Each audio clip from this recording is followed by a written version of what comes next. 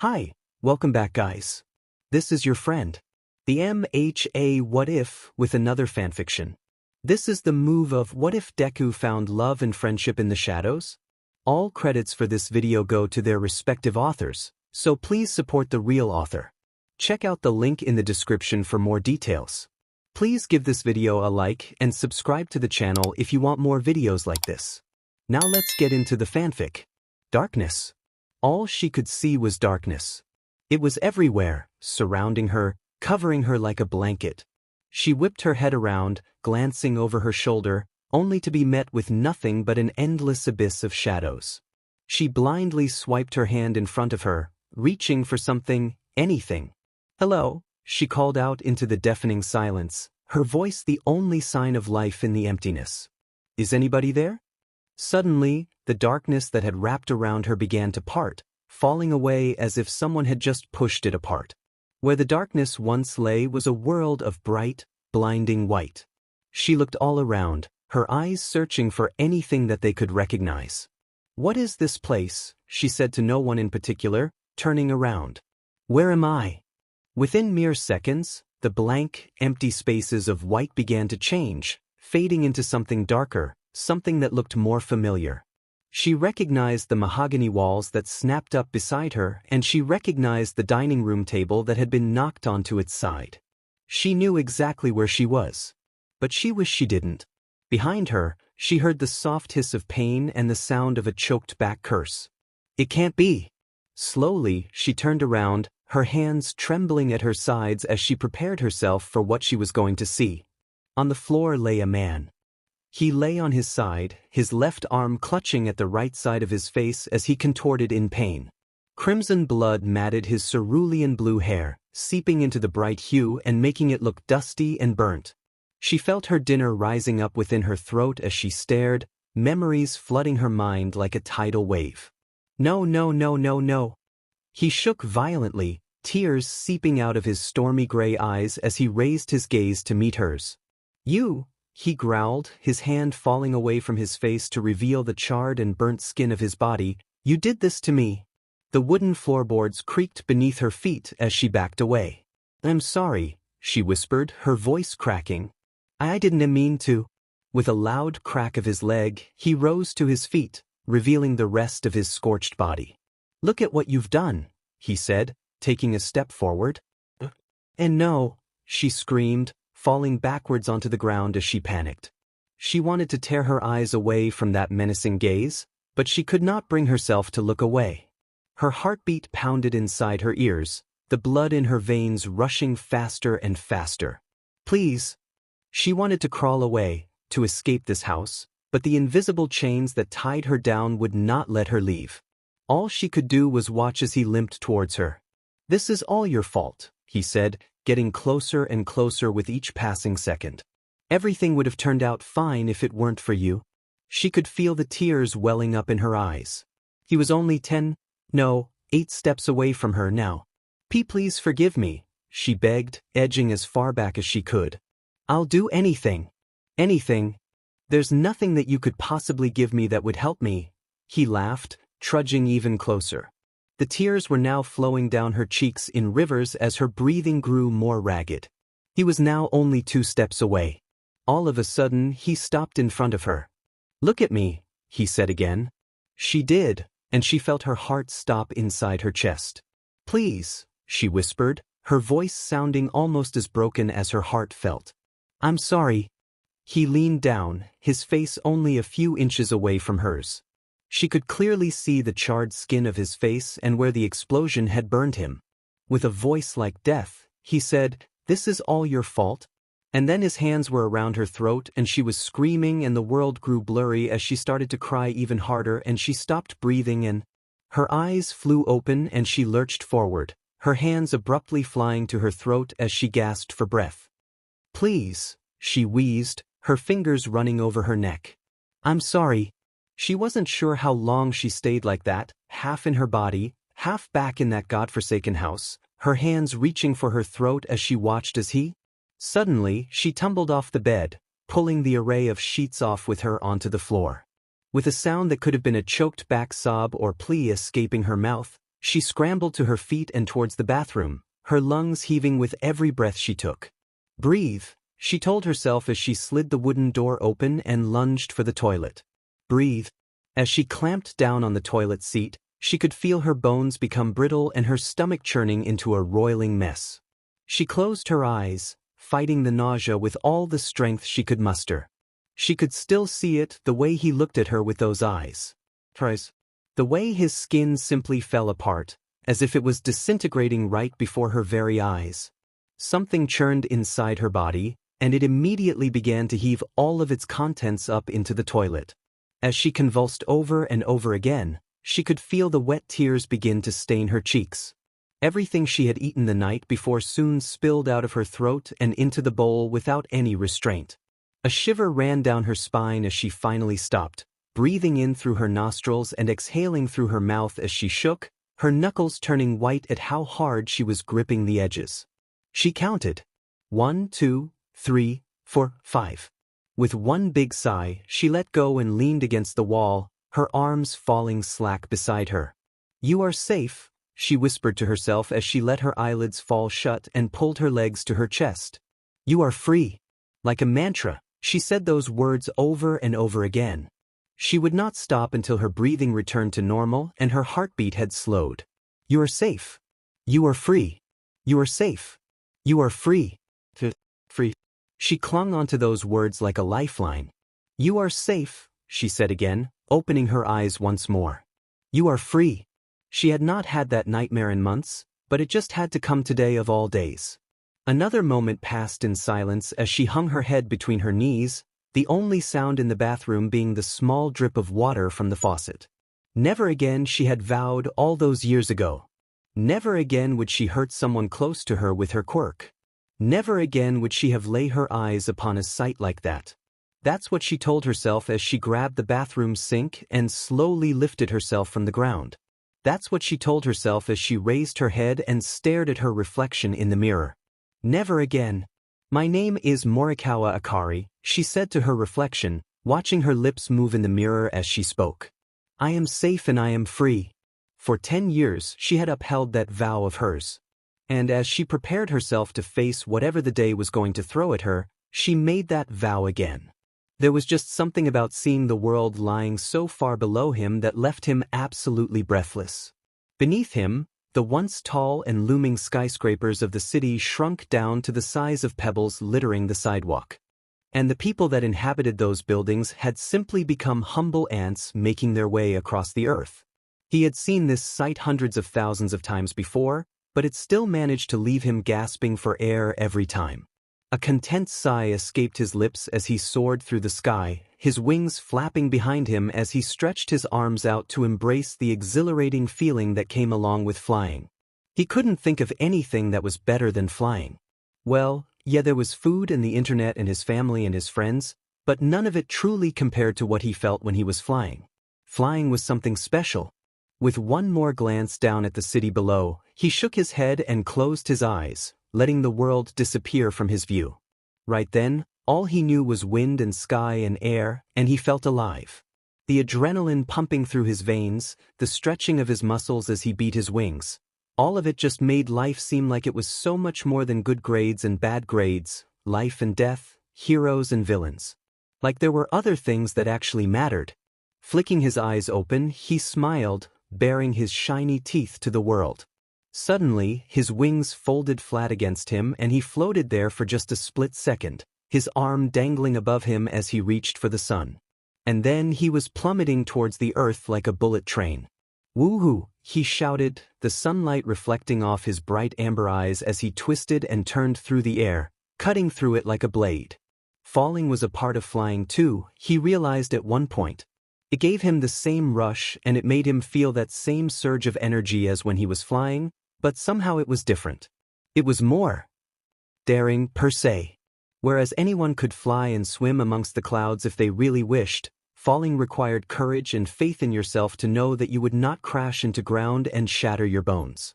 Okay, so maybe there was something that was just as great as flying. Just maybe. He could hear the whistle of his body dropping towards the pavement of the road, the ground getting closer and closer the faster he fell. Where most people would be screaming for their dear life, he was calm, his eyes narrowed and focused as his breathing grew more even and controlled. 3. He whispered as he broke through the clouds, the puffs of white trailing behind him, becoming so distant and so small until they were the size of mere peas. 2. Time seemed to slow as he dropped past the familiar transmission tower, debris now beginning to WHP at his face. 30 meters, he calculated. He flipped in the air, switching from a head-first landing position to a feet-first one. 20 meters. His wings shifted slightly, the feathers ruffling in the wind as he licked his lips in anticipation. 10 meters. Just a little bit further, he urged himself, and his heart began to soar. 5 meters. His wings finally unfurled open to break his fall as he screamed, 1. The wind pushed against his wings, bringing him upwards. The speed and velocity at which he was falling caused a small whirlwind of air to form around him, blowing anything that was even remotely close to him away. He flew into the sky in one swift motion, a grin spreading across his face. That's a new record, he said giddily, flapping his way over the housetops. Maybe tomorrow I can try for 3 or 4 meters. With a slight hum, he unzipped his pocket and fished out his phone. It read, 7:58 a.m. I should really go check up on Kagami, he muttered, shoving his phone back in his pocket. She probably slept in again, considering how late she stayed up training the other night. With a quick glance at his surroundings, he shot forward, flying towards his best friend's home. As he flew, he scanned the different houses for a large cherry blossom tree. Just then, out of the corner of his eye, there was a splash of pastel pink. Ah, he hummed, turning to face the tall tree that stood a few yards away. There it is. He dived on over, his wings pushing him forward. He slowed down a few meters away from the house, gently landing on top of one of the thicker branches of the trees. Beside him, a small raven hopped closer to him, chirping softly. Hey there, little guy, he smiled, reaching out to softly slide its dark feathers.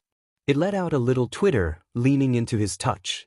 Slowly, he removed his hand and pet the little bird's head. You go on now, he murmured quietly.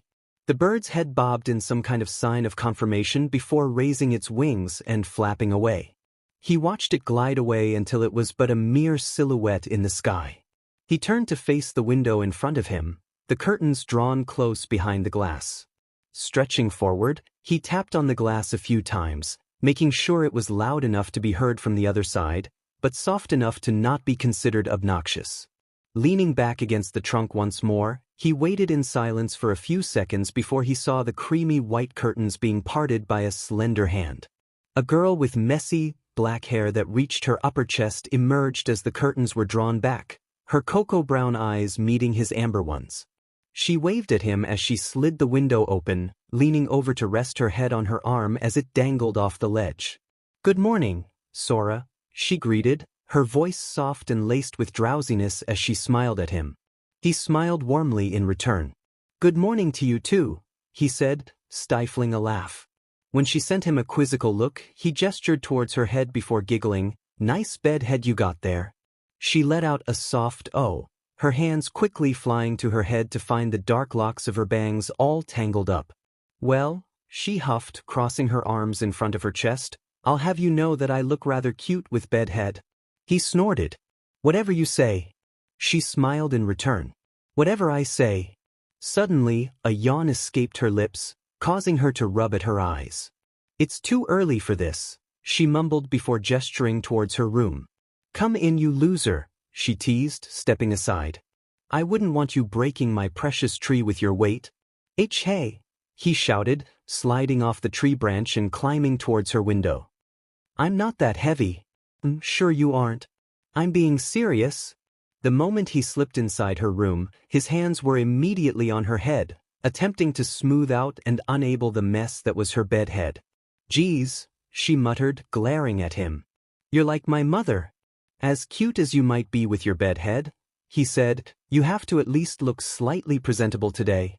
He stared knowingly at her. Today's the entrance exam. Her expression grew grim. Yeah, she sighed. I know. They didn't say anything else between them after that. Instead, he patiently waited in her room as she quickly snatched some clothes from her closet and disappeared into the bathroom. He quickly glanced about her room, taking in its elements. It wasn't exactly messy, but it wasn't spotless. The walls were painted a creamy white color and there was a dresser in the corner.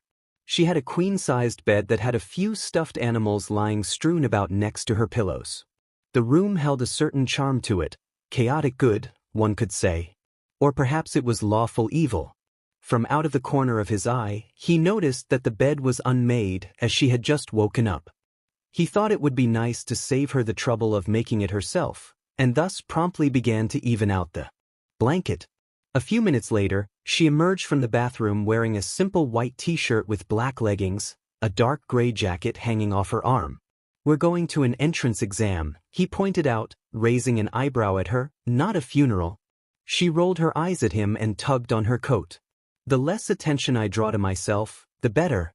From the top of her dresser, she picked up a crimson-red scarf and wrapped it around her neck. "Can we fly today?" she asked as she was buttoning up her jacket. He nodded subtly, getting to his feet and walking towards the still open window. As she followed after him, she grabbed a folded piece of paper from her nightstand and shoved it into her pocket. "Come on," he said, opening his arms up in front of her. With a sly smile, she climbed into his arms, snuggling close to his chest. She grinned up at him. "Let's go." He slipped out her window with ease, and with a few bats of his wings, they were shooting through the sky. She laughed, closing her eyes as the wind blew her hair out of her face. "I don't think I'll ever get sick of this," she said, looking up at him. He chuckled. "I know I never will." Anxiety clung to her bones as she stared up into the face of the academy, her eyes narrowing in anticipation. Kagami was standing in front of UA High School, the #1 school for aspiring heroes in the whole world. "This is it," she murmured, raising her chin and throwing her shoulders back. "This is where I'll prove them wrong." She almost missed the soft look Sora sent her. "Prove them wrong, indeed," he said reassuringly, placing a hand on her shoulder. With that, she took her first step forward. "This is my starting line." All around her, other students were chatting with one another, gossiping about how big the school was and how the principal had changed this year's entrance policy. "I heard that they're accepting up to 40 students in the entrance exams this year." "Really? That's awesome. Now I have an even better chance of getting in." The raven-haired girl paid them no mind and only focused on walking forward and keeping her breathing steady. "You can do this," she told herself as she took a deep breath, licking her lips. "You can do this and you will do it. You will prove them all wrong. You'll show them that you're made of something. That you're worth more than they ever bargained for." Everything felt like it was going fine until they were climbing the steps to the school, only a few feet away from the wide-open gates of UA. Her knees began to buckle and she felt her heartbeat quicken in her chest. All of those doubts she had buried deep inside suddenly resurfaced, swirling in her mind. What if I didn't train hard enough? What if I don't make it? What if I'm not good enough? She shook her head, shutting those thoughts away. "No," she told herself. "What's done is done and you will show them that you're worth it." Finally, they reached the top of the stairs, left staring into the face of the academy. "I still can't believe it," Sora whispered from beside her. She peered up at him, her mouth twitching upwards into a small smile. "We're really here, huh?" she said, the awe in her eyes glowing brighter than the moon. "Yeah," he said. "We really are." A moment passed in silence before she quietly asked, "Are you scared?" He looked at her, a look of surprise overtaking his face for a second before shifting to a more thoughtful one. "Yeah," he said, letting out a breath. "I'm terrified." "I think you'll do amazing," she told him. "You have a pretty strong quirk and it's flashy too, so even if you don't make the top 40, you'll still have a chance of getting in." He pondered over her words for a second before nodding enthusiastically. "I think you'll do great too. Your quirk is really powerful and you've worked so hard to get here. They'll definitely accept you." Her face grew grim. "Let's hope so." They began walking towards the entrance, following after the crowd of people who were already heading towards a large room. Beside the open doors was a small sign that read, UA High School Hero Course, Exam Orientation. As she stepped inside the large auditorium, Kagami let out a gasp. Oh. It was to be expected that the best hero school in all of Japan had a big auditorium, she supposed, but this was really big. Seats lined the edges of the room like a baseball stadium with stairs leading up to the ceiling. At the front of the room was a large stage, a big screen covering the wall behind it. She guessed that it could fit over 1,000 people. Come on, she said, tugging at Sora's sleeve. We need to find ourselves some spots to sit. Scanning the room for a pair of open seats, she suddenly found 2 empty chairs next to a boy with curly green hair. Over there, she pointed, letting go of his sleeve and running towards the boy. Let's go. Double it up, he called after her as she rushed up the stairs. In only a few moments, she reached the top of the stairs and tapped the boy on the shoulder. Excuse me, she said politely as she gestured to the 2 seats, but is it all right if my friend and I sit here? The boy looked up at her and almost immediately burst into a blushing mess. Oh, of course, he stammered, twiddling with his fingers. Go right ahead. She beamed at him. Thank you. Just when she thought he couldn't get any more flustered, his face exploded into a shade of bright red. Why you're welcome, he shouted, covering his burning face with his hands. An ash-blonde boy sitting to his right muttered something along the lines of "stupid Deku" under his breath before turning away. Kagami nervously chuckled at the angry remark and sat down before waving Sora over. Well, he said, raising an eyebrow at her as he sat down, you sure are quite the catch, now aren't you? She rolled her eyes at him. As if, she scoffed. You make it sound like I'm such a big shot. Her face fell a little once the words left her mouth. I'm really not. His amber gaze softened at the sullen look on her face. You might not be a big shot right now, he said, but you're gonna be one of the biggest shots out there in the future. I assure you. She giggled and playfully shoved his arm. Yeah, she said, sending him a soft smile. You're such a sap, you know? He had just opened his mouth to retort when the lights suddenly dimmed, the room falling into darkness. All around the outside of the room, individual lights flicked on, one by one. Back on the stage, the screen turned on to reveal the UA school symbol and a podium began to rise, a man with tall blonde hair appearing. For all you examinee listeners tuning in, he shouted, his voice loud and clear in the quiet room, welcome to my show today. The man turned around to reveal his face. It was sharp-angled and he was donning a pair of bright orange sunglasses.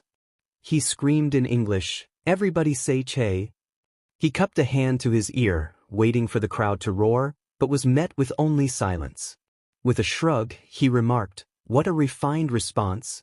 Putting a hand on his hip he said, then I'll quickly present to you the rundown on the practical exam. Waving his arm in the air, he screeched, are you ready? Yeah. Once again he was met with silence. The green-haired boy from earlier was rambling. It's the voice hero, present Mike, he softly squeaked. Wow. I listen to him on the radio every week. I'm so moved. All the teachers at UA are pro-heroes. The boy to his left quietly snapped, shut up. Present Mike continued with his explanation. As it says on the application requirements, you listeners will be conducting 10-minute mock urban battles after this. The screen changed behind him, revealing 7 different colored boxes, each one labeled with a different letter. You can bring whatever you want with you. After the presentation, you'll head to the specified battle center, okay? A moment passed in silence, and when he got no response, he screeched, okay?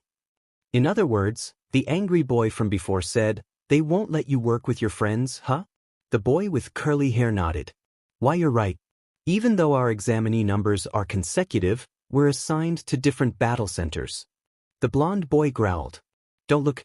I'll kill you. He grunted a little before muttering. Now I can't crush you. Kagami raised an eyebrow at the ash blonde. Aggressive much? She pulled out her application form, reading it over. Hers read, Test Station, Battle Center B. Leaning over to the brunette, she whined, What battle center are you in, Sora? I'm in B. He glanced down at his paper before frowning. I'm in Battle Center A. She pouted. Well, that is. I'm gonna be all alone for my test. He reached over and ruffled her hair. We'll see each other after the exam, so it'll be fine. Down on the stage, present Mike carried on. 3 different types of faux villains will be stationed in each battle center. You earn points for each of them based on their level of difficulty. Your goal, dear listeners, is to use your quirks to earn points by immobilizing the faux villains. He pointed to the crowd. Of course, attacking other examiners and any other unheroic actions are prohibited. In front of them, a boy with navy blue hair and glasses shot up, his arm raised. "May I ask a question?" he asked. Present Mike nodded. "Okay." A spotlight flashed on the boy as he asked his question. On the printout, there are 4 types of villains. If this is a misprint, then UA, the most prominent school in Japan, should be ashamed of that foolish mistake. We examinees are in this place because we wish to be molded into exemplary heroes.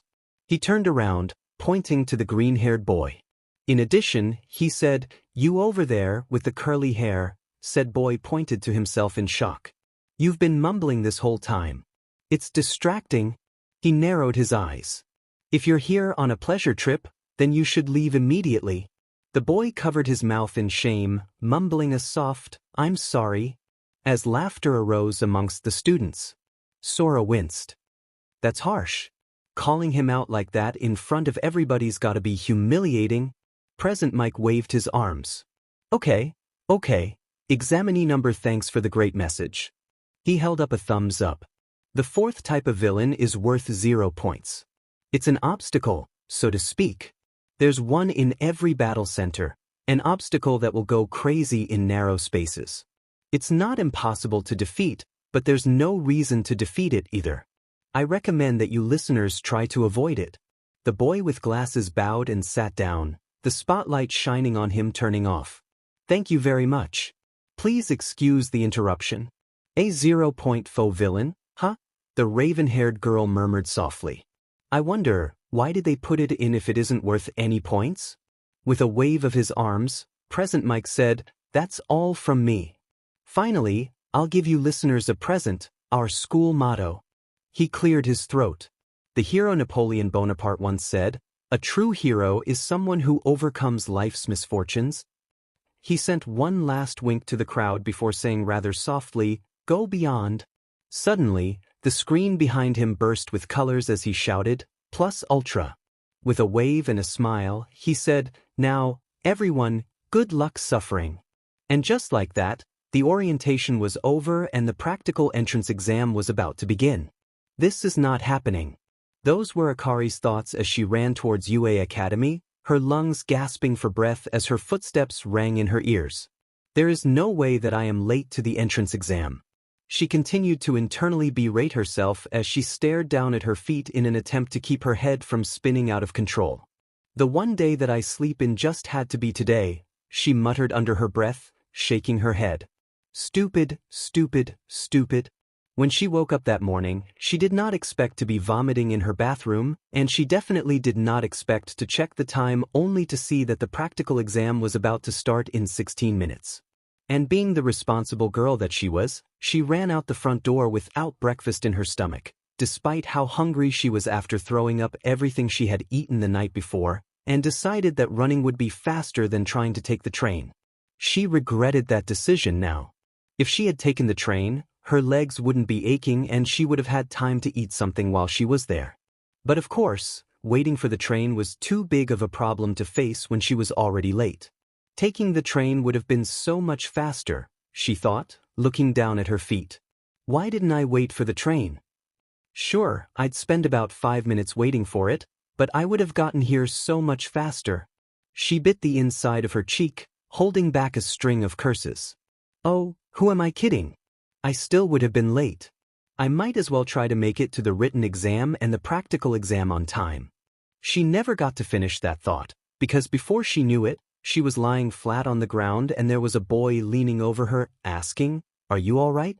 She groaned and sat upright, pressing a hand to her back.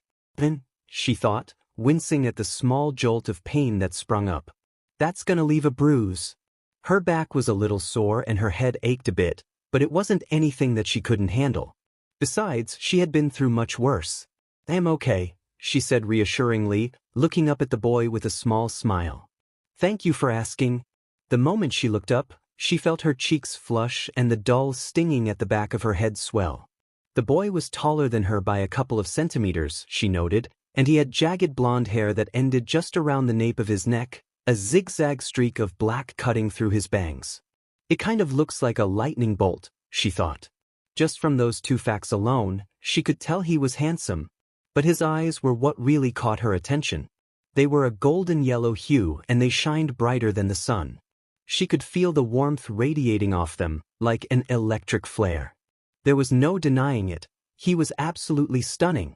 With a tentative smile, he reached a hand out towards her. "Here," he said.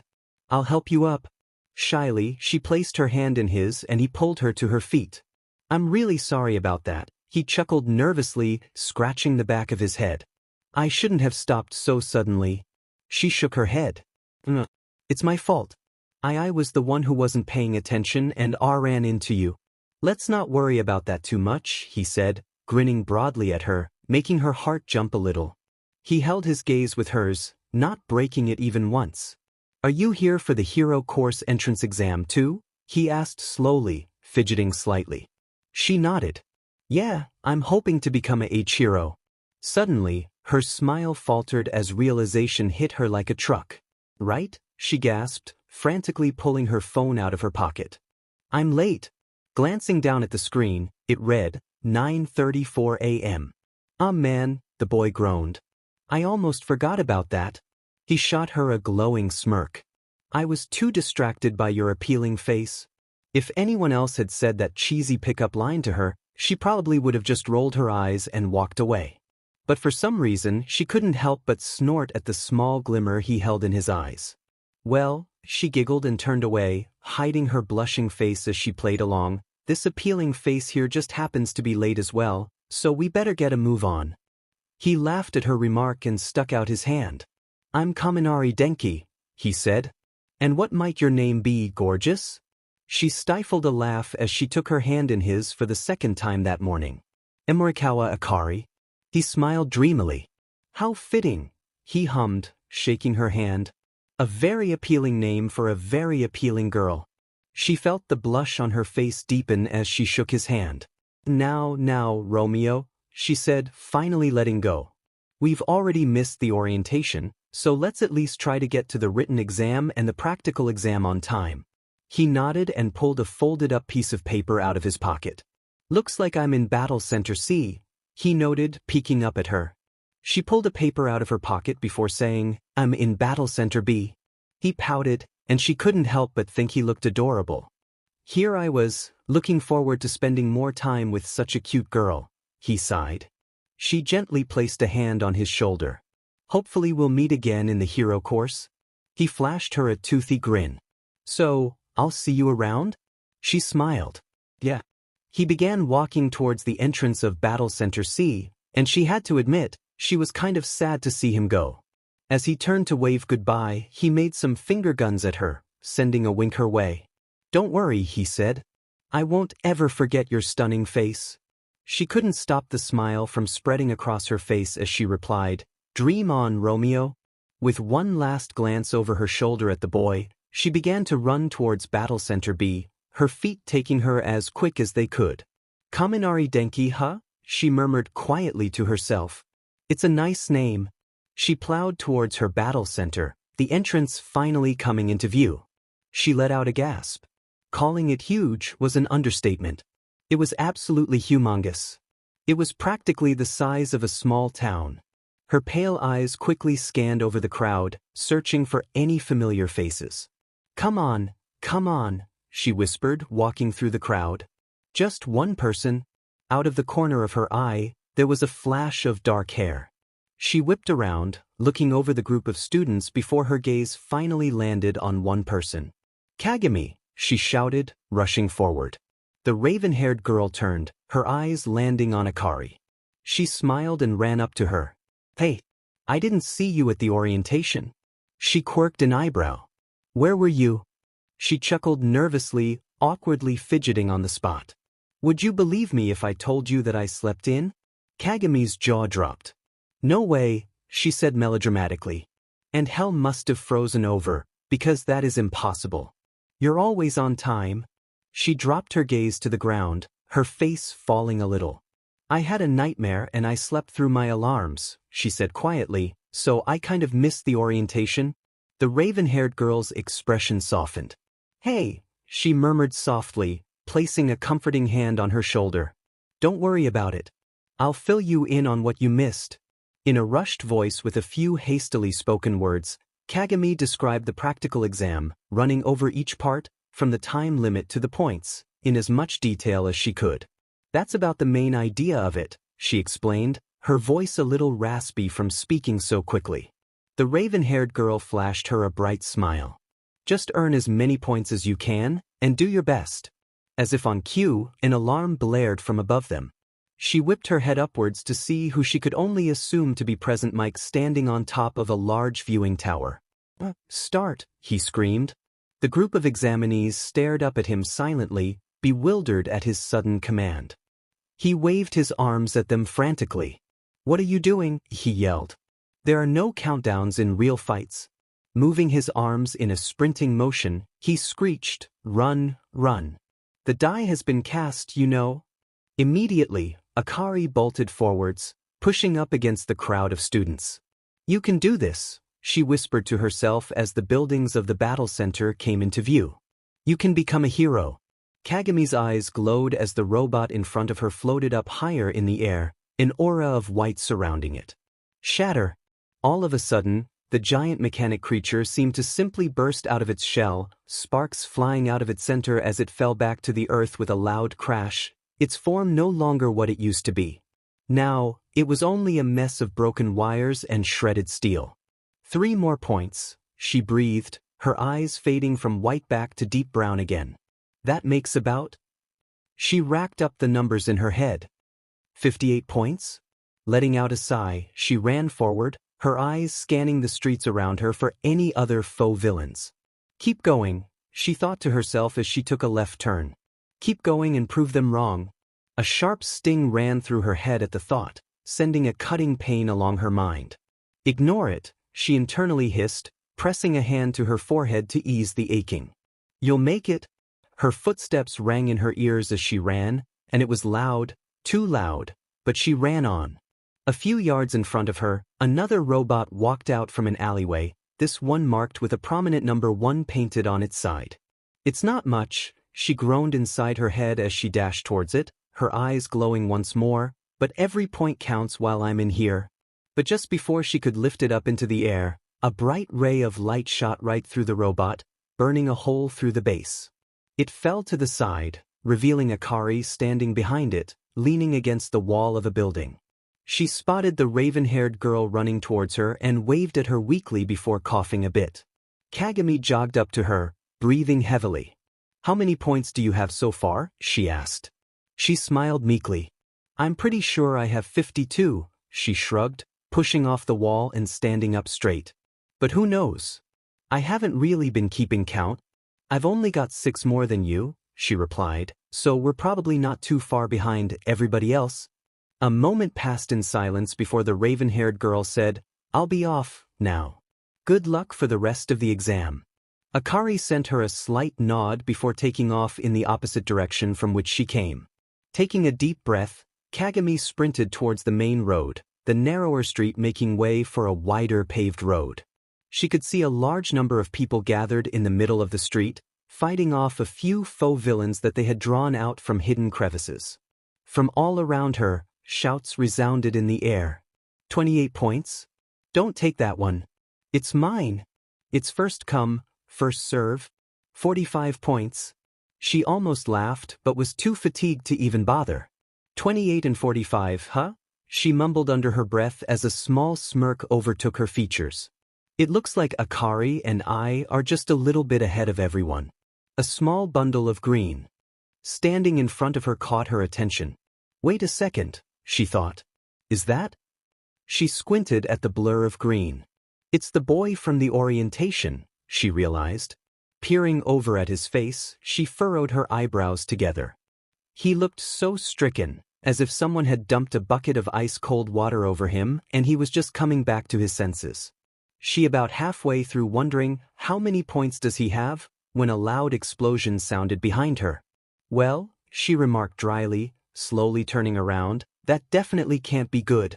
Amongst the arising smoke and ashes that flew into the air, she could just make out the silhouette of what looked to be a robot that loomed over even the tallest buildings in the battle center.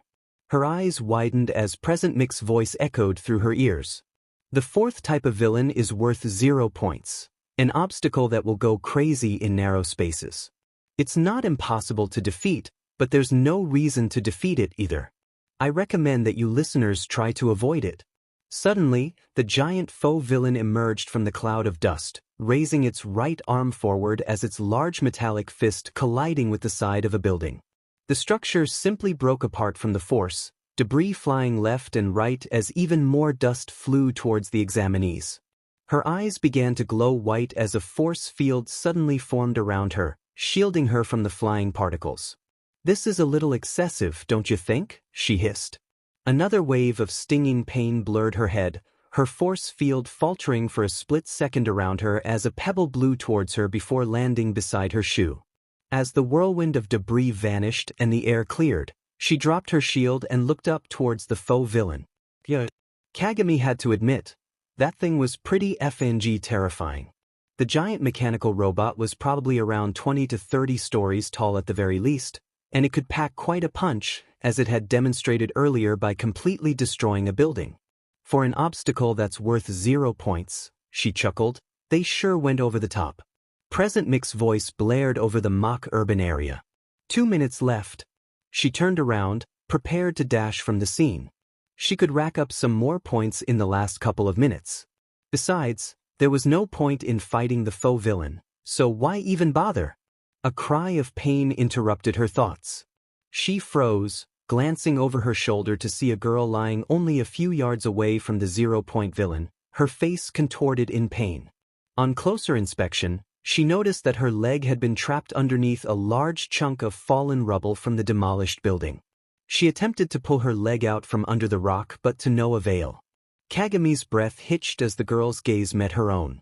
She could see the desperation swirling in her warm brown eyes, begging for someone to help her. The raven-haired girl sighed, turning around. "You want to be a hero, right?" she muttered to herself before bolting towards the girl, her eyes glowing white. "Then at least act like one." The rubble trapping the girl's leg began to glow as well as Kagami reached the girl's side. The rock lifted, hovering a few meters above the two of them. The girl stared up at her in astonishment. "I know this is kind of sudden," she breathed heavily, grabbing the girl by her shoulders and hauling her up, "but can you walk?" Pain hissed through her mind and she could just barely make out the sound of the giant robot making its way closer towards them. The girl said, rising to her feet, "I'm not sure." She took a deep breath and placed a wobbly step forward, almost immediately stumbling. Just before she fell, Kagami reached an arm out as a white aura surrounded her, freezing her mid-fall. "I guess not," she laughed nervously. "Sorry." "Sheet," she thought, leaning the girl against her. "I can't carry her myself. This isn't going to end well for the both of us." "Kagami!" She whipped around, a girl with blue hair fading to white running towards them. "Oh, thank God," she whispered raggedly, the floating rubble above them sinking a few inches lower. Akari ran up to her and immediately pulled the girl's other arm around her shoulders. "You looked like you needed a bit of help." The raven-haired girl rolled her eyes and smiled. "Thanks." A deafening rumble resonated through the air. "It's getting closer." Looking over her shoulder, she gasped lightly. Forget getting closer, it was practically right on top of them. "We're gonna need to make a run for it," Akari said, her eyes narrowing.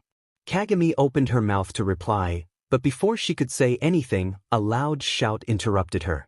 The three girls looked up to see the boy from the orientation jumping up into the sky, reaching for the robot. He jumped so high that he reached the robot's head. They could only watch in awe as his arm began to glow a golden hue, his veins lighting up in a violet shade. Then he abruptly lunged forwards and let out a roar before dealing a punch straight to the robot's head. "Hey, smash!" he shouted, screaming with all his might as his fist collided with the front of the robot. Almost simultaneously, the robot's head compressed into itself from the force as its limbs began to go limp, explosions ringing out from its various different parts. It soon fell to the ground, an ear-shattering thud reaching everyone's eardrums. She could hear Akari gasp from beside her. "No way! Is he okay?" The raven-haired girl squinted up at the boy, his arms and legs dangling in the wind as if they were pieces of flimsy paper. "I think," she mumbled, "his arm and legs are broken." The moment those words left her mouth, something clicked inside her. She turned to face the two girls, determination filling her still glowing eyes. "Akari," she said, calmly meeting the girl's eyes with her own, "take her and run. I'm gonna go help him." The blue-haired girl's eyes widened in something like shock, but they softened. She nodded slowly. "Okay." With one last deep breath, Kagami's arm slipped out from around the injured girl's shoulder and she rushed towards the fallen 0.4 villain's destroyed remains. Once Akari and the girl had moved from beneath the giant rock, she let it drop to the ground, cracks appearing in the earth where it landed. Her muscles fell lax once the tension of controlling the stone left her body, but immediately tensed once more as she gazed up towards the boy falling to the ground. Tilting her head back, she put her hands together to form a rectangle, focusing on the boy's plummeting form. "Steady," she whispered, licking her lips as her heartbeat pounded in her ears. "Focus," she breathed. "Do not falter, do not fade." Her eyes never left the boy's body, even as her arms began to shake. Just as he lay a few yards from the ground, her eyes lit up and his body was surrounded in a misty white glow. "Stop." Just like that, he stopped in midair, floating gently above the ground. Kagami's head ached as if it had gotten pounded with a rock, but that didn't matter to her in those moments. Slowly, she moved him lower and lower until he was merely hovering in the air before her. Right then and there, the alarm blared and Present Mic's voice rang out. "Time's up." As gently as she could, Kagami set the boy on the hard ground in front of her, her eyes fading back to brown once more. "Hey," she said, kneeling down to smile warmly at him. "You did a good job out there." His emerald eyes met hers and a range of emotions flashed through them. At first, it was a mixture of confusion and shock before switching to what seemed to be joy. Then, they abruptly filled with tears and she was almost certain he was about to start blushing. But instead, he looked away and began to tremble, sobbing in a cracked voice, "If I could have just gotten 1 point?" Kagami stiffened, and the smile dropped off of her face. She had been wondering how many points he had when the 0.4 villain attacked, and now she knew her answer. He had none. None at all. "Hey," she said again, this time much softer than before. Slowly, he turned his head to gaze up at her once more, his eyes still watering with unshed tears. Timidly, she placed a hand on his arm, patting it gently. "Look," she began, her voice soft and soothing as she rubbed his uninjured arm, "you might not have gotten any points, but you saved me and those 2 other girls from that villain." She grinned and ruffled his hair. "And isn't that what being a hero's all about, saving people from danger even when you have nothing left to give?" She paused for a moment. "You're a true hero, you know," she hummed quietly as a small smile graced her lips. "And you saved me. So, I'd like to thank you." Tears began to stream down his cheeks as an old woman walked up to the two of them. "Ah, miss," she cried out, walking up to Kagami. "Have some gummies." She dropped a handful of gummies into the raven-haired girl's hands, unaware of how bewildered she was. "Who is she?" someone asked from nearby. A boy with a French accent replied in a haughty tone, "That mademoiselle is the backbone of Yuhai." The old woman, completely oblivious to everyone around her, then turned to the boy lying on the ground. "Oh dear," she said in a worried tone, "were you hurt this much by your own quirk?" All of a sudden, she puckered her lips and pressed them to the boy's head, making a loud kissing noise. Kagami cringed at the loud sound, popping a gummy into her mouth. "Good." The same boy from before winked and continued his explanation. Yue Hai's licensed school nurse, the youthful heroine, recovery girl. Her quirk is the superactivation of healing ability. You can only go through such a reckless exam because of her. Almost immediately after Recovery Girl kissed him, the boy's limbs began to glow a greenish hue, the broken bones twisting around and popping back into place just like magic. She stepped back and looked around the crowd, saying, "Let's finish this quickly. Is anyone else injured?" Akari stepped forward, the brunette girl from earlier still leaning against her. She's.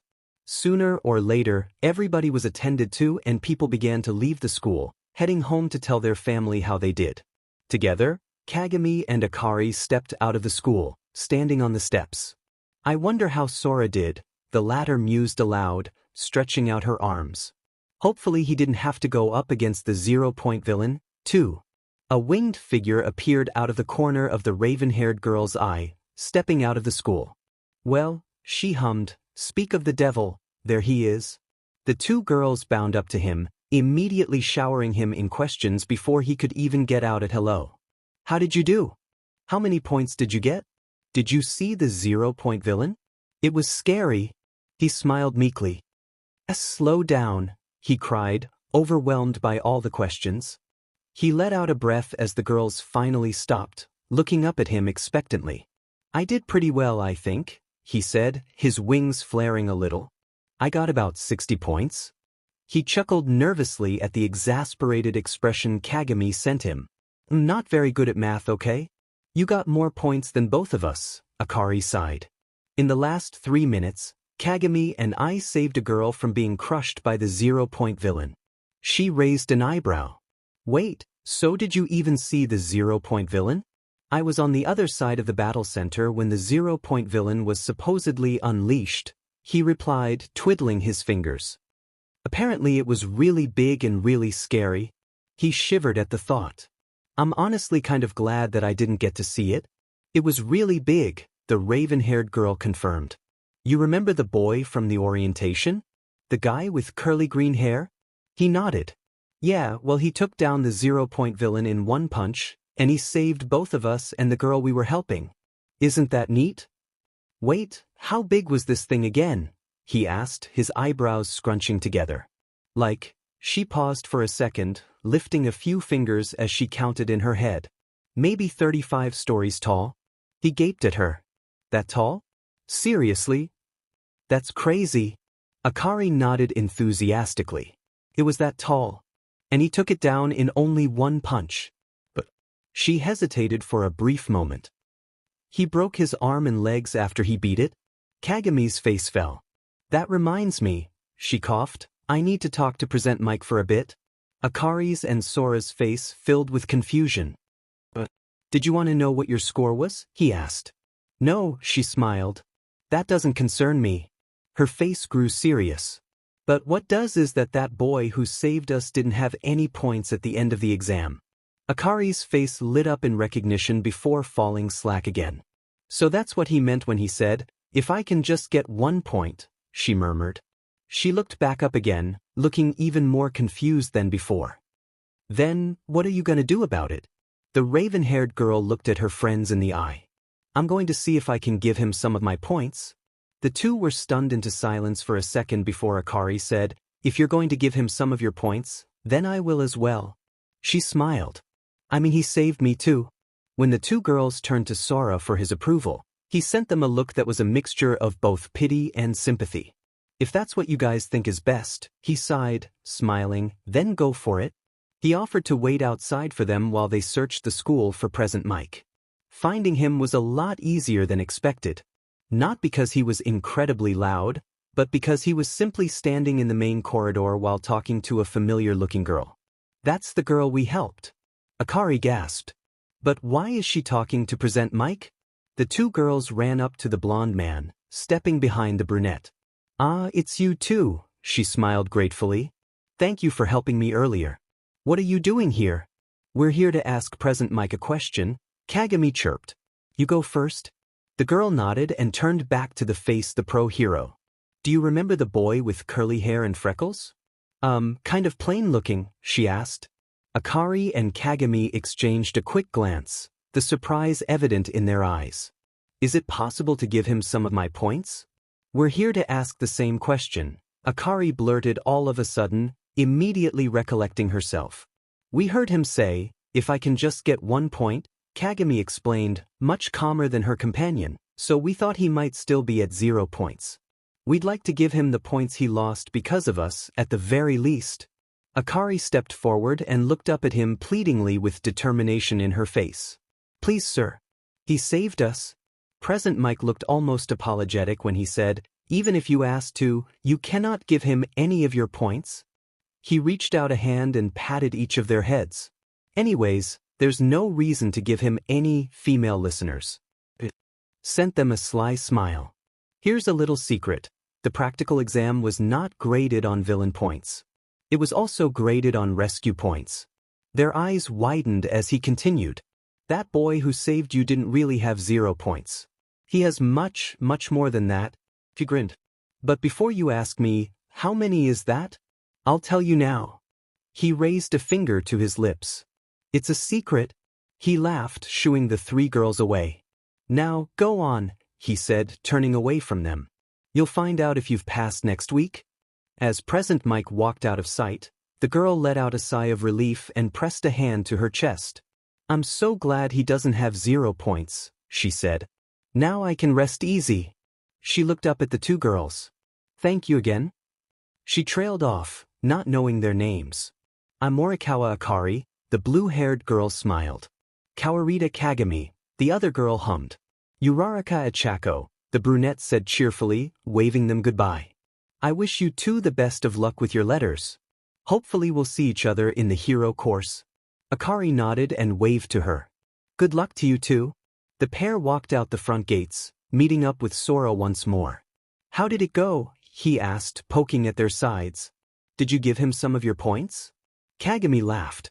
"No," she said, causing the brunette to give her a look of confusion. "But it's okay." She smiled. "I have a feeling everything's gonna be all right." The week after the UA high entrance exam was probably the most nerve-wracking week anyone could ever experience. Well, at least that's what Kahaku Sora thought. Then again, there was the first week of being in a real school for the first time. He had been nervous and jumpy, and more than once did Kagami have to brush his feathers to help him relax.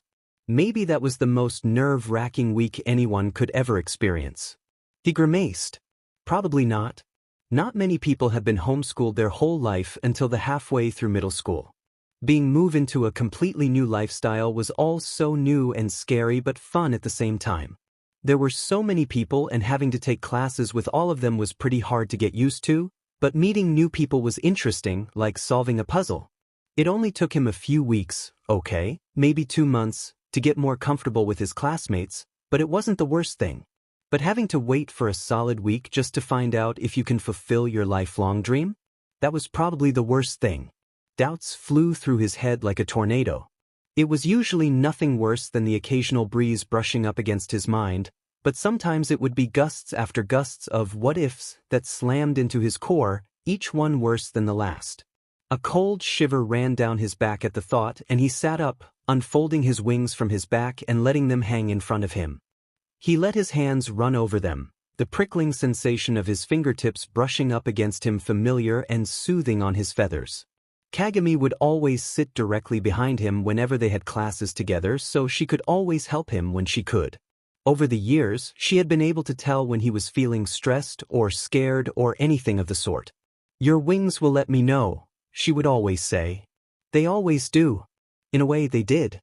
In the middle of class, right after the teacher would call on him and he answered in a shaky voice that he was almost certain that all the other kids would tease him about later, she would lean forward and gently tug on his wings once or twice before softly enveloping her fingers in his feathers, ruffling them with light strokes and brushes of her fingers. He would always melt into her touch, and his once pounding heartbeat would fade into the sound of his breathing as she held him, never faltering or fading from reach. He sighed blissfully as his fingers crossed in circles on the underside of his wing, where he was most sensitive. Sometimes, he would be embarrassed by how at peace he would feel when his wings were stroked. It kind of made him feel like a bird. Well, Kagami would always laugh when he told her that, "You're my little bird, and I'll do my best to take good care of you." And take care of him, she did.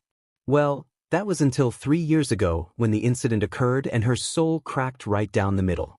After that, it was his turn to take care of her. He let out a breath before rising off his bed and slipping out of his room towards the front door. He would never forget that fateful day when he witnessed her cry for the first time. He would take care of her, just like she had done for him when they were younger. Besides, she was his best friend and he hers. They had known each other for their whole lives. There was no way he wasn't ever going to repay her. As he stepped into the kitchen, he smiled at the sight of his little sister wrestling with their dog. "Aiko," he called, leaning back against the wall, "stop terrorizing poor Suki. I think she's had enough of your little attacks for one day." The short brunette pointedly pouted in reply before letting the Shiba Inu go, mumbling a small, "Fine." The little dog scrambled towards Sora, yapping all the way. "Why is she always so happy to see you?" Aiko whined, laying flat on the floor, her sepia hair spread out around her. "She always runs away whenever I walk into a room. Because every time she sees you, she thinks you're going to attack her," he hummed in reply, happily scratching the dog behind her ears. She let out a little yip of joy at the action, leaning into his touch. "And she's not exactly wrong, now is she?" "That's no fair," she cried, rolling onto her stomach and leaning into her elbows. "I want to pet Suki too." "Then maybe you should stop attacking her every second of the day," he said, grinning at her. She groaned and sat up, glaring at the small dog. "Rude much?" "Oh, that reminds me." He gave Suki one last scratch around her neck before standing up, ruffling his feathers a little. "I'm going to go get the mail, so if Mom or Dad asks where I am, just let them know."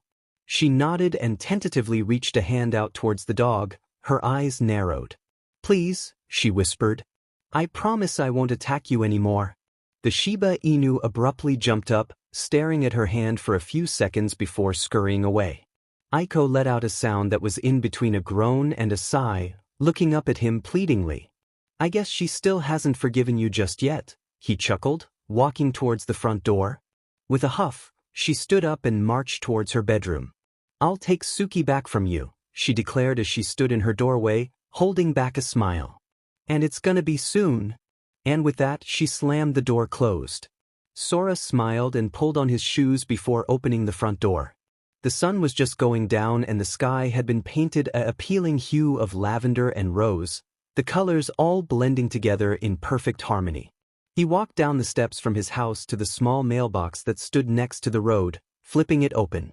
Leaning down, he peered inside and pulled out a small handful of white and brown envelopes. As he shuffled through them, he looked over the names of each one. "Bills," he noted, "more bills, even more bills." He sighed. "Just a lot of bills." Then he pulled out the very last envelope, flipping it over. This one was white and had no return address written anywhere on it. He looked over the back. "For Kahaku Sora," he read aloud. He furrowed his eyebrows together. "For me? Why would there be a letter for me?" His eyes widened. He turned the envelope over in his hands, a bright crimson seal with the letters he engraved on it catching his attention. "No way," he shouted. "It's here. It's really here." He bolted inside, opening and closing the door with speed that he didn't even know he had. Pulling out a chair at the kitchen table and ripping open the envelope, he twitched in anticipation. This was it. He was going to find out if he was going to be a hero after a week. Shaking open the contents of the envelope, a small, spherical object fell out, latching onto the table before letting out a small click. A projection abruptly lit up the air, revealing the image of All Might standing in a golden suit. "All Might," he internally screeched. "What's he doing here?" "Hello, young Kahaku," All Might said in a boisterous voice, his signature smile still plastered to his face. "You're probably wondering what I'm doing here, and the answer is, I'll be working at UA High as a teacher this year." The brunette's jaw dropped. There was. In hell. "I am here to tell you that you received 60 villain points and 5 rescue points from the practical exam," he continued. "Do you know what that means, my boy?" He was shaking now, his hands clenched into tight fists on his legs. All Might's grin grew bigger, if that was even possible. "You've passed." He froze, completely stiff. "I'll see you at UA High," the blonde man shouted, waving his goodbye. "And don't forget, plus ultra." The projection then closed, the only evidence of it even existing being the small object left on his dinner table, the remaining shreds of the ripped open letter, and the 2 words that rang in his ears like bells. "You've passed." "I did it," he whispered to himself as he stood up, letting his wings stretch out wide. "I really did it." He was smiling so hard that his cheeks were starting to hurt. "Hey, Aiko," he yelled down the hallway, holding back tears as his amber eyes glistened. "Your big brother just got into the best hero school in the whole world." Todoroki Shudo was not a morning person. Not in the slightest. In fact, he rather despised mornings. Having to wake up early as hell only to train with his piece of shit of a father for the next hour and a half was not something he liked to do. So when the alarm on his phone went off at 6:30 a.m., he let out a groan and hit snooze. His first thought was, "I hate mornings." His second was, "Time for training." His third was, "Today is my first day of high school." Swinging his legs off his bed as he pulled off his covers, he let out a loud yawn, his gaze blurring as his eyes watered. He stood up and walked towards the large window, pulling back the thick curtains in one swift motion. Almost immediately, he lifted an arm to shield his eyes from the white light that filled his room, blinking wildly as his vision slowly adjusted to the newfound brightness. After a moment passed, he let his arm drop loosely against his side, looking outside to see the sun peeking out over the houses of his neighborhood, golden light spilling over the smooth rooftops. The edges of his lips tugged upwards in the faintest of smiles as he gazed out at the fading rosy sky melting from lavender and navy. Being able to see the sunrise paint the world anew every morning was the one perk of waking up early. Glancing out the window one last time, he walked over to his closet, sliding open the doors and pulling out his training outfit, a plain white tank top and black cargo shorts. With a sigh, he pulled on his clothes one by one before heading into the bathroom to brush his teeth. As he squeezed some toothpaste onto his toothbrush and stuck it into his mouth, he turned away from the mirror. He already knew what he was going to see. Absent-mindedly, he raised a hand to his left eye, his fingers tracing over the rough skin of his scar, deftly sliding across the permanent ridges on his face before moving to his scarlet hair. For a brief second, he could feel that boiling water on his skin and the hawkish glare of his father. The faint sound of crying resurfaces inside him. Whether the voice belongs to him or his mother, he does not know. Maybe they were both crying on that day. He grits his teeth and closes his eyes, continuing to brush his teeth as he is forced to remember how his already tense household grew even more tense. This left side of his was a curse that had plagued him for the past 10 years, and it would keep on plaguing him for the rest of his life. Without casting a single glance up at the mirror, he spit out his toothpaste and washed out his mouth, leaving his room as quickly as he could. By 6:42 a.m., he was already downstairs in the training room, patiently leaning against the wall as he waited for his father to arrive. "I wonder what we'll be doing today," he thought, his eyes darting towards the other side of the room where the open door lay. "Maybe we'll be sparring. Or maybe he'll just make me do cardio for the full 2 hours like yesterday." His muscles ached at the mere thought. "I hope not." Todoroki wasn't exactly sure when he had started to fall asleep or how long he had been out for, but when Fuyumi popped her head into the room and said, "Shudo, father is out on patrol, so you can have a day off from training," he was jolted awake and opened his eyes, which he didn't quite remember closing in the first place. "He's out on patrol?" he repeated in his head. A sense of shock filled him before a wave of relief pushed it away. "I guess I won't be training today at all. Thanks," he mumbled quietly before walking out of the training room and up the stairs to his bedroom. He didn't see the wary glance that his sister sent his way or the small smile on her face.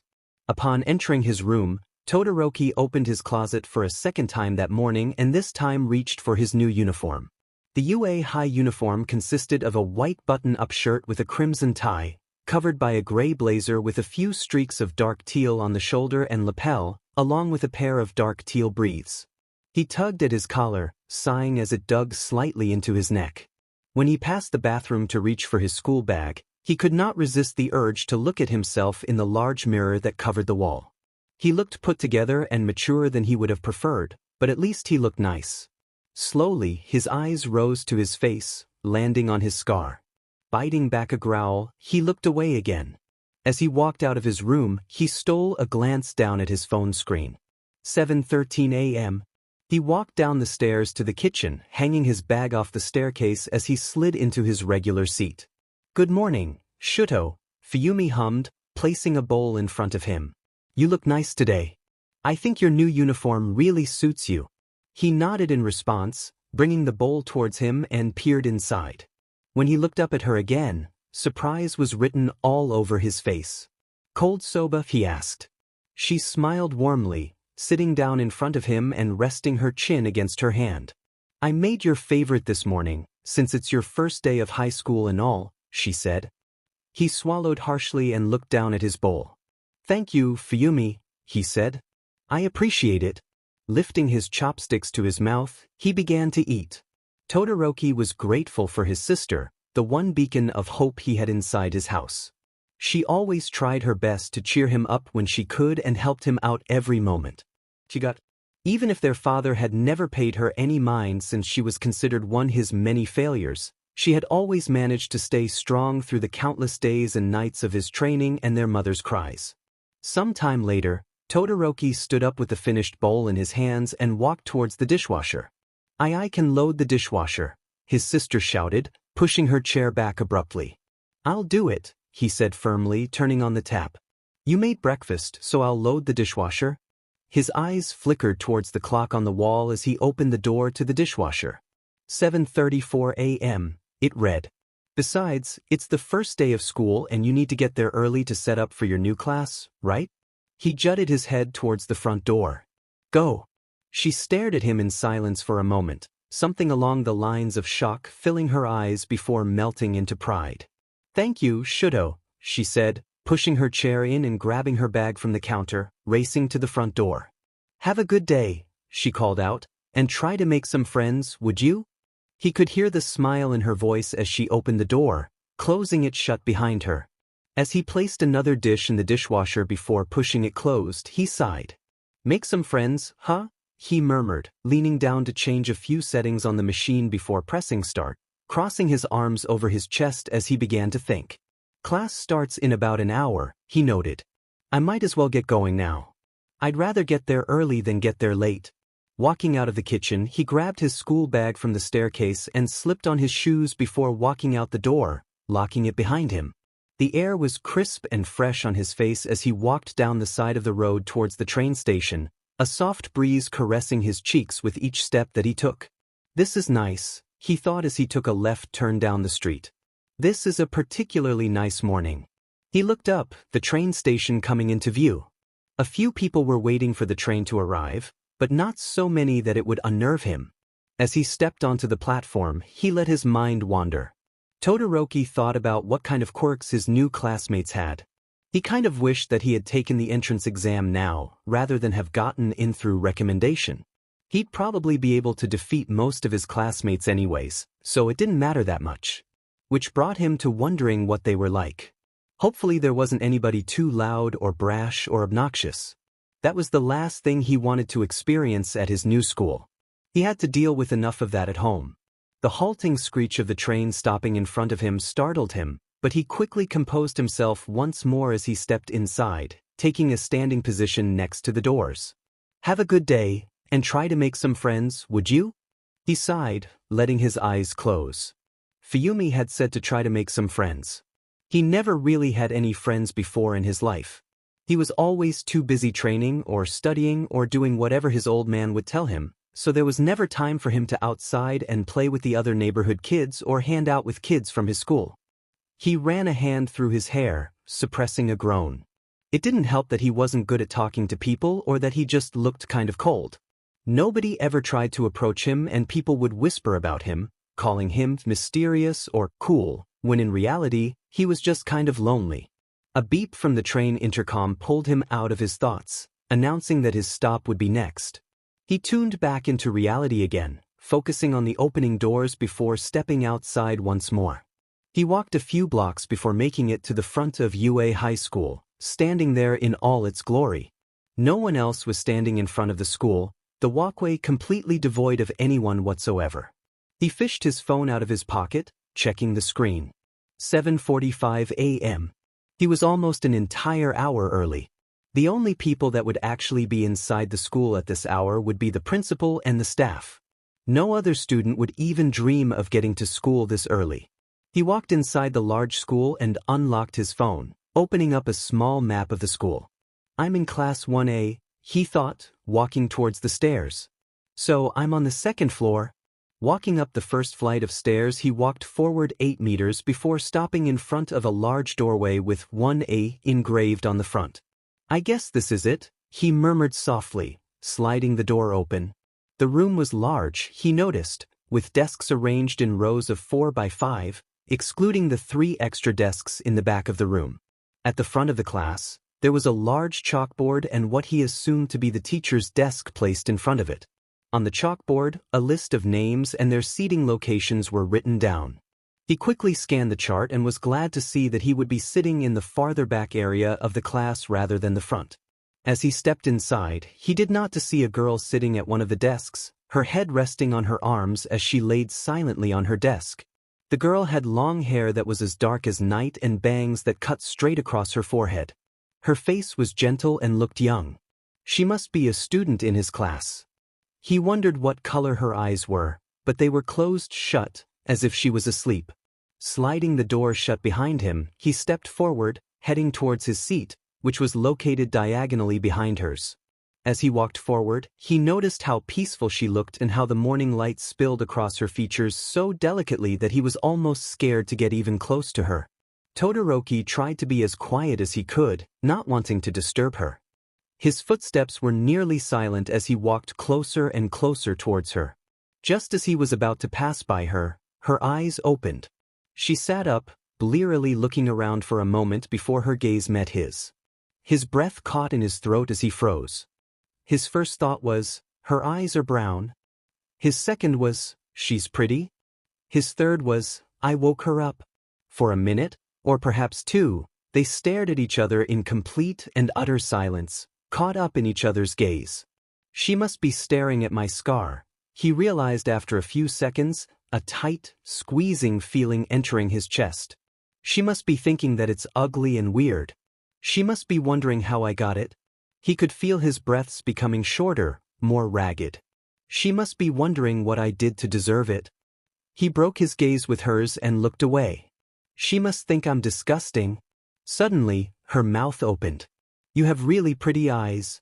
Todoroki's heart stopped dead in his chest. My eyes? No one had ever called his eyes pretty before. Having heterochromia had that effect on people. Besides, most people couldn't even stand to look at his face, thanks to his scar. But as his eyes locked with hers once more, and that silence draped over both of them, he knew that she was not staring at his scar, and this, to him, was appealing. Thank you, he said hoarsely, and he, as strange and unfamiliar as it was to him, smiled at her. I think you have very pretty eyes as well. She smiled back, and that tightness in his chest began to unravel. Without another word between them, he walked forward again, sitting down in his desk. He glanced up at her one more time, noticing how the sunlight made her hair look a little more golden brown than black. And as he let his head lean against his arm, he thought to himself that he'd be a morning person if every morning went by like this one. Akari took a deep breath as she stood in front of her new classroom, staring up at the large door. This was Class 1A, the place where she would learn how to become a true hero. The blue-haired girl gulped nervously, a drop of sweat rolling down her neck. She remembered how just a few weeks before, she was crying hysterically in the living room at the sigh of a projection of All Might himself telling her that she had passed the entrance exam for the prestigious high school. Now here she was, about to make her dreams come true. You're gonna do just fine, she breathed, tucking a lock of hair behind her ear as she lifted her chin. No one's gonna get hurt because of you, and you're gonna do some great things. The sudden sound of a boy's timid voice from behind her startled her. Are you in this class too? Akari jumped a little before she meekly turned around, smiling weakly. Why, I am. She let out a little gasp when she laid her eyes on the boy who had spoke. She definitely did not expect to come face to face with a familiar-looking boy with fluffy green hair and freckles standing right behind her. It's you, she blurted, pointing at him abruptly as her silver eyes widened. The boy from the entrance exam who took down the Z0 point villain. The green-haired boy stared at her in alarm for a moment before his eyes widened in recognition. I know you, he cried, his eyes gleaming. Why, you're one of the girls who saved the nice person from that big boulder. She nodded enthusiastically and sent him a bright smile. Why, you did a really good job out there. You have such a strong quirk too. Confusion clouded her face and she quirked her head to the side at him as she asked, but didn't you break all your bones after using it? The boy stiffened, his posture going rigid. He stammered, twiddling with his fingers as he stared down at his hands. I guess you could say that I'm a late bloomer, and my body isn't exactly used to my quirk. A late bloomer? She repeated, her eyebrows scrunching together in confusion.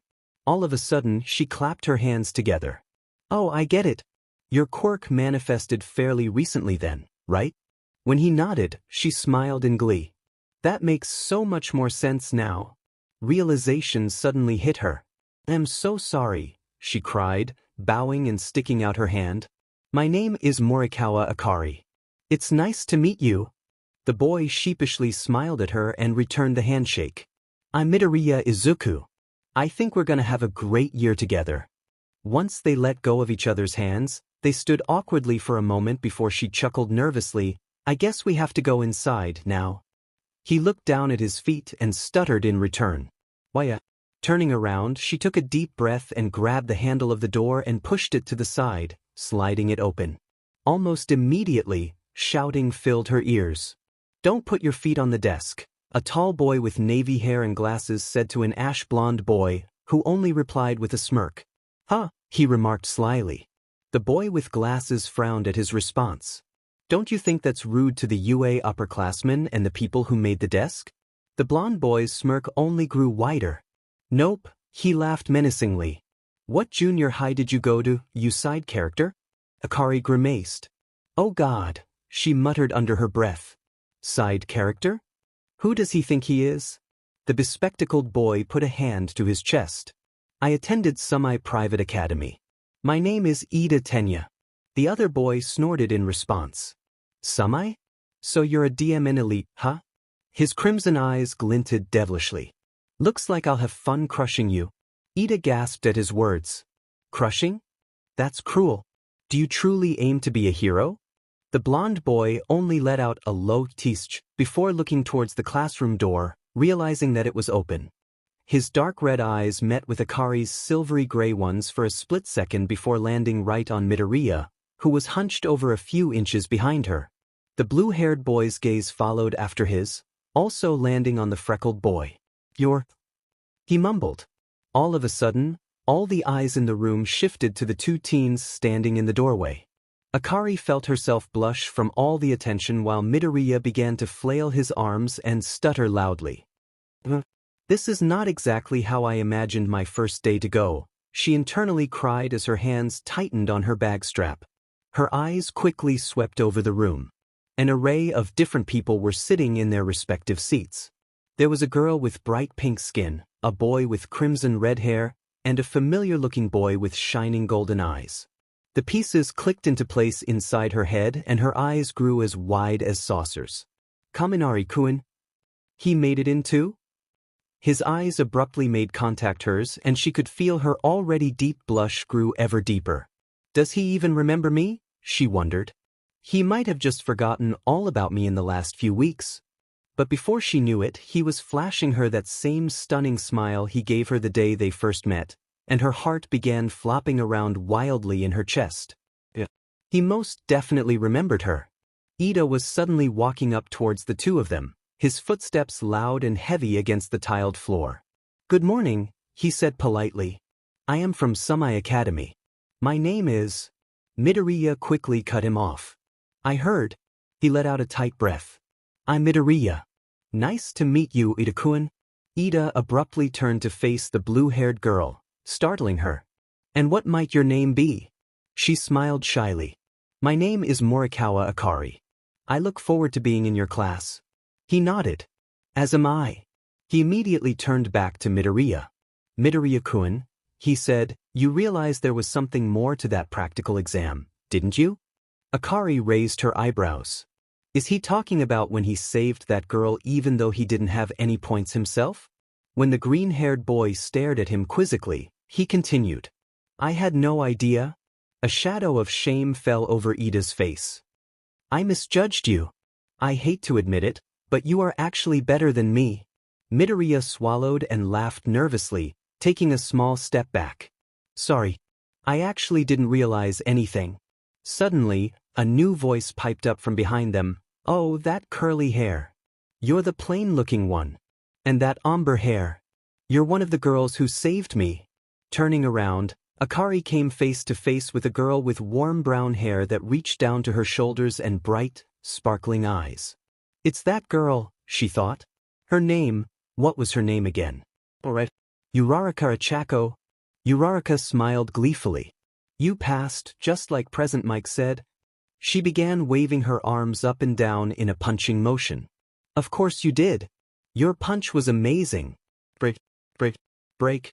Midoriya's face exploded into a bright pink blush, steam flying from his ears. Akari bit back a giggle. He must really like her, she thought to herself, to be blushing that much. Oh well, he stuttered loudly, covering his burning face with a hand. It's thanks to you going to speak with him directly that I... The brunette stopped, staring up at him. How did you know about that? He began to flail his arms in front of him wildly. Oh, that's because... He never finished his sentence because she immediately began to bubble with more words.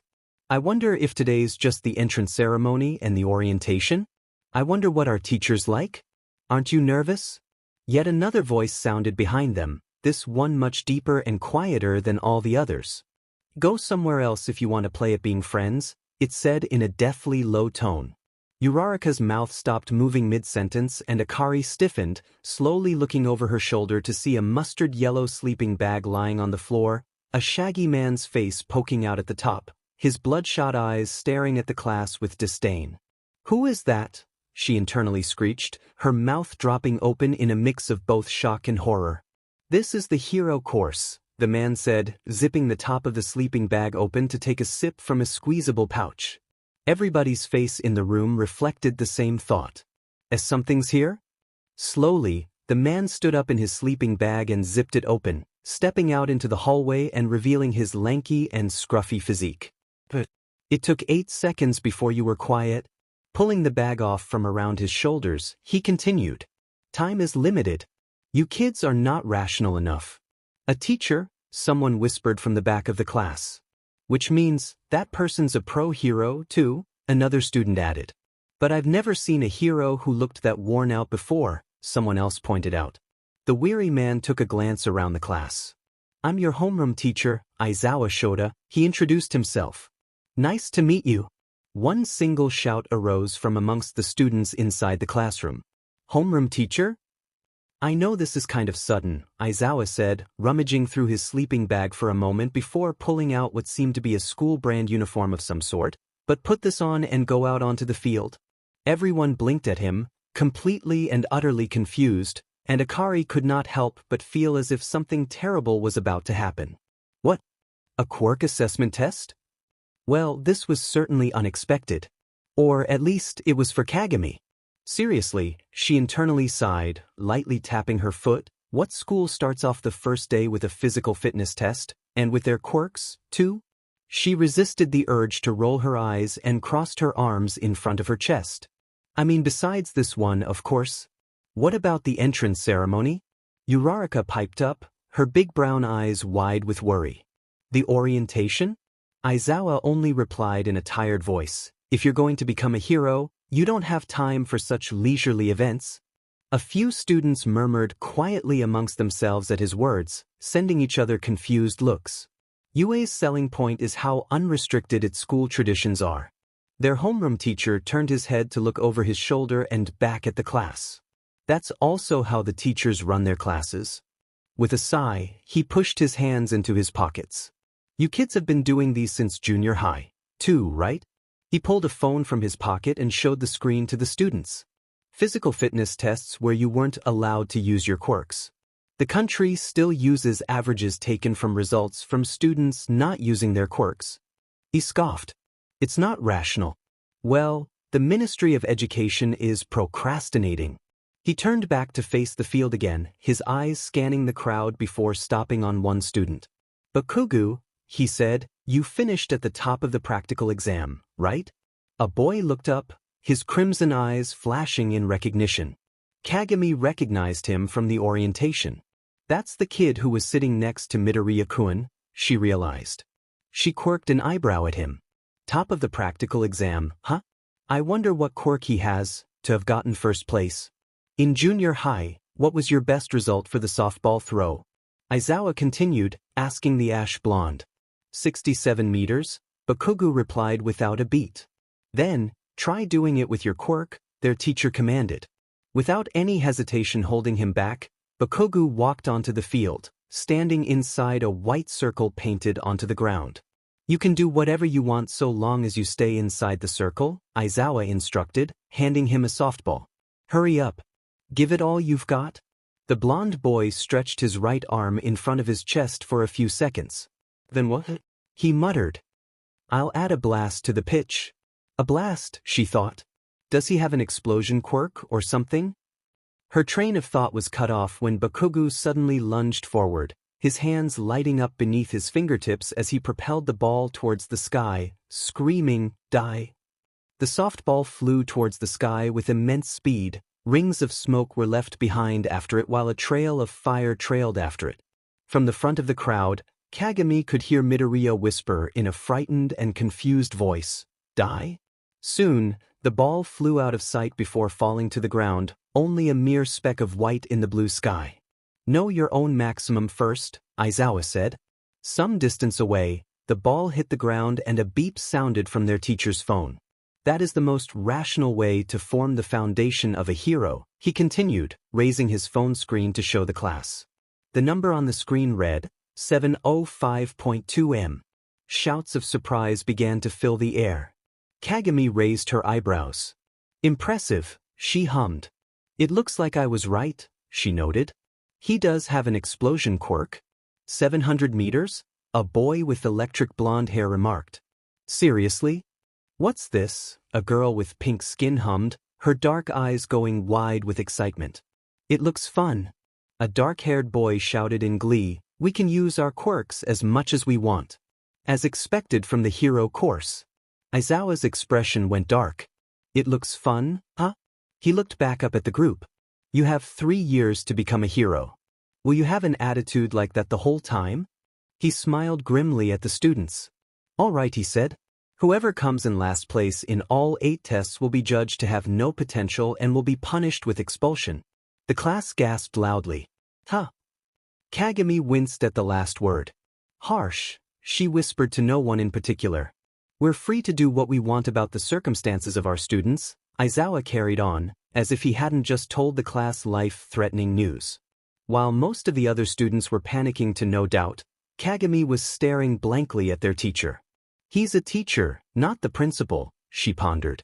There's no way he can have that much power over his own students, speaking as there is only 23 of us. She shook her head. He must be trying to use fear as a factor against us. She was convinced Aizawa couldn't do that to the class, but the unspoken words lay at the back of her head, clawing at her mind. He can't, right? Aizawa raised a hand to his forehead, brushing his long bangs out of his face and giving the class a terrifying, wide grin. Welcome to UA's hero course. Uraraka stepped forward, concern etched into her features. Last place will be expelled, she cried. But it's the first day of school. She shook her head. No, even if it wasn't the first day of school, this is too unfair. Kagami almost choked on her own spit. Has she not realized that he's lying yet? She wondered, ignoring the voice at the back of her head whispering tauntingly, or is he? Aizawa sighed. Natural disasters, big accidents, he listed, and selfish villains. Calamities whose time or place can't be predicted. Japan is covered with unfairness. He took a step forward. Heroes are the ones who reverse those situations. He grimaced.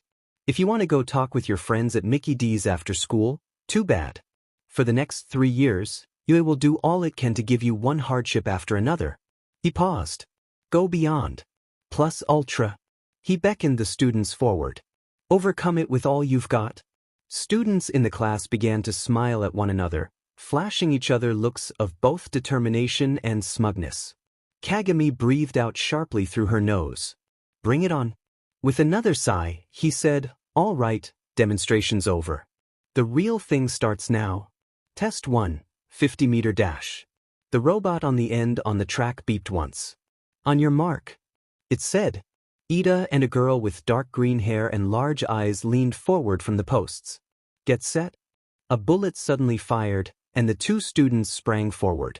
Ida burst towards the finish line, the engines in his legs steaming exhaust, while the other girl hopped like a frog towards the end. Ida crossed the finish line first. 3.04 seconds, the machine beeped. The frog girl finished just a few moments after him. 5.58 seconds, it whirred. "Well, he's like a fish in water," Aizawa muttered, glancing over at Ida as he checked a box on his phone. "It'll be worth seeing what others do." Kagami clicked her tongue. "So Ida has engines in his legs that give him great mobility," she noted as she stepped towards the track, "and the other girl had frog powers, essentially." She made a mental note to ask for her name later. Sora stepped up beside her. "Looks like we're up next," he hummed. She sent him a small smile and patted him on the shoulder. "Do your best," she said gently, crouching over the starting line. He grinned back. "You too." The robot beeped. "On your mark." She leaned forward, her eyes glowing white as two small force fields appeared beneath her feet while Sora opened his wings. "Get set." She took a deep breath in. The gunshot fired. Burst. All of a sudden, the force fields beneath her feet exploded with such force that she simply sped forward like a jet, the wind whipping her dark bangs back. She was only vaguely aware of Sora's wings flapping a few times before he shot forward beside her. Before she knew it, they had both crossed the finish line, Sora just a tad bit ahead of her. 3.12 seconds, the machine said. 4.01 seconds, it beeped again a split second later. Stumbling a bit, Kagami landed on her feet, her eyes fading back to deep umber once more. "Phew," she sighed, dusting herself off, ignoring the small wave of pain that struck her head. "Every time I burst my force fields, my headaches get worse," she thought. "That was pretty risky." "That was a good idea," Sora complimented from beside her, tucking his wings behind his back once more. Worry filled his warm amber eyes. "Your headache isn't that bad, right?"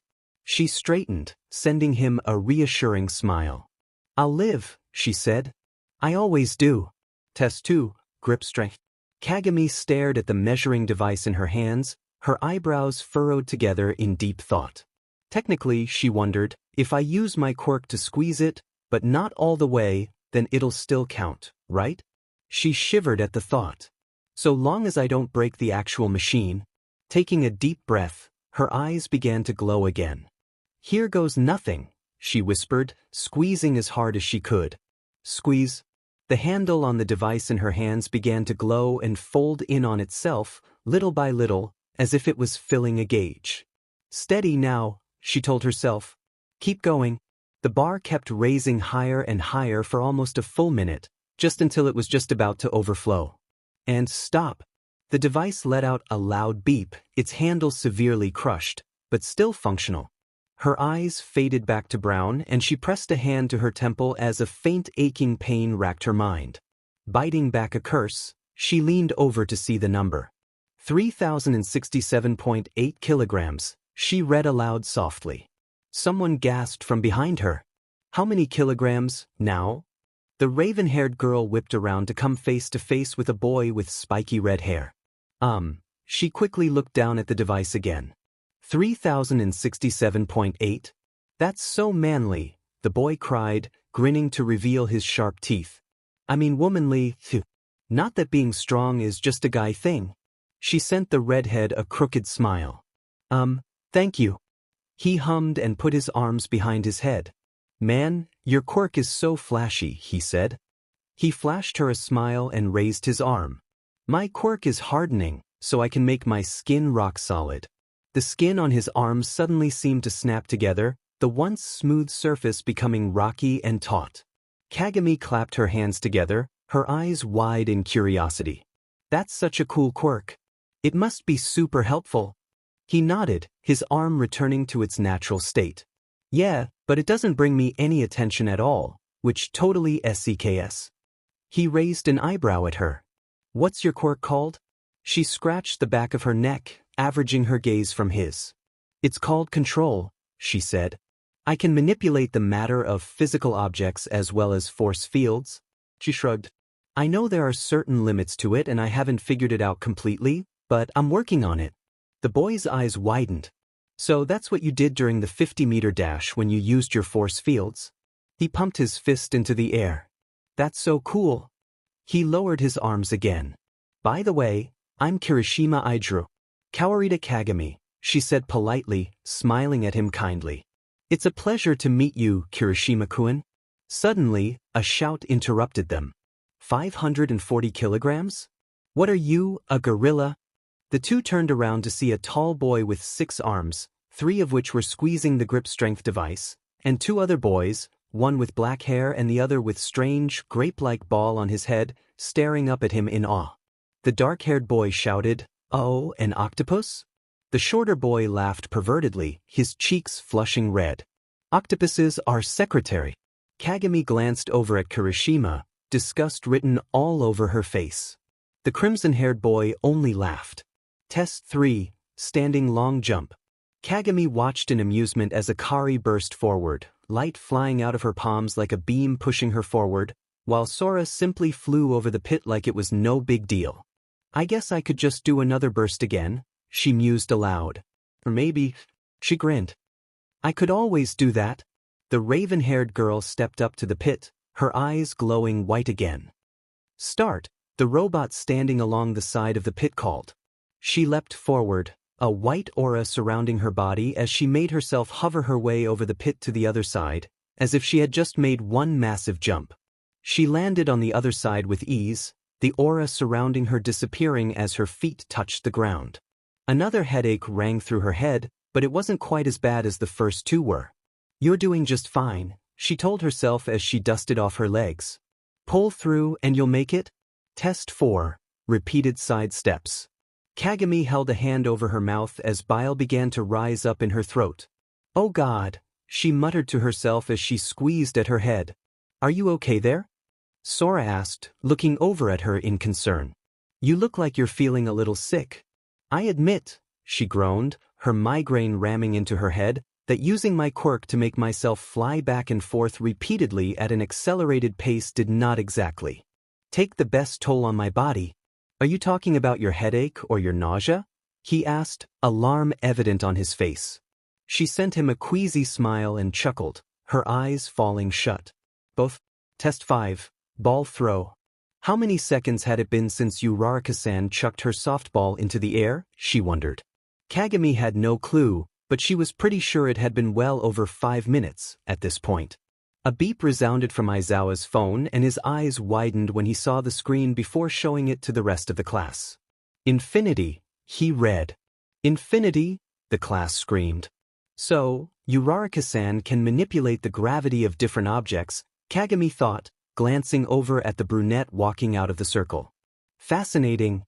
Kawarita-san, Aizawa said, pulling her back from her thoughts. You're up next? She nodded, stepping forward to grab the softball from his hand. As she walked back into the circle, she tossed the ball in the air a few times and caught it in her hands repeatedly. Just don't shatter the ball and you'll be fine, she reminded herself, letting out a low breath as her breathing grew steady. I'm ready, she called out to Aizawa, her eyes glowing bright.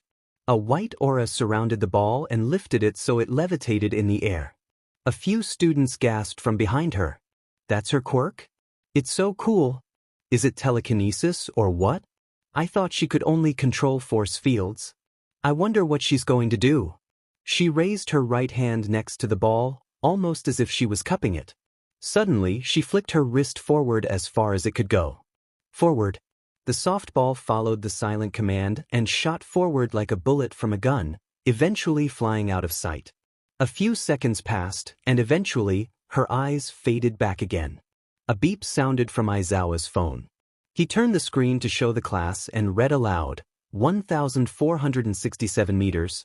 Whoa, that's even farther than Bakugu. Yeah, but she'll never beat Uraraka. I don't think anyone can. She let out a sharp breath, squeezing her eyes shut at the light yet sharp sting that ran through her head. You're doing it big, she whispered to herself as she stepped out of the ring. Just keep it up. Next up is Midoriya, Aizawa called. Kagami focused in on the green-haired boy walking towards the ring, a softball in his trembling hands, blocking out the pain that stabbed at her head. Midoriya-kun, huh? She shook her head and sighed a little.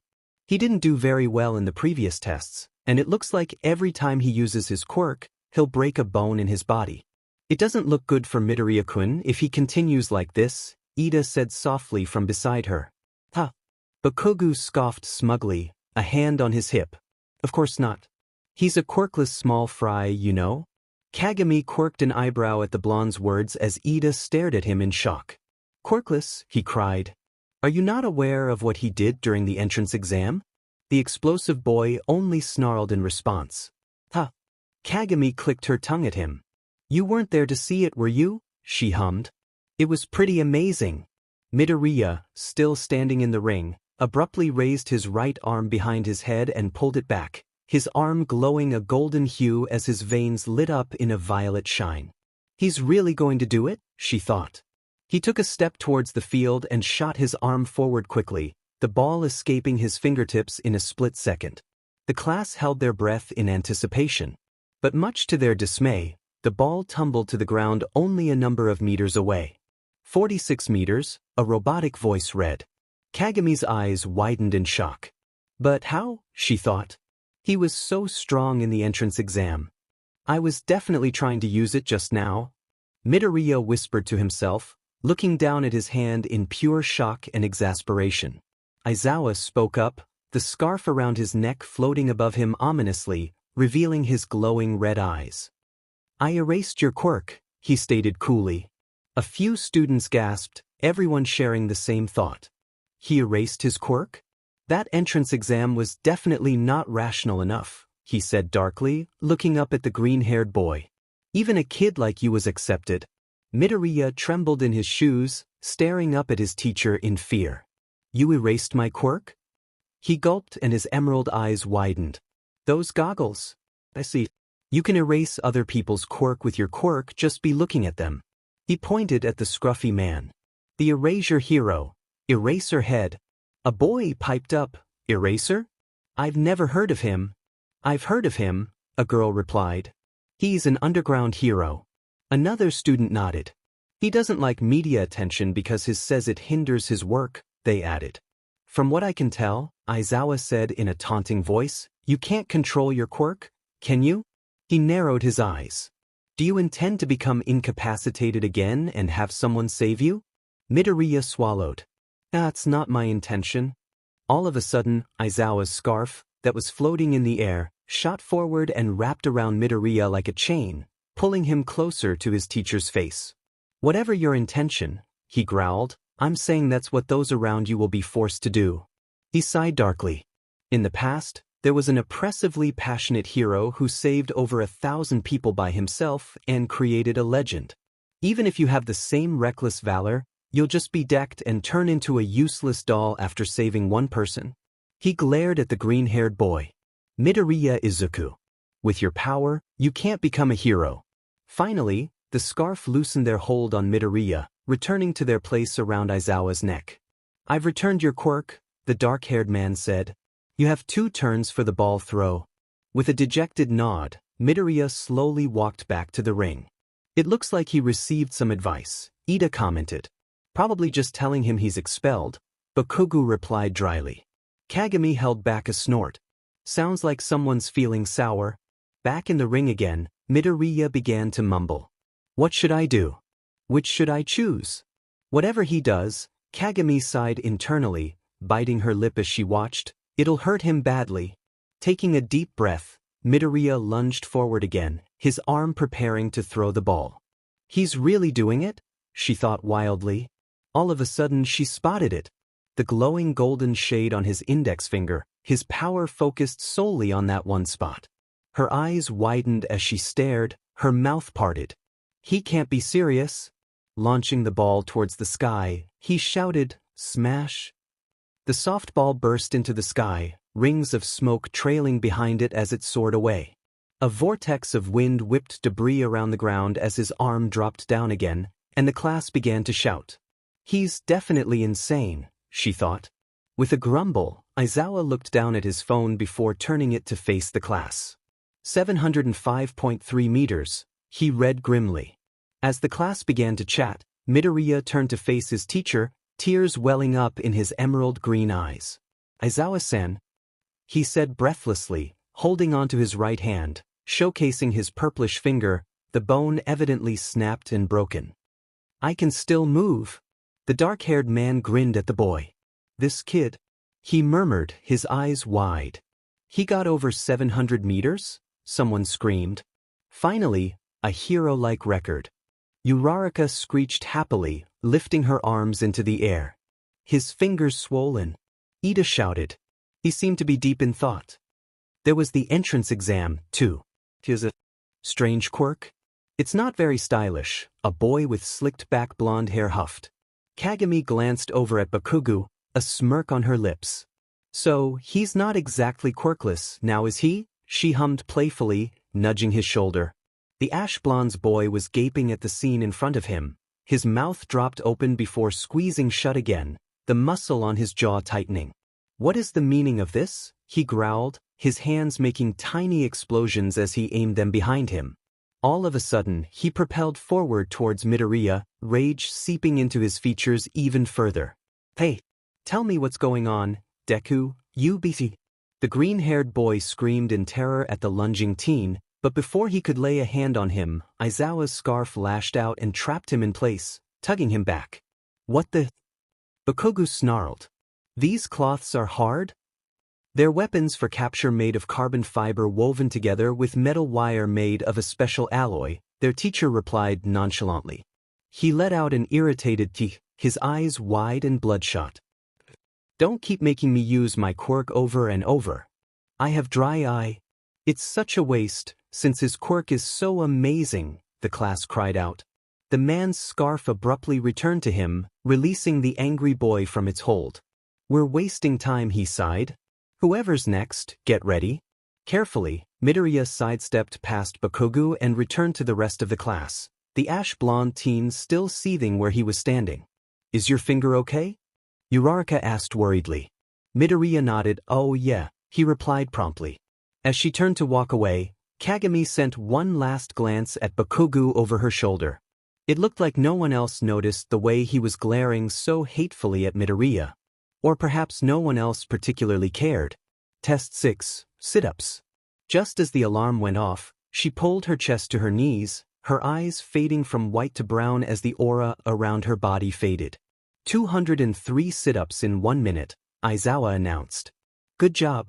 Kagami groaned, letting herself fall back against the mat as she closed her eyes, wincing against the intense pain that burned behind her eyelids.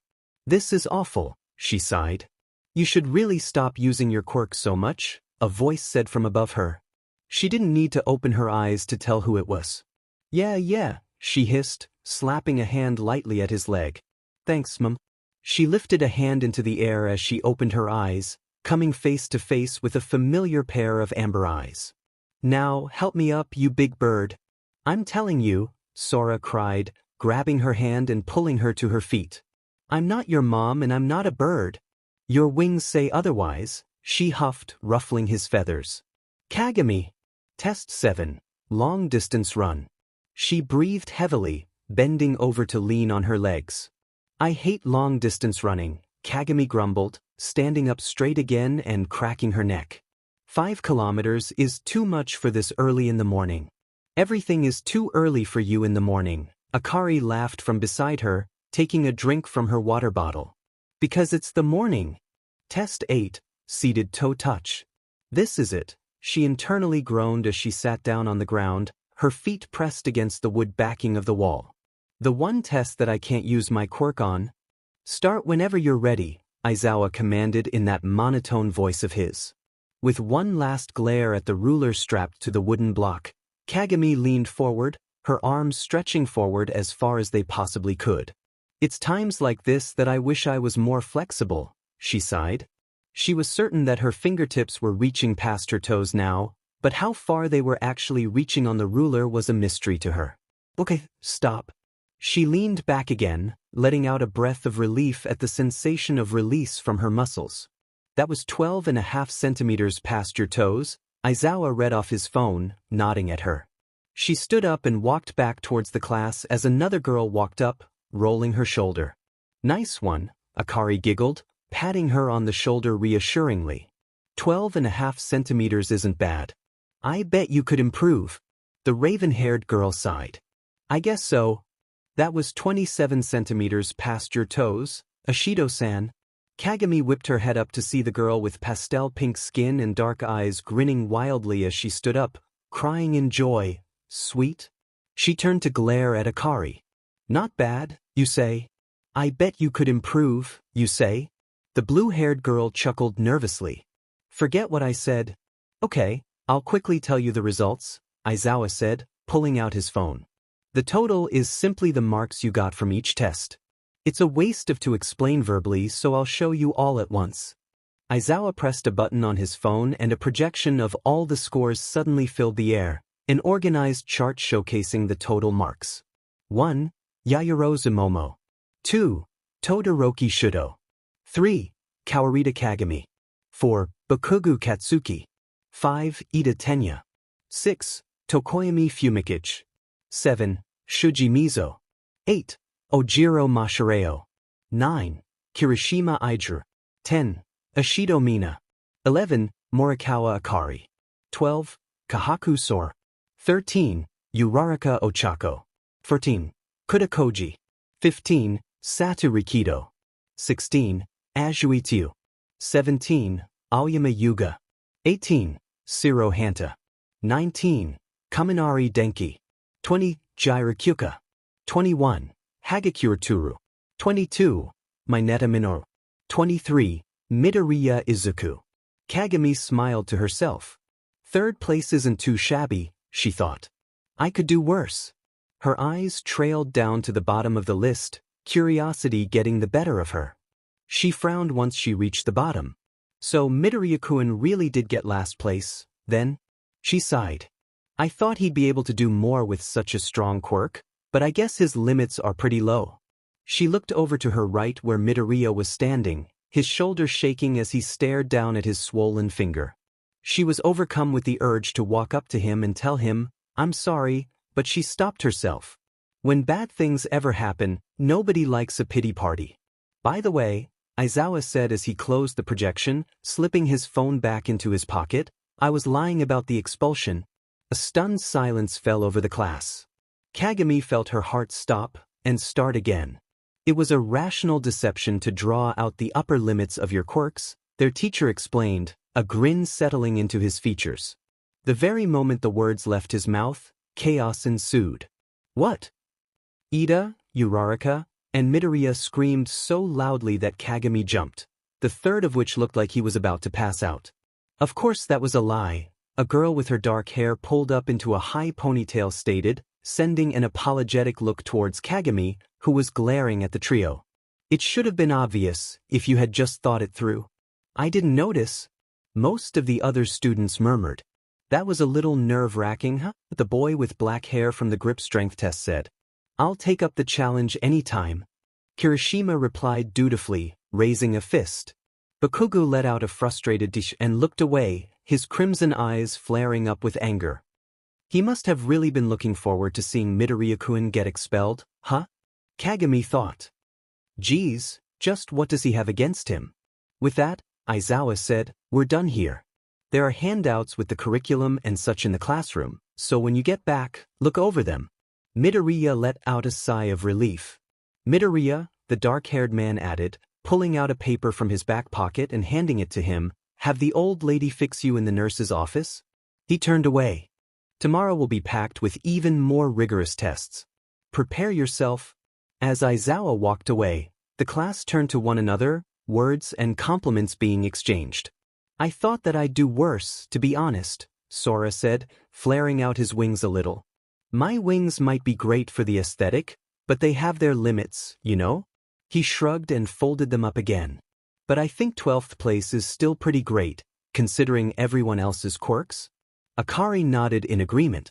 There are so many different people here, she grinned, and their quirks are all so cool. She jutted a thumb over her shoulder and pointed towards the boy with golden hair and a streak of black in it. Did you know that Kaminari-kun can discharge electricity? It's really cool. Kagami smiled and bumped her shoulder. Looks like you're making some new friends. Her smile grew more sinister. Or perhaps, something even more than that. The blue-haired girl's face erupted into a bright pink blush and she began to fidget. It's not like that. We just met on the day of the entrance exam. I guess you could say we're friends now. Kagami's eyes widened and Sora clapped a hand over his mouth. You met him almost a month ago and you still haven't told me? She whispered. How could you? The brunette whispered simultaneously. She cried, covering her face with her hands. I didn't think he'd remember me. How could he not? Sora scoffed. You have that unique look and you're really, really nice.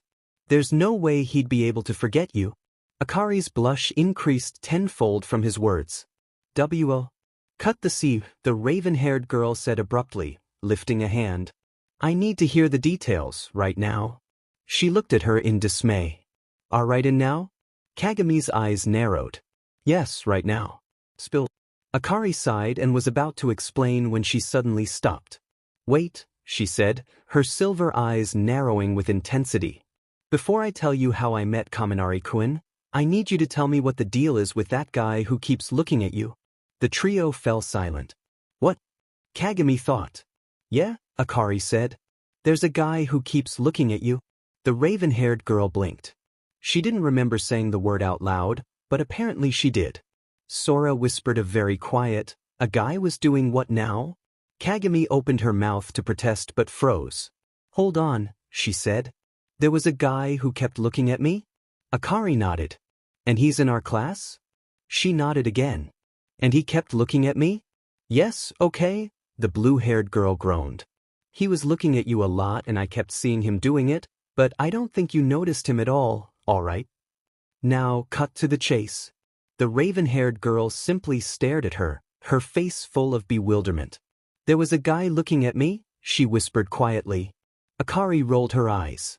As completely insane as it might be, yes. There was. A guy. In our class. Who kept looking at you. Can you believe it? Kagami shook her head. No, not really. This is kind of a new concept for me. Well, you better, the blue-haired girl smiled. Now tell me. There was a guy doing what now? Sora repeated again, this time a little louder than before. First of all, Kagami stated, raising a finger, who is this guy and what does he look like? I feel like it'd be kind of helpful if you let me know. Well, he's really cute, Akari began, tapping a finger against her chin, and he's got this really cool-looking hair. It's split down the middle, half white and half red. She peeked over the shorter girl's shoulder. Oh, and he's looking at you right now. The raven-haired girl stiffened before slowly turning her head to look over her shoulder, preparing herself for the worst. He could be a creepy stalker, she thought, or a pervert. But when she saw who was looking at her, she was fairly certain that he was indeed not a creepy stalker or a pervert. It was the boy from this morning, the one with the pretty eyes. The moment her gaze met his, their eyes locked and for a little while, they just stayed like that, looking into each other's eyes. His left eye was a bright blue, she saw, as crystal clear and vibrant as a bottomless lake. It had just a hint of green in it, making it look kind of turquoise. His right eye was a deep onyx gray, solid like stone and smoky like ash. In the light, it looked almost brown, like a deep umber, or perhaps a faded sepia. What she said this morning still held true, he had really pretty eyes. She couldn't help but think that her eyes were boring and plain compared to his mismatched ones. But then again, who wouldn't think that? After however long they had been staring at each other for, she smiled shyly, her lips tilting upwards. For a split second, he looked almost startled before his eyes softened and his lips curled into the tiniest of smiles. She looked away first, a warm and sweet sensation settling into her chest as her eyes left his. Is that him? She asked quietly, looking back at her friends. They silently gaped at her, eyes wide and mouths open. Guys, she said. What the ever-loving heck was that? Sora whispered. Kagami said. Spill, Akari interrupted. No. The raven-hailed girl grinned sheepishly. Well, we talked to each other this morning. You did what now? Sora, please. And you were telling me off for not telling you earlier. Yours was 1 month ago. Mine was this morning. But you did what? Sora. Akari was absolutely floored. This is not exactly how she thought her day was going to go at all. After the quirk apprehension tests had finished and their total marks had been announced, she had returned to the change room with the rest of the girls in their class, still gawking at Kagami as if she had grown 3 extra heads. So you're telling me, she said, adjusting the tie on her uniform, that you got to school super early this morning and decided to take a little nap in the classroom, but when you woke up, you were looking up at that guy's face? Yup, the raven-haired girl replied, popping the pin as she fumbled with the buttons on her blazer. And then after you guys looked at each other for a few seconds, you told him he had really pretty eyes? She continued. Kagami finally reached the last button, sending the blue-haired girl a crooked grin. Yeah, pretty much. Akari paused, staring dead into her friend's eyes. I really don't know what else to say right now other than, holy see, she said, so I'm gonna say it. She took a deep breath. Holy CRP. Thanks? Kagami offered weakly, smiling meekly. I'm really not sure how I'm supposed to respond to something like that. I ship it, she wheezed quietly under her breath. Almost as much as I ship you and Sora. The raven-haired girl sent her a cold glare, her dark eyes narrowed. You know very well that the relationship between Sora and I is strictly platonic, she hissed, folding up her pea uniform. Akari rolled her eyes, picking up her clothes and slipping it into her school bag. But it's so perfect, she whined. She began to make a list, ticking things off her fingers. Childhood friends? They take care of each other? They go to the same school? They have many shared interests? One is tall and the other is short? They pretty much live at each other's houses? She looked at her friend pointedly, flipping her arms into the air in exasperation. You've literally got the whole checklist filled. What could possibly go wrong?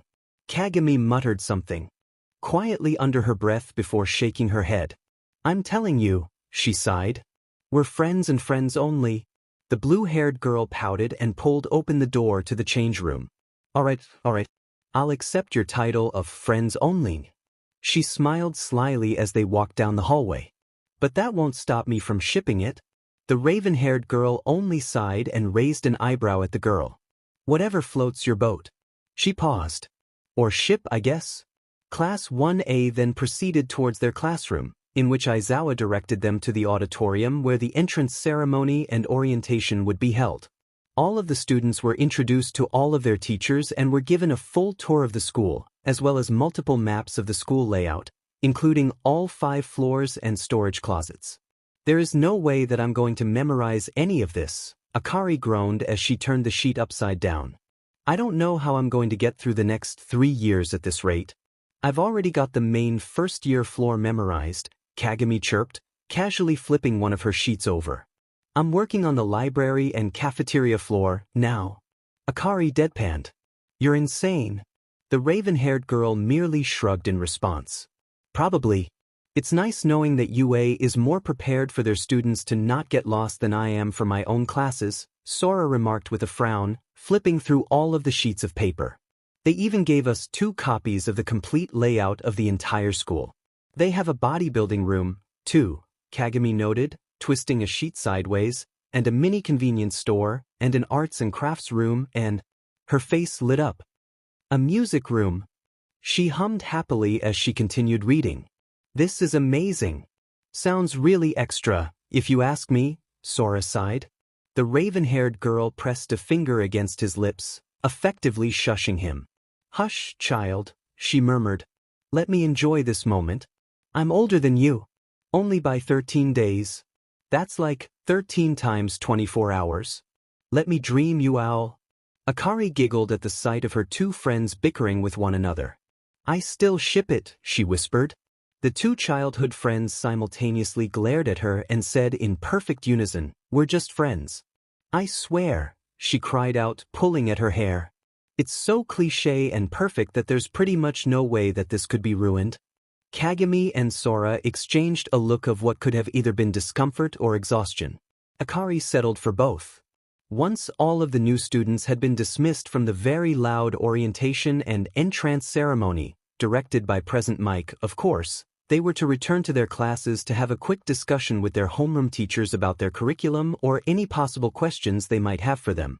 In the morning, Aizawa explained, handing out papers with timetable printed on them to his students, "You will be taking required classes that the government mandates you have, such as English, Japanese, math, health, social studies, and science." The class let out a collective groan at the announcement. "It's so normal." Their teacher glared at them. "What did you expect, hero training every hour of the day?" He pinched the bridge of his nose. "You kids would die of exhaustion at that rate." "It's better than having to take math, that's for sure," Kaminari grumbled, glancing over at Akari. The blue-haired girl nodded at him in agreement, a small smile on her lips. In the afternoon, Aizawa continued, ignoring the displeased looks from his students, "You will have hero training." The class's faces lit up and murmurs of excitement filled the air. Hero training will include combat training, sparring, strategy work, and quirk enhancement, he continued. "You will have a different teacher for each of your classes, although I'm quite sure that only one teacher will be teaching you hero training." He grimaced at the hopeful looks on his students' faces. "I won't tell you who it is, but guess all you'd like?" "I bet it's All Might." A boy named Siro Hanta piped up. "Yeah. He became a teacher at UA this year, didn't he?" An invisible girl, who was called Hagakure Toru, hummed. Kirishima wiped his eye. "That's so manly of him." Closing the pamphlet in his hands, Aizawa stood up from his desk. "Do you have any other questions for me? What's it like being a pro hero?" A girl, whose name Akari soon learned to be Ashido Mina, called, raising her hand. "Is it fun? Do you get to save people? How many villains have you beat up?" Their teacher sighed, the weary look on his face deepening. "Does anyone else have any other questions?" "Yeah," a voice piped up from the boy with grapes on his head, Mineta Minor. "Will we be learning AC Ed soon?" Aizawa coughed, clearing his throat awkwardly before carrying on. "I'm going to assume there will be no more questions from anyone else today." He muttered under his breath, "At least any important questions?" Standing up from his desk, he said, "That's all for today." Class dismissed. One by one, the students stood from their desks and poured out of the classroom, chatting with new friends and talking about their new high school life. "I'm going to go home and look at this thing all night," Sora said, pulling out the folded-up map from his pocket as he leaned against a wall of shoe lockers. "There's no way I'm going to be able to get through high school if I can't even find the bathroom." Akari nodded, opening up the small latch and grabbing her shoes. "You've got me there." Pulling on her shoes, she turned to Kagami. "What about you? I bet you've already memorized most of the map anyways." The raven-haired girl shrugged. "More like half of it." She fished her phone out of her pocket and turned it on. "It's pretty early right now," she said. "My shift starts at 4:30, but I might get a higher paycheck for this week if I go to work early, today." Sora groaned, shaking her arm. "You're always working. Why don't you take a few days off?" "I do take days off," she replied. "Tuesdays and Thursdays.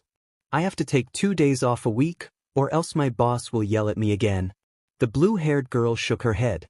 "You've got to stop pushing yourself so hard. It's not good for you."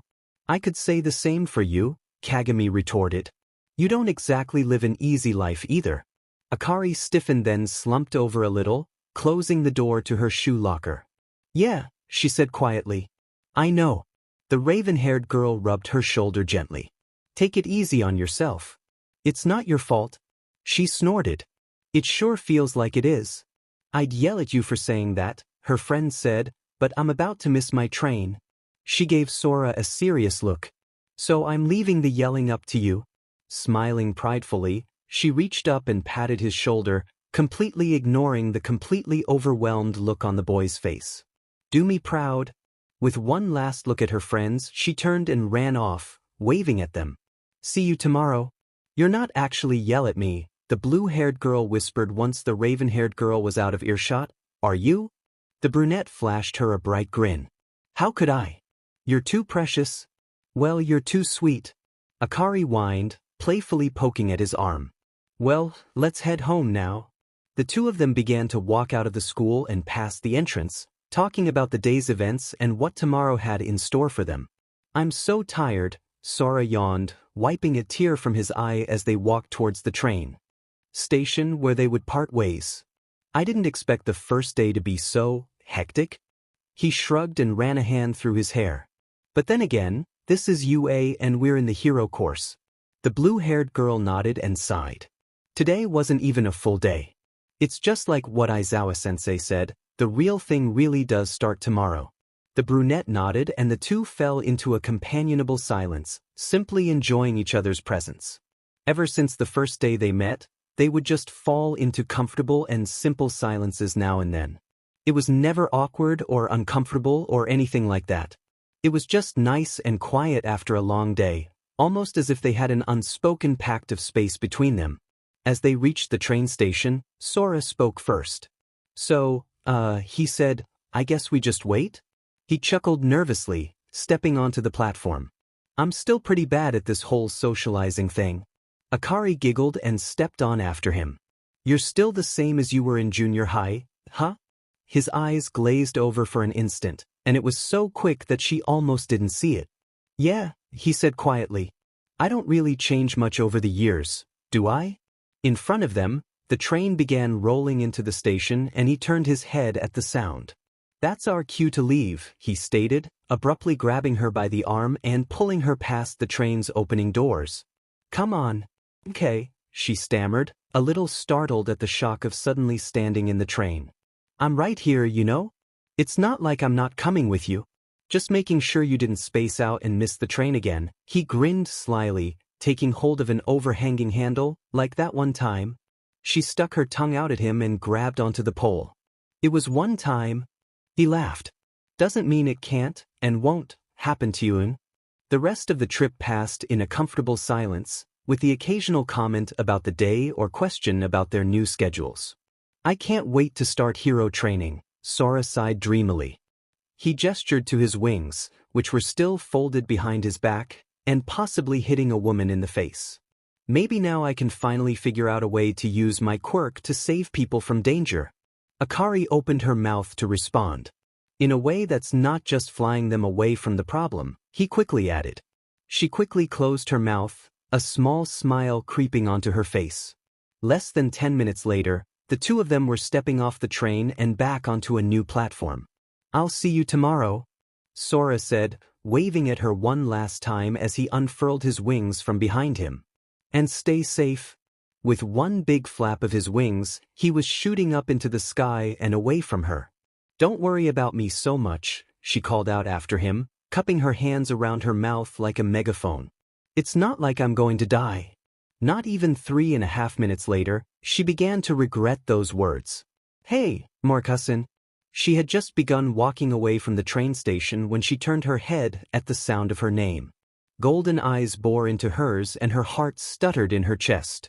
Oh my God. Kaminari-kun?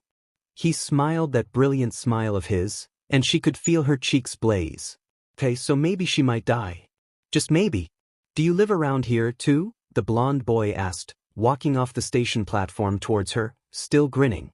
Her breath hitched when he stopped a foot away from her, her heart doing gymnastics in her chest. She snapped back to her senses and nodded her head. Yeah, actually. I'm about to walk home right now. Would you mind if I came with you?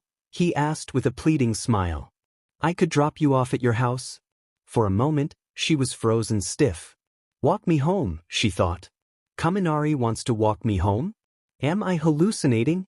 She pinched her arm and realized that she was, indeed, not hallucinating. Sure, she found herself saying. I don't live very far away from here. Only about a 5-minute walk. Kaminari's grin returned and her heart flopped again. Sounds good to me. He bent over in a slight bow, smiling up at her through his blonde bangs. Lead the way, my lady. She giggled and curtsied the best she could. Right this way, Romeo, she smiled, pointing in the direction of where she lived. He casually walked next to her, falling into step with her as if it was effortless. It's nice seeing that you made it into the hero course too, he said, glancing at her from the corner of his eye. He sent her a smirk, pointing his finger guns at her. I was hoping that I'd get to see your pretty face again. She laughed, snorting a little and smiling warmly at him as they took a left turn down the street. I was hoping for the same. Her face fell a little and she looked down at her feet. Besides, I'm not all that pretty. For a moment he was quiet. You might not think that, he said, his tone serious, but I think you're very pretty. He stole a quick glance at her. You might even be the prettiest girl I've ever seen. She looked up at him, a pale blush creeping onto her cheeks. Oh, really now? A small tint of rose dusted his cheeks, and she couldn't quite tell if it was from the sun or if he was blushing. You have pretty hair and sparkling eyes and you've got this appealing smile, he listed, poking at her cheek. And don't forget your personality too. You're sweet and kind and shy and an all-around great person. She couldn't help smiling at the fluttering joy that overcame her heart, which she was pretty sure was beating so loudly that he would start hearing it any second now. Enough about me, she said. I want to hear more about you. Tell me about yourself, Kaminari. He looked startled for a moment and pointed to himself. Me? He asked in disbelief, not quite believing what he was hearing. You want to hear more about me? When she nodded, his expression changed into a small pout. I could talk about you all day, he whined childishly, letting a small grin overcome his features at the flustered expression she wore on her face. But I'll do as you wish, my lady. He bowed dramatically, causing her to giggle. What is it that you would like to know about me? She thought for a minute, her eyebrows furrowed together in deep thought, and he couldn't help but think that she looked utterly adorable. Suddenly, her eyes lit up and she turned to face him with a tentative smile. Why do you want to become a hero? She asked. He hummed, thinking for a moment. Why I want to become a hero? He said aloud. That's a very interesting question. Her face flushed in embarrassment as she waved her arms at him.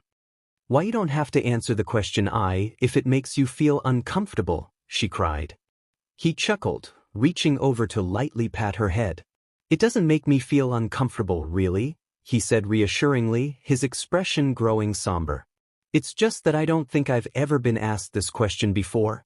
She looked at him in shock. For real? But you're so cool and fun to talk to? He blinked at her once in surprise before her face immediately blushed even deeper. I'm sorry for interrupting, she said, smiling sheepishly. You can answer the question now, if you'd like. Well, you might not know this, he said slowly, choosing his words carefully, but I'm not exactly the smartest person in the world. She raised her eyebrows. I don't really have good grades and I'm not very bright. What are you talking about? She wanted to say. Your eyes and smile are brighter than the sun itself. Sometime I think you might even blind me one day. In middle school and junior high, a lot of people kind of made fun of me for being dumb and told me I wouldn't ever be able to help society, he continued, gazing up at the clear sky as he recalled the jeering looks on his classmates' faces from when he was younger. Sometimes from my own teachers, even. He sighed and ran a hand through his jagged, blonde locks. The one thing that people actually complimented me on was my quirk, but even that turns me into an idiot if I use it too much. His expression grew more determined as he stared straight ahead. So, I guess I want to become a hero to show the world that, even though I'm an idiot, I can still do great things. All of a sudden, she stopped walking and turned to look at him head-on, staring at him for a long moment in silence. Morikawa-san, he asked, stopping as well. He turned back to face her. Are you okay? She took a deep breath, mustering up all her courage. I don't think you're an idiot, she said quietly, catching him off guard. He made a confused face at her. Probably because you haven't seen me short-circuit yet, he pointed out. It's kind of funny, actually. She focused on her breathing as her silver eyes locked onto his golden ones. Even if you short-circuit, she stated, her voice much firmer than just a few moments before, that doesn't make you an idiot. Not in the slightest. His eyes widened. That just means that you've tried your very best, and that you've reached your limit, she continued, her strong gaze intensifying. Everyone has their own limits, and that's okay. She pointed at herself. I have my own limits too. And then she smiled at him, the light and hope she had for him radiating like nothing he'd ever seen before. So even if the rest of the world says that they think you're an idiot, she hummed, Then just remember that I'll always think that you're a hero, Kaminari-kun. Her stare softened, growing more sincere. Always. Before he could even think to say anything in reply, she abruptly turned and pointed a few meters away. That's my house, she shouted, flashing him a big thumbs up as she walked up the steps towards her home. Thank you for walking me home. He stared at her for a second, something swirling in his golden eyes that she couldn't quite name before they closed as he sent her a dazzling smile. And no problem, Smorkan. He laughed, waving at her. I'll see you tomorrow. Her heart jumped up into her throat and she swallowed it back down again. Why you too? Goodbye. She pulled open the door to her house and stepped inside, waving until she closed the door. Once the door was completely shut, she put her hands over her burning hot face, leaning against the wooden doorframe. He's so bright and stunning, she internally squealed. I can't believe I said that to him. Slowly she uncovered her face. Hopefully he feels a little better about himself now. But as she took off her shoes and walked into the kitchen, she didn't realize that, just a few feet away from her house, Kaminari smiled softly to himself as he walked away, whispering, Morikawa Akari, huh? The classroom was as lively as ever, people chatting with friends and classmates bickering with one another. It was colorful and vivacious, bright and exciting. It was everything that a high school life should be like. But for Kagami, it was both too much and not enough. It was only the second day of school, and it was already so loud. The morning classes and lunch had been fairly uneventful, but everything just had to take a turn for the worse once the afternoon hit. The class had grown much more jumpy and talkative. She couldn't really blame them. Hero training was something to look forward to. The raven-haired girl sighed and rubbed at her temples as she turned up the volume on her phone, the music coming from her earbuds drowning out the sounds of shouts and small explosions into the soft melodic melody of a piano. Kagami was fairly used to energetic classrooms full of excitable classmates at this point in her life, but this was a little bit too much for the second day of school. But then again, she had already memorized just about everybody's names and their quirks in her class, even though it was only day 2. She let her gaze travel across the classroom, landing on a boy with fluffy green hair. He was currently nervously laughing as a teen with ash blonde hair snarled at him. She recognized them as Midoriya Izuku, the boy from the entrance exam who had saved her with his mind-boggling but powerful quirk, and Bakugo Katsuki, the boy who placed first in the entrance exam with a short temper and a bit of potty mouth. They were childhood friends, she had learned over the course of the past day and a half, but they obviously didn't get along very well. Beside the two boys stood Uraraka Ochako, the girl she had saved from the entrance exam who could literally defy gravity with her sweet smile and round eyes, as well as Ida Tenya, the well-mannered but strict boy who had called Midoriya out during the entrance exam who could run faster than she could have ever imagined. The brunette was smiling kindly at Midoriya, who had turned into a blushing mess at her words, while the bespectacled boy was disciplining Bakugo, wild gestures and all. Hagakure Toru, an invisible girl with a bright personality, was talking to Ojiro Mashireo, a soft-hearted boy with a large tail swinging behind his legs.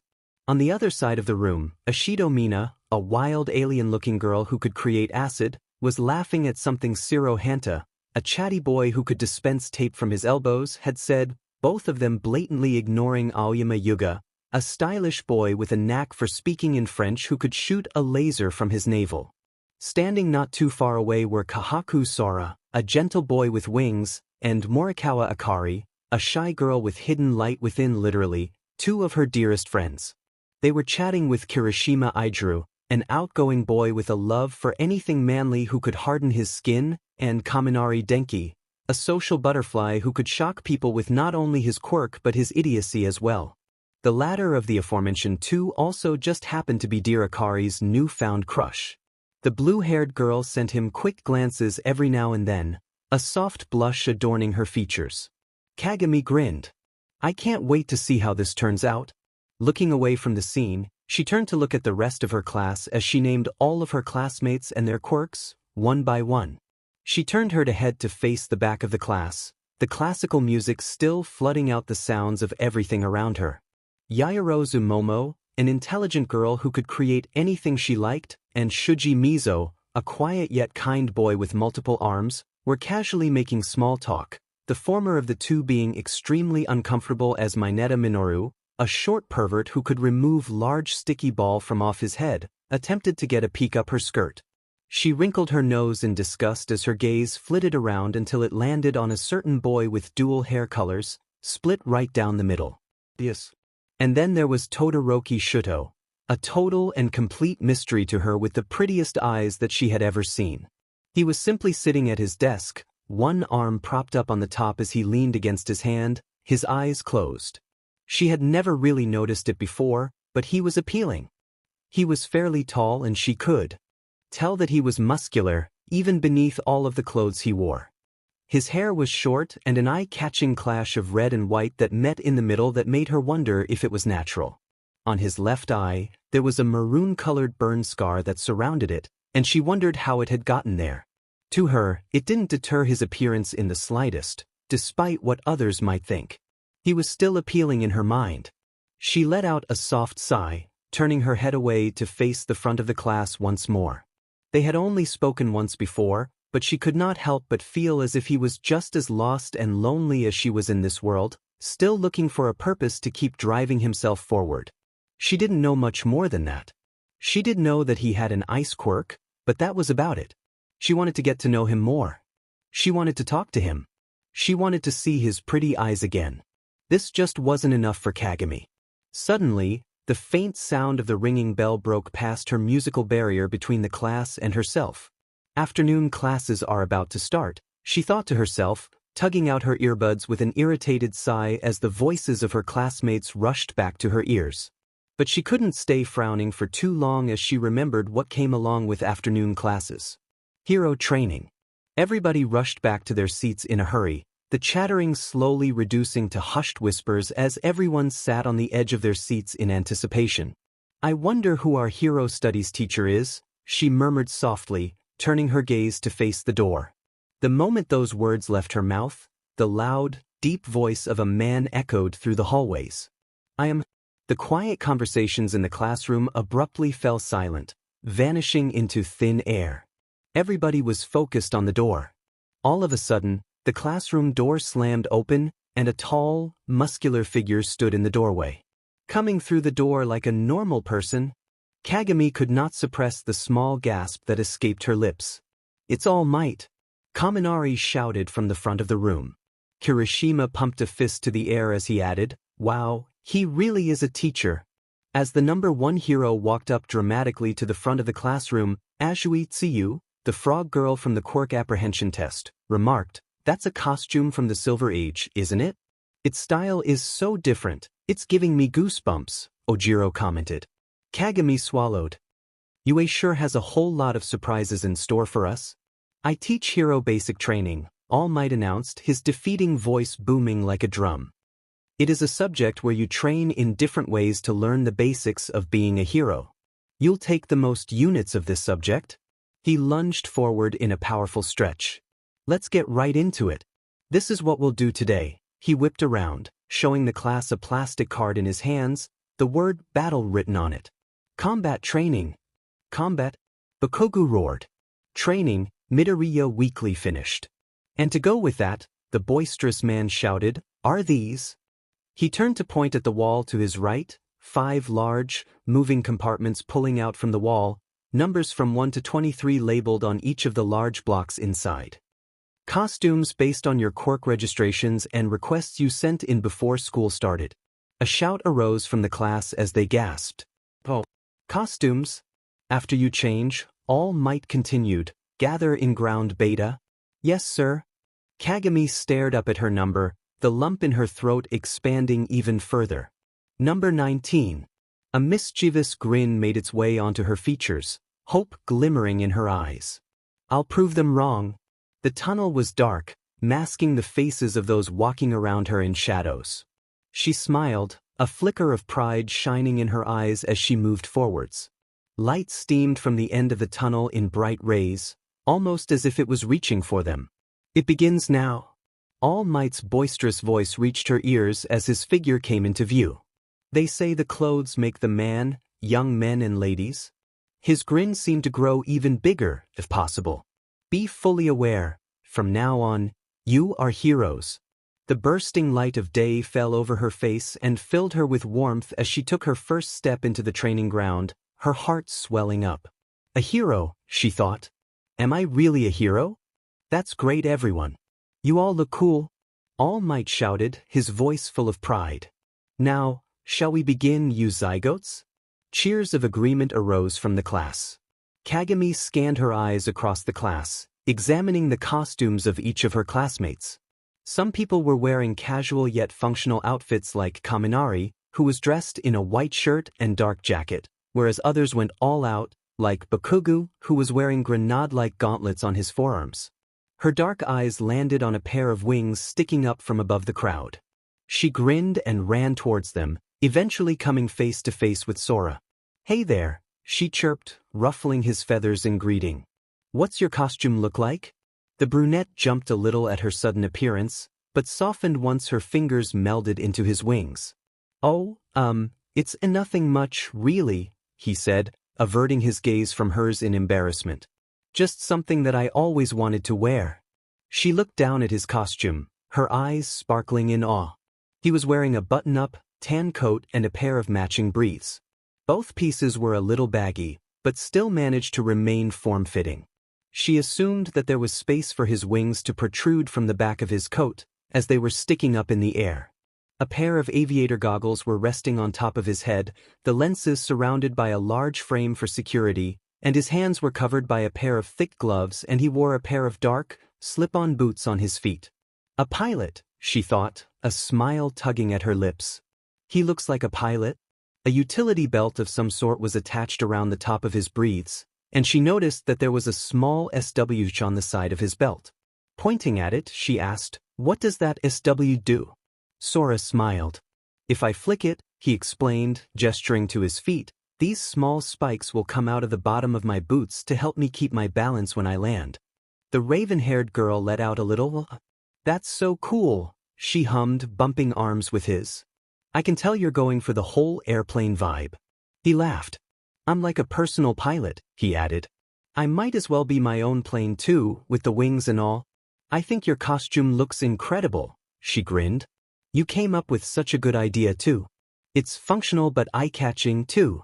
She chuckled and pointed to herself. "Meanwhile, my costume is super plain." She was wearing a black, sleeveless bodysuit that ended mid-thigh with a neckline that dipped just above her collarbone, leaving her arms and shoulders bare. Her costume hugged her figure tightly, but not so tight as to make her feel uncomfortable.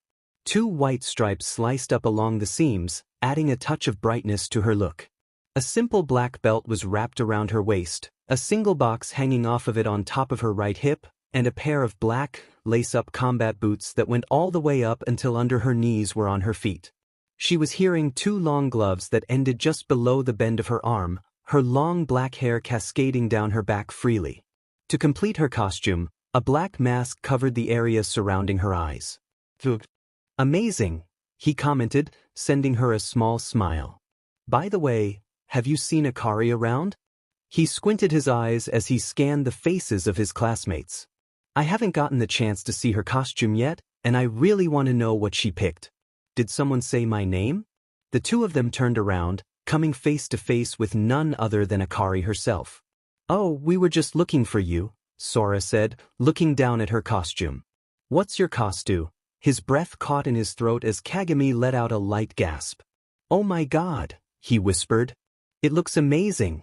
She was wearing a backless, short-sleeve white dress that reached just above her kneecap, the fabric of her skirt flaring out a little at the bottom. Light blue ruffles laced the edges of the dress, a large white bow placed in the center of her chest and a light blue belt tied around her waist, hugging the dress snug against her.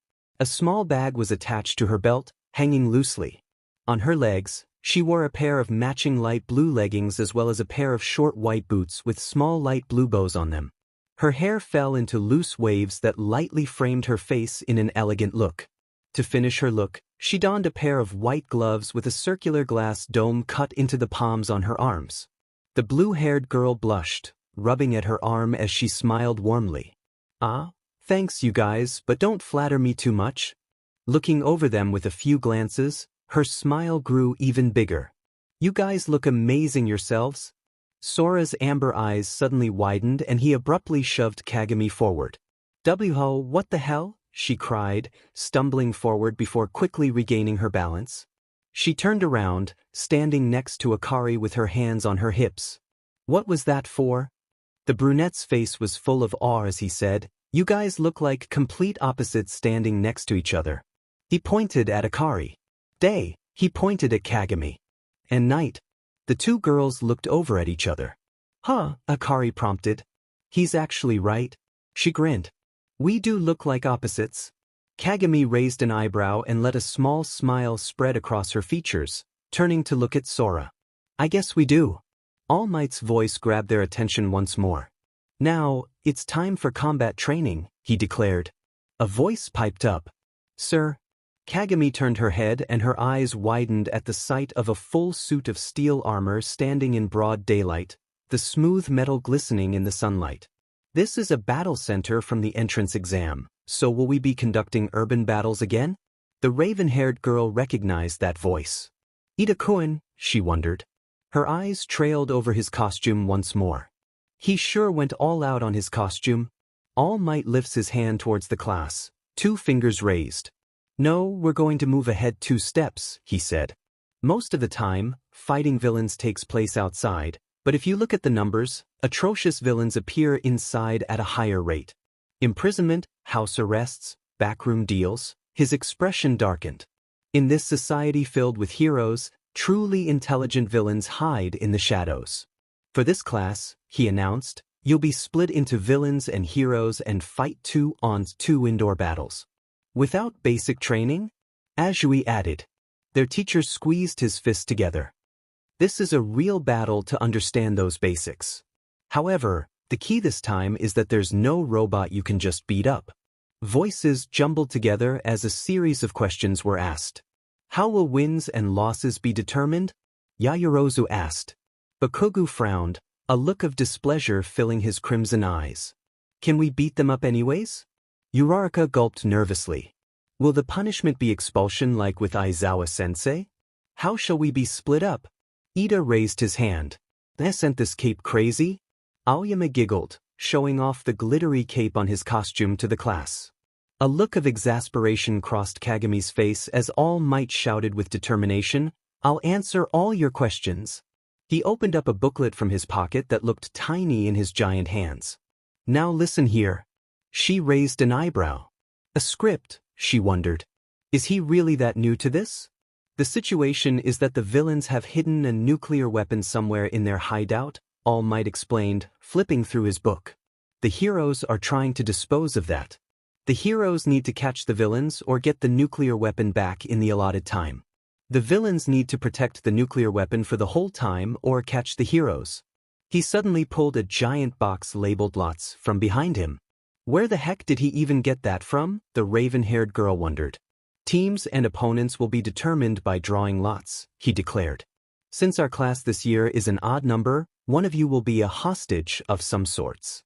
The villains will be allowed to inflict damage on the hostage, and the heroes must also rescue the hostage. After all the teams have been drawn, whoever is left will be the hostage." "They're being decided so haphazardly?" Ida cried in concern, stepping forward. "Pros often have to create makeshift teams with heroes from other agencies," Midoriya chimed in, smiling warmly, "so maybe that's why?" The suit of armor backed down. "I see," he murmured. "The discernment to look ahead." He abruptly bowed. "Please excuse my rudeness." "He's so uptight," Kagami giggled, covering her mouth with her hand. "It's kind of funny in a way." "It's fine," All Might shouted, turning around and lifting a fist to the sky. "Let's do this quickly." The teams and hostage were decided very quickly with the help of the lots. Team A, Uraraka Achako and Midoriya Izuku. Team B, Shuji Mizo and Todoroki Shudo. Team C, Kahaku Sora and Yaoyorozu Momo. Team D, Bakugo Katsuki and Ida Tenya. Team E, Ashido Mina and Aoyama Yuga. Team F, Koji Kuda and Satoru Kido. Team G, Kaminari Denki and Morikawa Akari. Team H, Tokoyami Fumikage and Azui Tsuyu. Team I, Ojiro Mashireo and Kawarita Kagami. Team J, Shiro Hanta and Kirishima Ijuru. Hostage, Mineta Minoru. Kagami's eyes flew over the class until landing upon a blonde boy with a large tail. He was wearing a white karate robe with a furred collar, a hole in the back for his tail. Ojiro-kun, she called out, walking up to him and waving. Looks like we're partners. He turned around at the sound of her voice and smiled at her. Ah, Kawarita-san, was it? He said. Let's do our best today. She hummed in agreement. All Might suddenly pulled out yet another 2 large boxes from behind him. The first box was white and labeled heroes, whereas the second was black and labeled villains. Kagami glanced behind the tall man, her eyebrows furrowed together in confusion. Seriously, she internally screeched. Where is he getting those boxes from? The boisterous man shoved his hands into the 2 boxes, 1 hand in each, and fumbled around for a few seconds. The first teams to fight will be.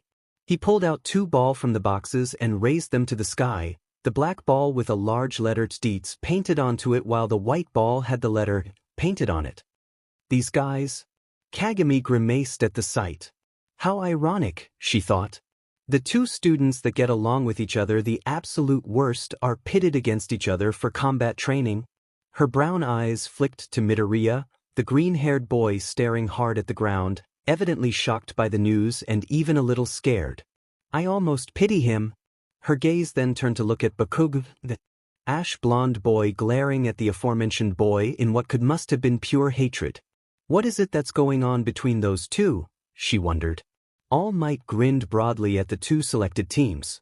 Team A will be the heroes and Team D will be the villains. Everyone else, head toward the monitor room. A chorus of shouts went up as the students cried, Yes, sir. Villain team and hostage, go in first and set up, he instructs. In 5 minutes, the hero team will break in, and the battle will start. Yes, sir. Kagami let out a breath as she followed after the group of students walking towards the monitor room. She glanced over her shoulder one last time towards Midoriya and Bakugo. Just a moment before, the former of the pair had looked frightened, terrified even, at the mere thought of fighting Bakugo. But now, something had changed. Midoriya was looking up at Bakugo, not a lick of fear in his emerald eyes as he looked at him. The ash blonde seemed to be shocked at the green-haired boy's actions, but his surprised expression soon turned into one of equally matched determination, his crimson eyes burning even brighter than before. Kagami smiled to herself and turned back around, stepping into the monitor room. Show Bakugo-kun something he didn't expect, Midoriya-kun, she silently told him. Show him that you're worth more than he ever bargained for. The monitor room was exactly what it sounded like. A room with a lot of monitors. Sora wasn't even looking at All Might as he spoke to the class. He was too fascinated by the bright screens that were illuminating the dim room. Okay, everyone, All Might said, pointing towards the largest screen in the middle, you all should think as well. The brunette's eyes went back and forth between each of the smaller monitors, analyzing each of them before stopping to watch the one on the bottom right. One monitor showed Midoriya and Uraraka had just infiltrated the building, climbing through one of the windows of the hideout with exceptional ease. Therein, looking back up at a different screen, he noticed that Ito was standing by himself in front of the faux nuclear weapon, his arms crossed as he stared at the entrance in concentration. The only other person in the room was the hostage, Mineta, who was leaning against the wall beside the weapon with his hands tied behind his back. But where's Bakugo-kun? He wondered, his gaze trailing down to where Midoriya and Uraraka were walking. He's not with Ito-kun right now. Where could he possibly be? The moment that thought entered his mind, a figure entered the monitor showcasing Midoriya and Uraraka. It was Bakugo, lunging forward with his palms ablaze as an explosion racked the room. Just before smoke filled the camera lens, Sora could just make out the shape of Midoriya pulling Uraraka away from the explosion with him. As a few of his classmates murmured around him and Sora watched intently as the dust slowly cleared away from the camera, the smoke being pushed away to reveal a very angry Bakugo staring down at Midoriya and Uraraka. There was a large hole in the wall from where the ash blonde had made his explosion, and half of the fabric covering Midoriya's face was gone, having been burned off to reveal his freckled skin. His quirk is really powerful, Sora noted, but it destroys more than it helps. A surprise attack from the start? Someone piped up, fear lacing their trembling voice. Bakugu, that's cheating. Kirishima growled, bashing his fists together. A surprise attack isn't manly at all. A surprise attack is a strategy too, All Might countered, writing something down in a notebook he clutched in his hands. They're in the middle of a real battle right now. Midori-kun dodged it. Ashido cried out joyfully as Kaminari pointed at the swinging figure on the screen, shouting, "There goes Bakugu!" As Midoriya pushed himself to his feet, Bakugu charged forwards, his right arm swinging forwards in a punch. But just before he could manage a hit, Midoriya circled his arms around Bakugu's shoulder and flipped him onto his back, small explosions coming from his hands all the while. Bakugu's face contorted in pain and Sora let out a soft gasp. I never realized Midoriya-kun was so strong on his own, he thought. To be able to read Bakugu-kun's movements and flip him over like that? He gulped nervously. That's pretty darn impressive. The green-haired boy turned to face his opponent in a fighting stance, shouting at him as tears began to pool in his eyes. Slowly, Bakugu sat up and rose to his feet, explosions coming from his hands as he yelled back. Sora really wished that there was an audio system attached to the cameras so he could hear what they were saying. The brunette let out a soft, frustrated sigh. Why did I bother taking all those classes on geography when I could have learned lip reading? As if right on cue, Kirishima asked, what was Bakugu saying? Can't tell with the cameras in a fixed position and no sound. He's talking to his partner over the small wireless radio, All Might explained, tapping at his ear. You can bring that plus the building's floor plan and this capture tape. He picked up a small roll of white tape. Once you've wrapped this around your opponent, it shows that you've captured them. The time limit is 15 minutes, a girl piped up, and the hero doesn't know where the nuclear weapon is located, right? All Might nodded. Yes. The heroes are clearly at a disadvantage here. Ashido pointed out, her dark eyes wide. Heroes should be able to turn the tables on whatever predicament they're in, their teacher replied. Besides, didn't Aizawa-sensei tell you, too? You know, here we go. He raised his fist to the air, the class following suit as they shouted, plus ultra. Monsieur, Aoyama spoke up, Bakugu is. All Might turned to look at the monitor and Sora's amber eyes flicked back up to the screen. Indeed, Bakugu was doing something strange. His hands began to sizzle and pop as his explosions began to build up to become larger and larger. Midoriya screamed something and Uraraka hastily nodded, running around the corner of a wall. Just as she escaped, Bakugu blasted forward, sending a kick with his left leg up towards Midoriya's head, but the green-haired boy swiftly lifted his arm to block it. The ash-blonde boy began to say something, but stopped when he realized that Midoriya had pulled out the capture tape and began wrapping it around his leg. Bakugu, evidently irritated by the action, whipped around to kick his right leg while making explosions with his hands, but the green-haired boy somehow managed to slip away before he could reach him. That guy's amazing. Sada commented as Siro added hastily, he's not even using his quirk fighting against the guy who finished first in the entrance exam. Sora watched anxiously as the scene unfurled before him. Bakugu-kun's is strong even without his quirk, he thought to himself. His quirk just makes him even stronger. It's a huge asset in battle, but Midoriya-kun is a quick thinker and has quick reflexes. He hesitated. But his quirk? He shook his head and sighed.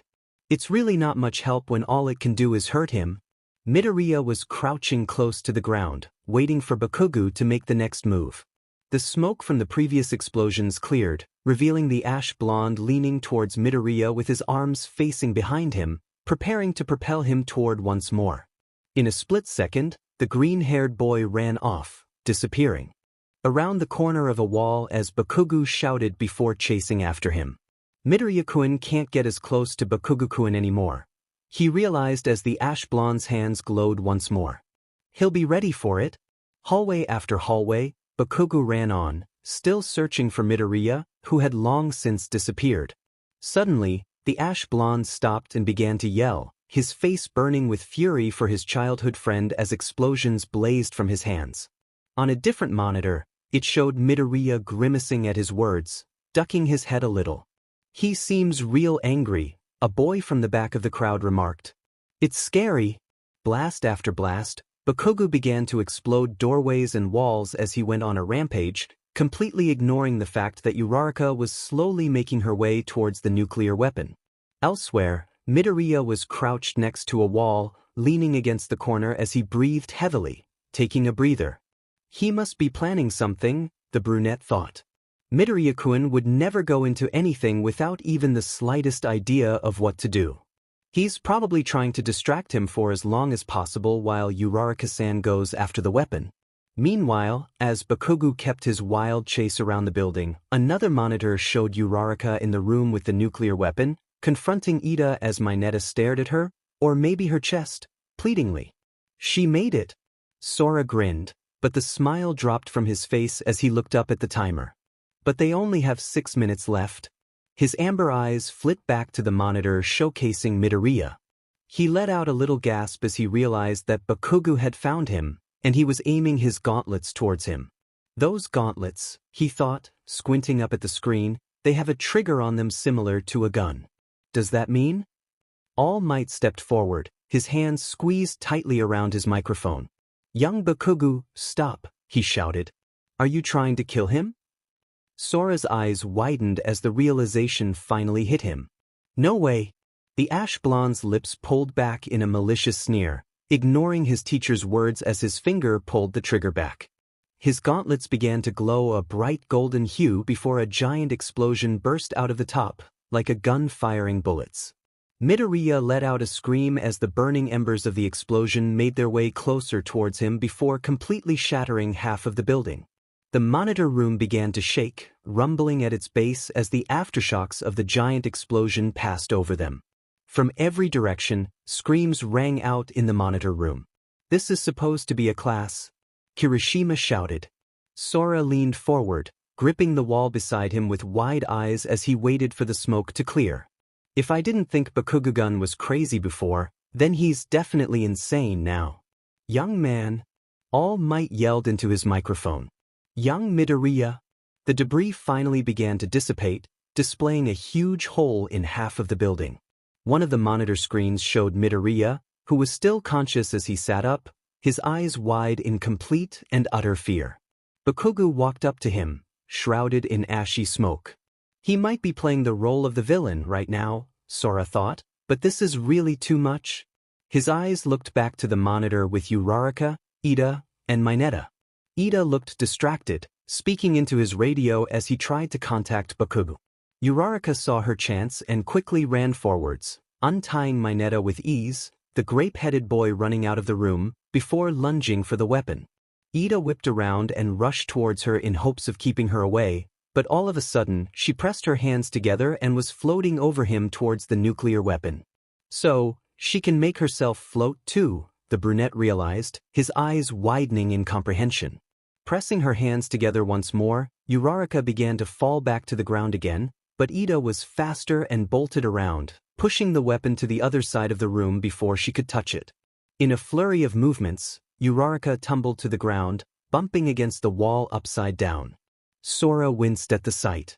Suddenly, the screen with Midoriya and Bakugo was enlarged, taking up the whole monitor. Midoriya was talking to Uraraka through his radio, and Bakugo's anger was only increasing as a result. Sir, you should stop them, Kirishima cried, facing All Might with an exasperated look on his face. That Bakugo's really crazy. He pointed to the screen fervently. He's gonna kill him. No, All Might told him before raising his microphone to his lips. Young Bakugo, the next time you use that, I'll stop the fight and your team will lose. The ash blonde's expression of fury increased tenfold before he whipped around and blasted toward Midoriya, screaming. The green-haired boy switched to a fighting stance, arms out before him.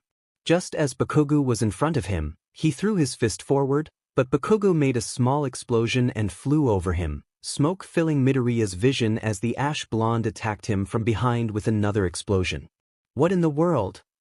Sora wondered. Ashido gasped loudly as Kirishima shouted, "What was that just now?"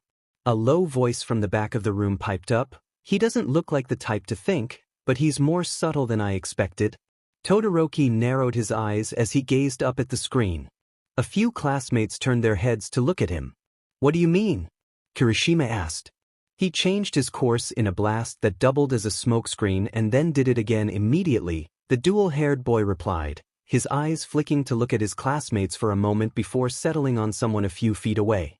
Sora looked over his shoulder and smiled to see that it was Kagami, her features still and shocked as the two's eyes met. He silently raised an eyebrow at the two of them before looking away. "I wonder what's going to happen between those two," he hummed to himself, a hint of worry clouding his features. Yaoyorozu's voice snapped him out of his thoughts. Getting in a clean hit while fighting against inertia requires fine lateral adjustments to the power of the explosions. Kaminari frowned and let out a sigh. "He's too talented. Too talented." Sora could have sworn that he heard Akari giggle at his comment. Back on the screen, Midoriya pressed a hand to his steaming back as Bakugo dealt a blow to his arm before grabbing it roughly in his hand, using his explosions to turn him around before slamming him into the ground. "This is a lynching," Ashido cried. "He can capture him for this exercise by just wrapping the tape around him." Tokoyami shook his head in disappointment. "These are not the actions of a hero." Kaminari scratched at his head. "I thought Midoriya was pretty amazing too," he said, "but when it comes to combat power, Bakugo is definitely a ball of natural instincts." All of a sudden, Midoriya began to run off, crawling on all fours while rushing out. "He's running away?" Ashido remarked. "That's not something a man should do," Kirishima muttered, "but he has no choice." He tilted his head. "But something strange." "Why?" Sora raised an eyebrow. "Why is he running towards the wall where he can't escape?" Bakugo began walking up to him, and they began to shout at one another, Midoriya's face full of waking emotion while Bakugo's was full of full-blown rage. They suddenly lunged for one another, fists flying. Midoriya's arm glowed a golden hue with a violet shine as Bakugo's hand began to burn a bright orange shade. "I said, this looks bad, sir," Kirishima screamed. Before he could stop himself, the words were being ripped from his throat. "You need to stop them right now," Sora shouted, stepping forward with his fists clenched at his sides and his wings stretching out. "At this rate, they're seriously going to kill each other." For an instant, All Might was frozen. And then he was screaming into his mic, "Both of you!" All of a sudden, Midoriya's arm changed positions, and it was facing upwards. In one huge punch, Midoriya's arm blasted upwards, the floors above them completely flying apart at the seams as Bakugo's fist collided with the green-haired boy's arm.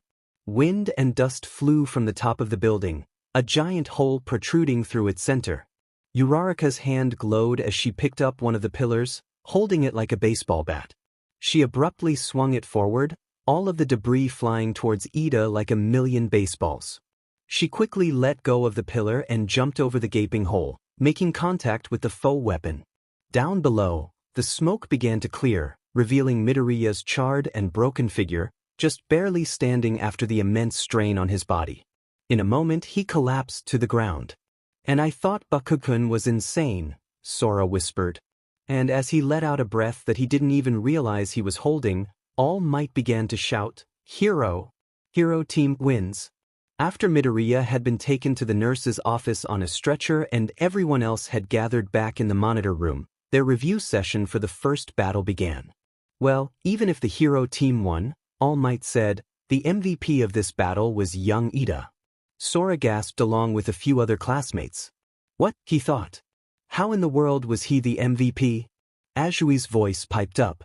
"It's not either of the winners, Achako-chan or Midoriya-chan?" All Might put his hands on his hips and leaned forward expectantly. "What? Why is that?" he asked the class. He abruptly raised his hand. "Does anyone know?" Yaoyorozu raised her hand. "Yes, All Might-sensei." Clearing her throat, she began. "That is because Ida-san adapted the most to the context of the training. From watching the match, it appears Bakugo-san acted on his own because of an obviously personal grudge. And as All Might-sensei said earlier, it is foolish to launch a large-scale attack indoors. In the same way, taking into consideration the damage he received, Midoriya-san's plan was also rash. As for Uraraka-san," she continued without a single pause, She let down her guard mid-battle, and her final attack was too reckless. If she treated the papier-mâché as a real weapon, she would not have been able to do something so dangerous. Ida-san had prepared for his opponent's arrival and assumed it would be a fight over the weapon, which made him late in responding to the final attack. The hero team only won because they took advantage of the fact that this was only training. They were practically breaking the rules. A bead of sweat rolled down the back of Sora's neck. That was a lot to take in, he thought. I wasn't expecting her to say so much. Out of the corner of his eye, he could see Uraraka's head drop in shame as Ida was practically beaming in pride. Bakuga's face was shadowed and he couldn't see what expression he wore, but he had a feeling it wasn't a good one. The young Ida also has parts of him that could be more relaxed, All Might stammered, but well, that was correct. He sent her a thumbs up. We should always start with the basics to develop depth of learning, she said sternly. We must strive to devote ourselves wholeheartedly. Otherwise, we cannot become top heroes. She sure does take this really seriously, the brunette thought to himself, a bead of sweat forming on his brow. But then again, she was one of the kids who got in through recommendation, right? He tapped at his chin. Who was the other one again? All right everyone, All Might's voice boomed, catching his attention once more. Let's change locations and start the second match. He pulled out the black and white lot boxes once more. Tackle this training after thinking about what we just talked about? Yes, sir, the class replied dutifully. He stuck his hands into the two boxes. The hero team and villain team this match will be. He pulled his hand out and showed the class the white ball. Team B. Pulling out his other hand and revealing the black ball, he said, and Team I. Team B and Team I, he thought, looking around the room. Isn't Kagami on Team I? His eyes landed on the raven-haired girl standing on the other side of the room. I wonder who she's up against. He walked up to her, hoping to catch her eye, but stopped when he realized that she was looking elsewhere. He followed her gaze, his amber eyes landing on a boy with red and white hair. Oh, he thought. She's going up against him? He squinted his eyes at the boy. That's Todoroki-kun, isn't it? He blinked warily. Wait a second. All of a sudden, something clicked in his head and his eyes widened to the size of saucers. That's the guy who kept looking at her yesterday. He looked back and forth between the two for a moment before freezing. Isn't he also the other kid that got in through recommendation? He swallowed nervously, his gaze flicking back to the raven-haired girl once more. She was no longer looking at the other boy, but up at their teacher. Good luck, he silently wished his best friend as All Might ushered the two selected teams and the hostage out the door. You've got yourself a tough opponent. Todoroki stared up into the face of the building, his eyes focused as he thought about the battle that awaited him inside. We'll be fighting Ojiro Mashireo, he reminded himself, and Kawarita Kagami. An image of the raven-haired girl flashed through his mind, her words from that first morning ringing through his ears like silver bells. You have really pretty eyes. He narrowed his eyes and lifted a hand to his face, pressing it against the ice-covered left half of his face. She thinks my eyes are pretty, he thought. She thinks they're pretty. No one had ever called his eyes pretty before, and he clung to the 5 simple words she had told him like a buoy in the middle of the unforgiving ocean. He knew he shouldn't try to get close to her. He had come to UA to become a hero that surpassed both All Might and his father, not to make friends. But Fuyumi's words that first morning had struck a chord deep inside of him. Friends? He had never had a friend before. No, he told himself, clenching his fist at his side. Friends will only drag you down and distract you. You are going to become a hero, and making friends won't help you with that. That's what he told himself, but the lump in his throat could not help but swell, the loneliness biting back at his mind. He had never had a friend before. Maybe he could make his first one. The deafening sound of an air horn blaring snapped him out of his thoughts, and he turned to face Shuji. A mouth appeared on the top of one of his tentacles and it spoke. I'll go find out where they're located in the hideout. Todoroki nodded in reply, the taller boy walking into the hallway as the tips of his tentacles turned into ears. Shuji's quirk is very useful for gathering information, he noted, stepping into the building after him. With both of our quirks, this match should be over very quickly. One of Shuji's tentacles transformed into a mouth again. Two are the hall on the north side of the fourth floor, it said. The other is very close to the other on the same floor. Another tentacle mouth appeared. Which one is it? The telekinetic girl or the guy with the tail? I don't care whichever one it is, Todoroki responded coolly, walking past him. Go outside. It's dangerous. He raised his right arm, a cold mist frothing around his fingers. Without questioning his action, Shuji nodded and stepped outside.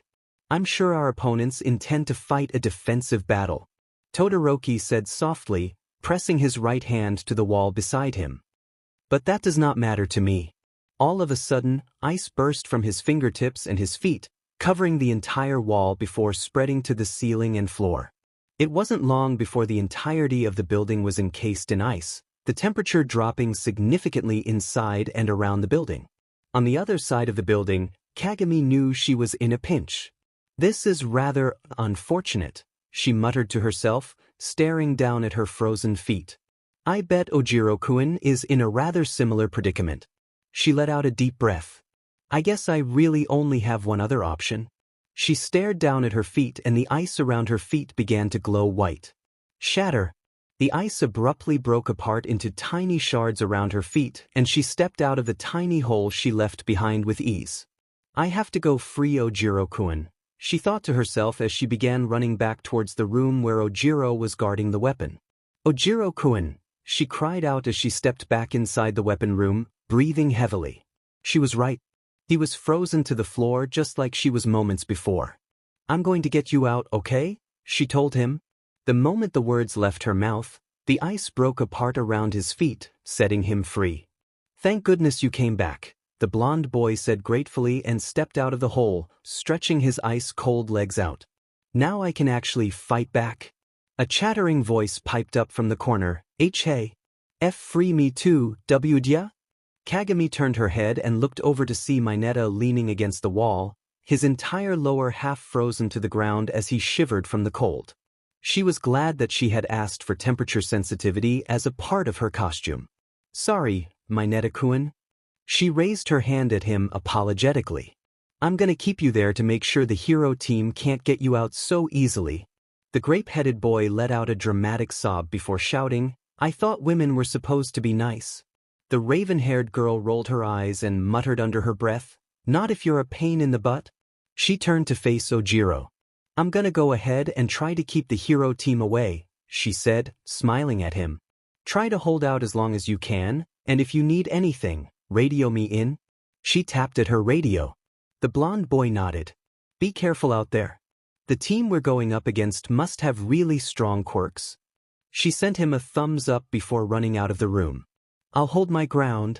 Back on the first floor, Todoroki leisurely walked up the stairs and turned another corner inside the frozen building, his feet crunching against the thick ice.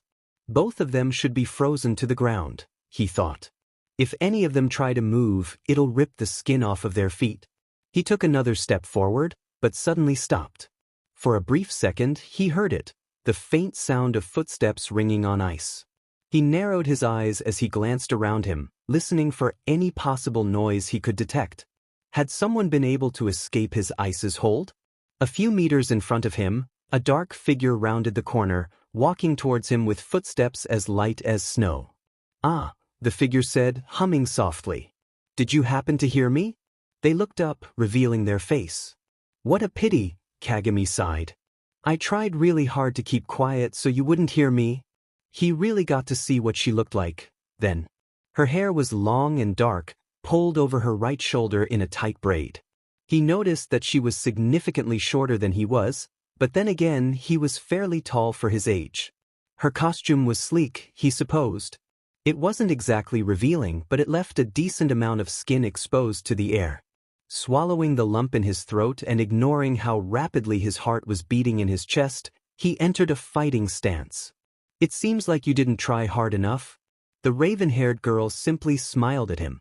I guess I'll just have to try even harder next time. Just like that, she bolted towards him, lunging her arm forwards. He dodged the attack, quickly ducking to his left before curling behind her. He reached out his right hand to freeze her shoulder, but a force field suddenly formed around her backside, pushing his hand away from her. He slid a few feet away, frowning at his current situation. Even without using her quirk, he noted, wiping at the side of his face, I can tell that she's fast. Faster than me, at least. Her quirk only allows her to create force fields and move objects, so if I want to win this battle, I'm going to have to fight at a longer range. Digging his foot into the floor, large spikes of ice began to rise from the ground, filling a large majority of the hallway. Kagami frowned and moved backwards, just barely avoiding the large protruding spikes of ice from the ground. The spikes were about a meter tall, and there was little to no chance that she'd be able to make it over them all in time to catch him without getting impaled. Todoroki nodded at her once before taking off, running in the opposite direction as her and towards the corner from which she had come. Just as he was about to turn the corner, he was stopped by another force field forming in front of him, cutting him off from the exit. He whipped around to look over where he had left the raven-haired girl, but she was nowhere to be found. In a flash, she was in front of him once more, kicking her leg towards his face as fast as lightning. He quickly pressed his right foot forward, a wall of ice shooting up and blocking her foot just before it could reach his face. She stepped back before quickly throwing herself over the wall, twisting around and aiming her hand towards him in a punch. Todoroki raised his right arm, the ice covering it completely, stopping her hand in her tracks. A small crack sounded when her fist collided with the ice. With a click of her tongue, she jumped back, skidding a few feet away, hissing as she clutched at her swollen hand. This is probably my fault for trying to punch solid ice, she laughed softly. His lips couldn't help but twitch upwards as he retorted, it most definitely is. She grinned at him, standing up straight. By the way, she hummed, still rubbing at her hand, I should probably introduce myself. My name is Kawarita Kagami. I'll be in your class for the next 3 years. She stuck out her non-swollen hand towards him, as if she were expecting a handshake. I believe your name is Todoroki Shudo, correct? She raised an eyebrow at him. You were one of the 2 students in our class to get accepted to UA through recommendation, weren't you? She chuckled. I can see why, with how powerful your quirk is. Todoroki took a step forward, his right hand raised as he remarked, You talk too much. A glint of mischief flashed through her dark sienna eyes as she tilted her head to the side innocently. And you don't pay attention? His eyes widened and he whipped around, a wave of shock flowing over him, completely surrounding him from every direction were hundreds of tiny ice shards that filled the air, each fragment sharpened to a smooth point and facing him like a vast wall of deadly daggers. He glanced over his shoulder at her, a newly formed force field having appeared around her to shield herself from her upcoming onslaught. Her eyes glow white when she uses her quirk. He remembered, panic beginning to claw at the edge of his mind. Her eyes are brown right now, so how is she still using her quirk? His eyes scanned over her face as quickly as possible and settled on the dark mask she wore around her eyes. That mask must be a well-disguised pair of goggles, he realized. It must have some sort of special lens that makes her eyes look normal all the time. If you try to escape, she said calmly, the smile dropping off of her face as she let her bruised hand drop to her side, then I won't hesitate to let my crystal daggers fly. He swallowed, a bead of sweat forming on his forehead despite the cold. How did she manage to create so many ice shards? He wondered, casting his gaze towards the place where he had raised the ice spikes from the floor. He noticed about half of them were missing. Can she manipulate objects, too? He took a deep breath and began weighing his options. I could make a shield around myself and then get myself out, he thought. But that would slow me down. He exhaled sharply. My best chance is to block her attack with ice while escaping. Turning around once more, his eyes made contact with hers. In one moment he was lost again, looking at her eyes while hearing her words play in his head again. In the next, he was running away from the corner he was heading towards before and towards the hallway that he had come from, running as fast as his legs would take him. He vaguely heard her click her tongue from behind him and say, You asked for it, before he was whipping up wall after wall of solid ice behind him as he ran. He could barely hear the ice shards ramming into his walls, colliding and breaking in mere seconds, over the sound of his heavy breathing as he sprinted. Quickly glancing over his shoulder, he was shocked to see each of his ice walls being shattered to smithereens behind him, one by one. He turned his head to face forward again, only a few feet away from his exit. I'm almost there, he thought in a whirl of movement. Just a little bit further. And then all of a sudden, he was stiff, unable to move a single muscle. He glanced down at his unmoving legs, a glowing aura surrounding them. He was completely frozen, still in the middle of running towards the opening. Panic rose up within him. What's going on? The sound of footsteps filled his ears. You know, Kagami said softly, her voice as smooth as silk, I really didn't want to do this. His breath caught in his throat as she appeared before him, smiling apologetically at him. Sorry, she murmured as she used her quirk to wrap the capture tape around his waist. But I have to do what I have to do. Suddenly, a loud beep was heard and All Might's unmistakable voice boomed through the building. Villain team wins. Kagami smiled weakly, releasing Todoroki from her hold. He stumbled forward as he regained control of his limbs once more. Congratulations, he said quietly, not letting the disappointment of losing show on his face. You're quite strong. The raven-haired girl chuckled softly, leaning against the wall as she finally let the fatigue grip her mind and body. She had held back the aches for as long as she could, but she had reached her limit, now. You're very strong yourself, she whispered softly, struggling to stay standing. She knew using her quirk on a person was a reckless decision, yet she had done it anyways. Sparks of pain flooded her mind, crashing against her head like a drum. He looked up at her, his eyes landing on her trembling form, a flicker of concern flashing through them. Are you okay? He asked. Her knees began to buckle. No, she laughed hoarsely, not really. Right then and there, her legs gave out beneath her and she collapsed to the icy ground, her head pounding even worse than before. He let out a sigh and walked towards her before bending over and wrapping his arms around her, picking her up bridal style. Her skin was cold and she shivered at his touch. You're hurt, he stated bluntly, his mismatched eyes locking on with her half-lidded ones. I can thank you for that, she laughed weakly, pain ripping behind her eyelids as she struggled to keep them open. You're the one who overworked me this much. This wouldn't have happened if you had just let me win the match, he said, walking through the building with her still close to his chest. It's just training, after all. She weakly raised an eyebrow at him, her eyes slowly beginning to grow dull. It doesn't matter if it's just training. It still matters to me. She pressed closer to him. And to let you win without letting me go down with a fight? She scoffed softly. As if her pounding headache was starting to fade as the blissfulness of sleep crept closer and closer. He didn't reply after that, simply carrying her through the building and eventually out into the sunlight. As she slowly fell into unconsciousness, she had only one thought consuming her aching mind. He was so very warm. And as the world around her went dark, she could not think that even if his eyes were as cold as ice, his hands were as warm as embers. Similar to our previous battle, All Might boomed. Despite the villain team having won, the MVP of this battle was young Todoroki. The dual-haired boy blinked in surprise at the sound of his name being listed as the MVP. I'm the MVP? But shouldn't it be Kawarita-san? Kirishima pointed out, raising his hand. She did very well as a villain, and she won the fight too. Todoroki silently agreed with the crimson-haired boy. He had lost to her skill and tact. He had let himself be distracted by her. Shouldn't she have been the MVP?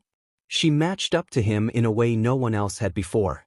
She gave the battle her all and she truly deserved that title.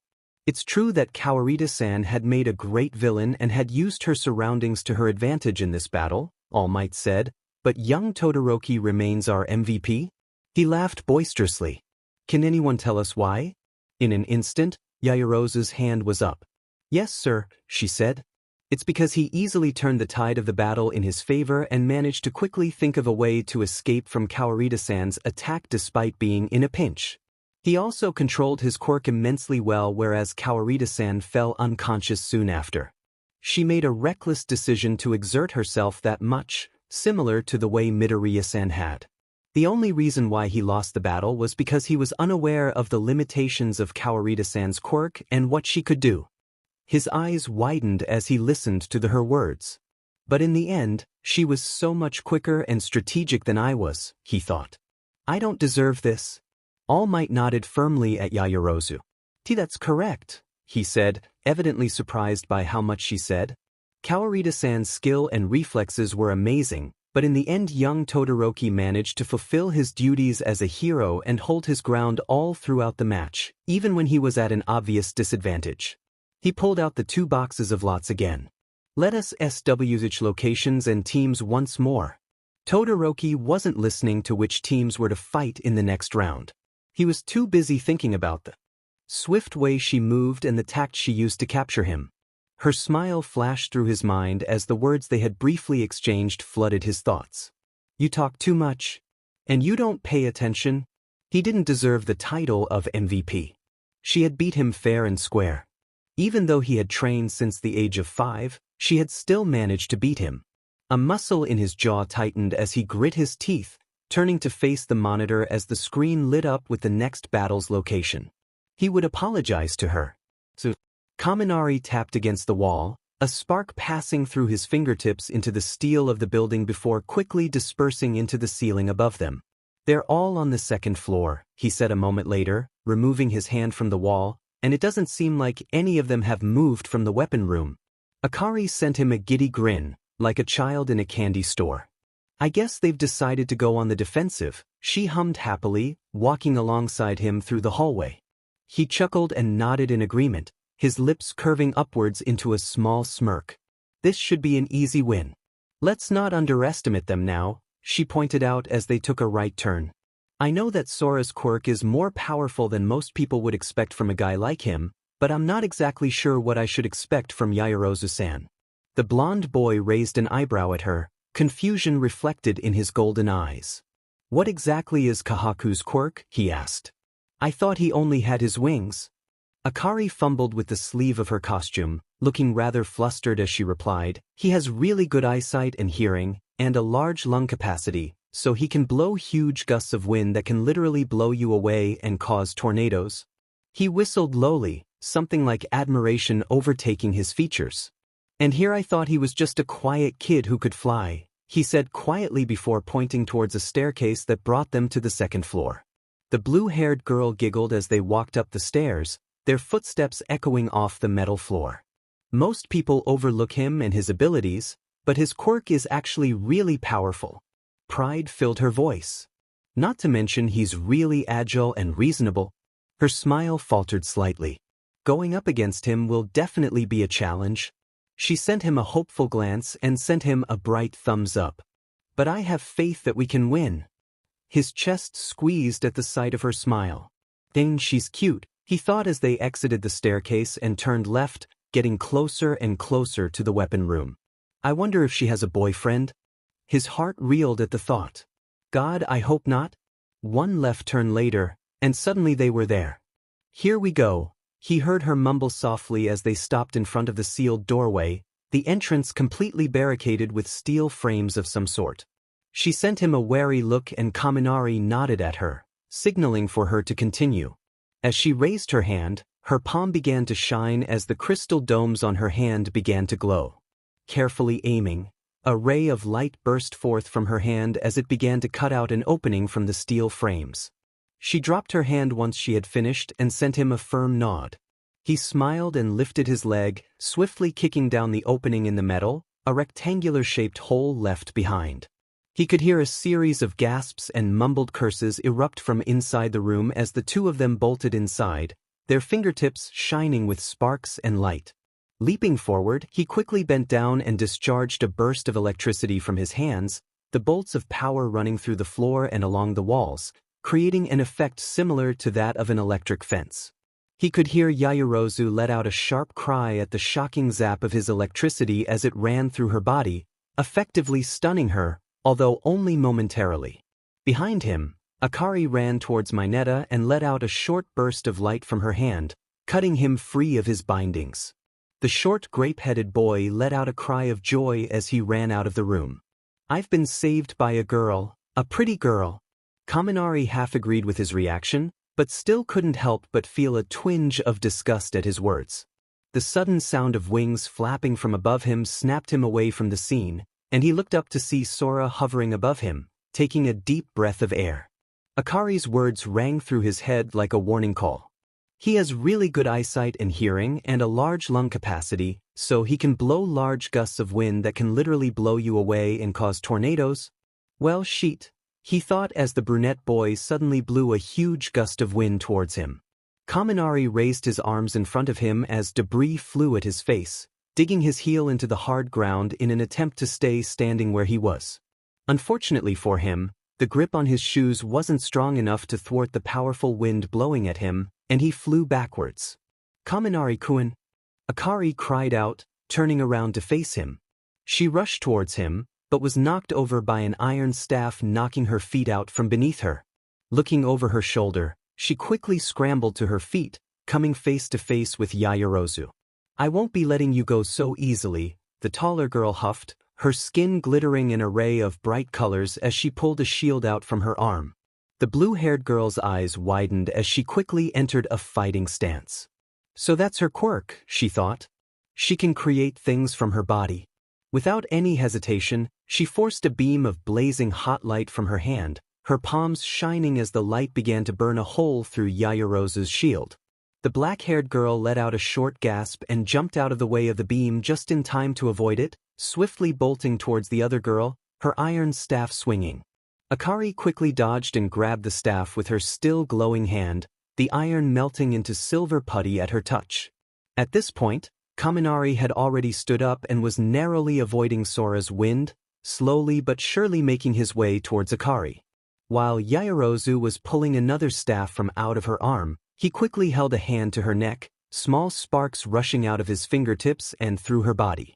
With a sharp yelp, the black-haired girl collapsed to the ground, a half-finished staff falling along with her.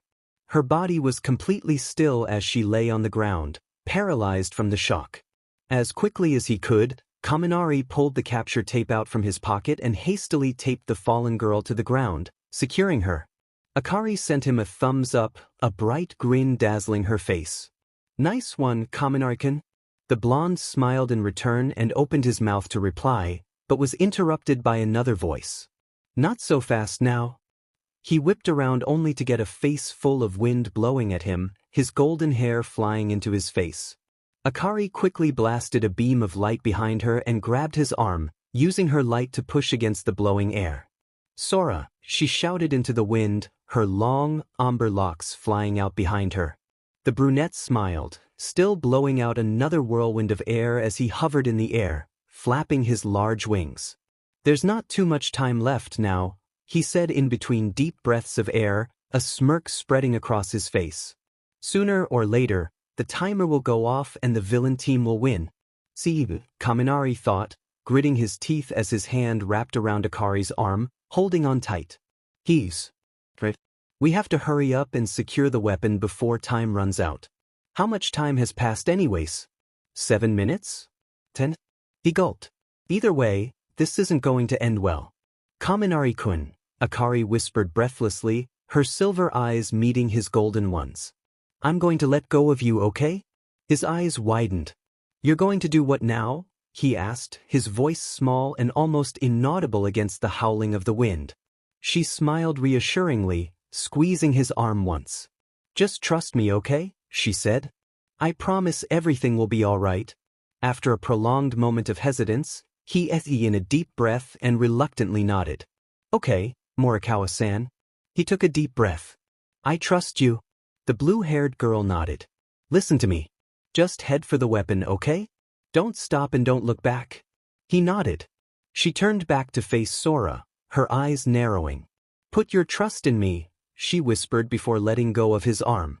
He immediately flew backwards and he dug his shoes into the floor, clenching his jaw against the force of the wind. He looked up, his gaze resting on the large papier-mâché weapon lying on the other side of the room. "Bring it," he thought to himself as he began to step forward. To his right, Akari was waving a hand in front of her, the light on her fingertips dancing wildly, swirling and churning brightly in the air. An image suddenly took form in the air, An exact replica of Kaminari taking the spot beside her so quickly that Sora didn't notice the difference, even with his advanced eyesight. Kaminari's eyes widened in surprise as he watched himself appear before his very eyes. She can make illusions. That was so fast too. He smirked. Looks like we have a chance here. He looked down at his feet and let out a gasp to see that he had seemingly disappeared. Holy CRP. Did Morikawa-san make me invisible too? He cast a glance towards Akari. Her eyes met his for a brief second and she sent a very subtle nod his way. So she can see me, but Kahaku can't see me. He smiled. Morikawa-san is just full of surprises. His eyes flicked towards the weapon and he slowly began making his way towards it, careful not to make any noise. With each step he took, he held his breath, hoping that Sora wouldn't be able to hear him, despite his enhanced hearing abilities. When Kaminari was only a few meters away from the weapon, Sora smiled, not missing a single beat as he took another deep breath and asked, "You know you can't stand around forever. How long are you going to stay like that for?" A sly smile overcame Akari's face. "For as long as it takes for us to win." As her eyes made contact with Kaminari's from across the room, she dropped her arm and shouted, "Kaminari-kun!" The illusion of himself vanished, melting away into light, and the blonde practically flung himself at the weapon. The blue-haired girl promptly sank to her knees, exhaustion racking her body. Sora whipped around at the mere sound of his opponent's name and dived forwards, taking another deep breath. Kaminari's breath hitched in his throat, his now visible fingertips outstretched as his hand made contact with the thick papier-mâché surface. An alarm blared and Sora barreled into the weapon head-on, a hollow thud resounding throughout the room. As the brunette let out a loud whine and sunk to the ground with his wings drooping at his sides, All Might's voice shouted through their small radios, "Hero team wins." Kaminari breathed heavily, leaning against the weapon as Sora sat up, rubbing at his forehead where a large red mark had been left behind. "I was so sure I had you guys," he grumbled, slowly standing up. The blonde grinned and patted his shoulder. "Better luck next time, dude." Sora smiled wearily and his gaze traveled towards the other side of the room. "You guys make a good team." Kaminari followed the brunette's gaze until he found himself looking at Akari, who was still sitting on the ground, her face weary and tired. He sent her a brilliant grin and she smiled so hard that she practically glowed in pure joy. "Yeah," he said with pride. "We do make a good team." The MVP of this team was clearly Morikawa-san. All Might shouted. Kaminari could see the blue-haired girl noticeably stiffen at the sound of her name, looking down at the ground in embarrassment as her cheeks grew rosy. "Can anyone tell me why that is?" Yaoyorozu's hand was up in an instant. "Yes, All Might Sensei." She cleared her throat and began. She quickly cleared a path to the weapon room and easily broke through our defenses. While in the heat of battle, she remained stable and held her ground even when she was in a tight spot against Kahaku-san. She almost shamefully looked down at her feet. When things took a turn for the worse for her, she quickly made a snap decision and got Kaminari-san to the weapon without much difficulty, all while acting along with her illusion. All Might nodded, less fazed by the intelligent girl's explanation this time. "That is correct. Thank you, Yaoyorozu-san, for the thorough explanation." The black-haired girl's expression seemed to brighten at his comment. "Yes, sir." Kaminari looked over at Akari from the corner of his eye, the blue-haired girl still looking flustered by the title of MVP being bestowed upon her.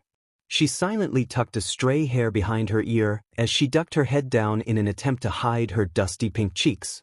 "Cute," he thought to himself as he grinned. "She looks so cute like that." The shrill screech of a whistle filled the air, drawing Class 1A's attention to the source of the sound.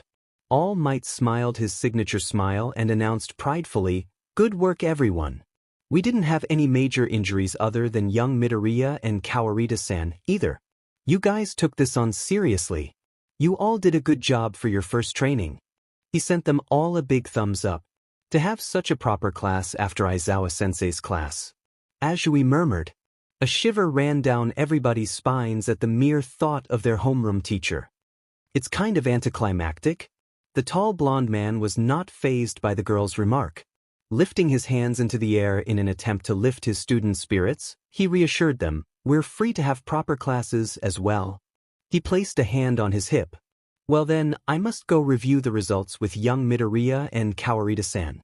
Change and return to the classroom.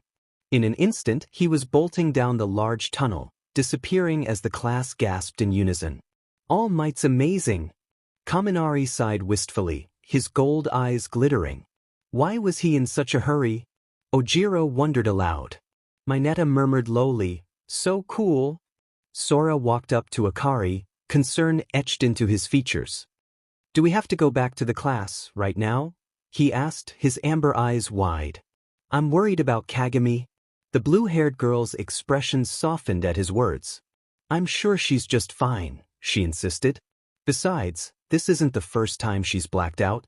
She patted his shoulder, chiding, she's a tough cookie, you know that. It'll take more than one training session to break her down. The brunette boy let out a defeated sigh and nodded slowly. Kari was right, Sora knew that. But he couldn't help but want to find Kagami and hug her close, anyways. He knew that she was strong enough to carry herself on her own, but to him, she would always be the little girl who held onto his arm no matter where they went, whether it was for him or herself. Letting out another deep breath, he walked towards the change rooms, his footsteps heavy as he resisted the urge to run to the infirmary. Waking up in an unknown place was never anyone's cup of tea. So when Kagami's eyelids fluttered open to see an unfamiliar white-tiled ceiling above her, she shot forwards with a start, sitting upright in an instant. Where am I? She wondered in a panic, looking around the room frantically. What happened? Her thoughts came back to her slowly and hazily, as if they were emerging from a thick fog. She had a feeling that she was in the nurse's office, due to the faint scent of rubbing alcohol and disinfectant wipes that tickled her nostrils, and she was very aware of the closed curtains that surrounded her, although she had no clue what lay beyond them. How did I get here again? She asked herself. The answer almost simultaneously clicked in her mind, and she let out a rest of relief. Right? She had been in combat training with All Might and was fighting against Todoroki Shudo. She remembered freezing him in place and capturing him, ultimately winning the battle. Then she remembered that she had collapsed and he picked her up and everything went dark and God, he was so warm. Ah, I see you're awake, a voice said to her right. She turned, startled, only to see Recovery Girl sitting on a chair next to her cot, a tender smile on her face. I was wondering how long you were going to sleep for. Another thought hit the raven-haired girl. What time is it? She asked abruptly. How long have I been out for? She knew that she was still wearing her hero costume and noticed that her mask was gone, but everything else was a blur. Only for about a half hour or so, the elderly woman replied sweetly. The rest of your class only returned to the classroom just about now, actually. She pulled out a clipboard from behind her. You can leave whenever you feel up to it. Her expression grew serious. But I'm going to have to ask you a few questions before you leave.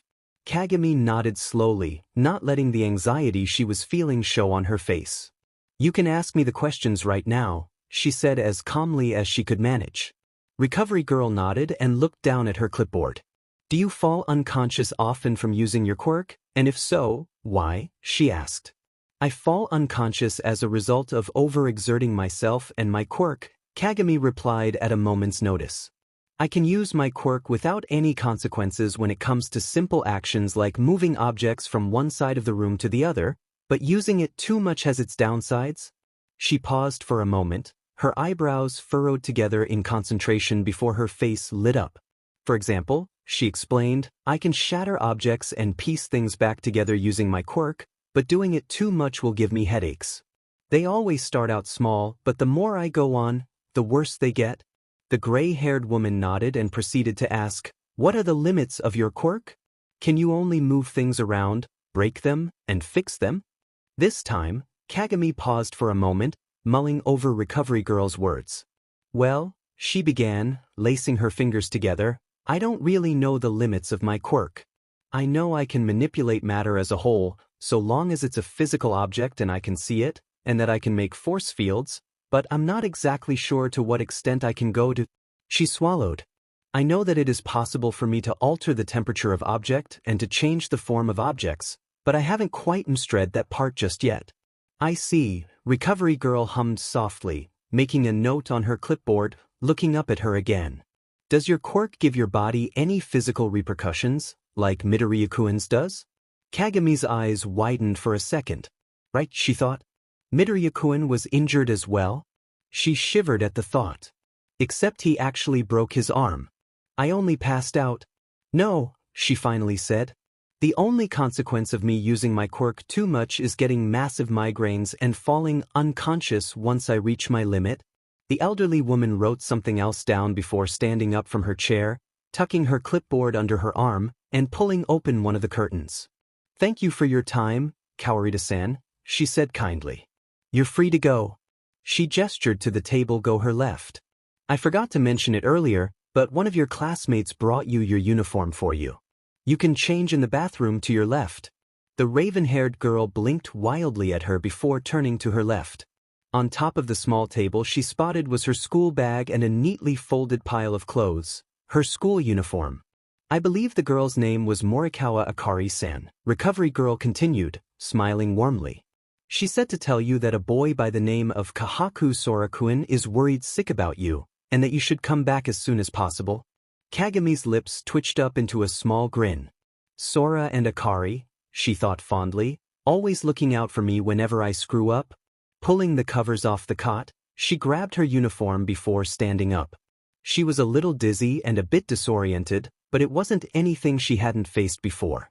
Thank you, Recovery Girl, she said politely, bowing to the nurse briefly. I appreciate you passing my friend's message on to me. The elderly woman chuckled. It was no problem at all, dear, she said. It's nice to see that you have such great friends watching after you. The raven-haired girl sent her a smile before stepping past the curtain and towards the bathroom, opening the door and slipping inside to change.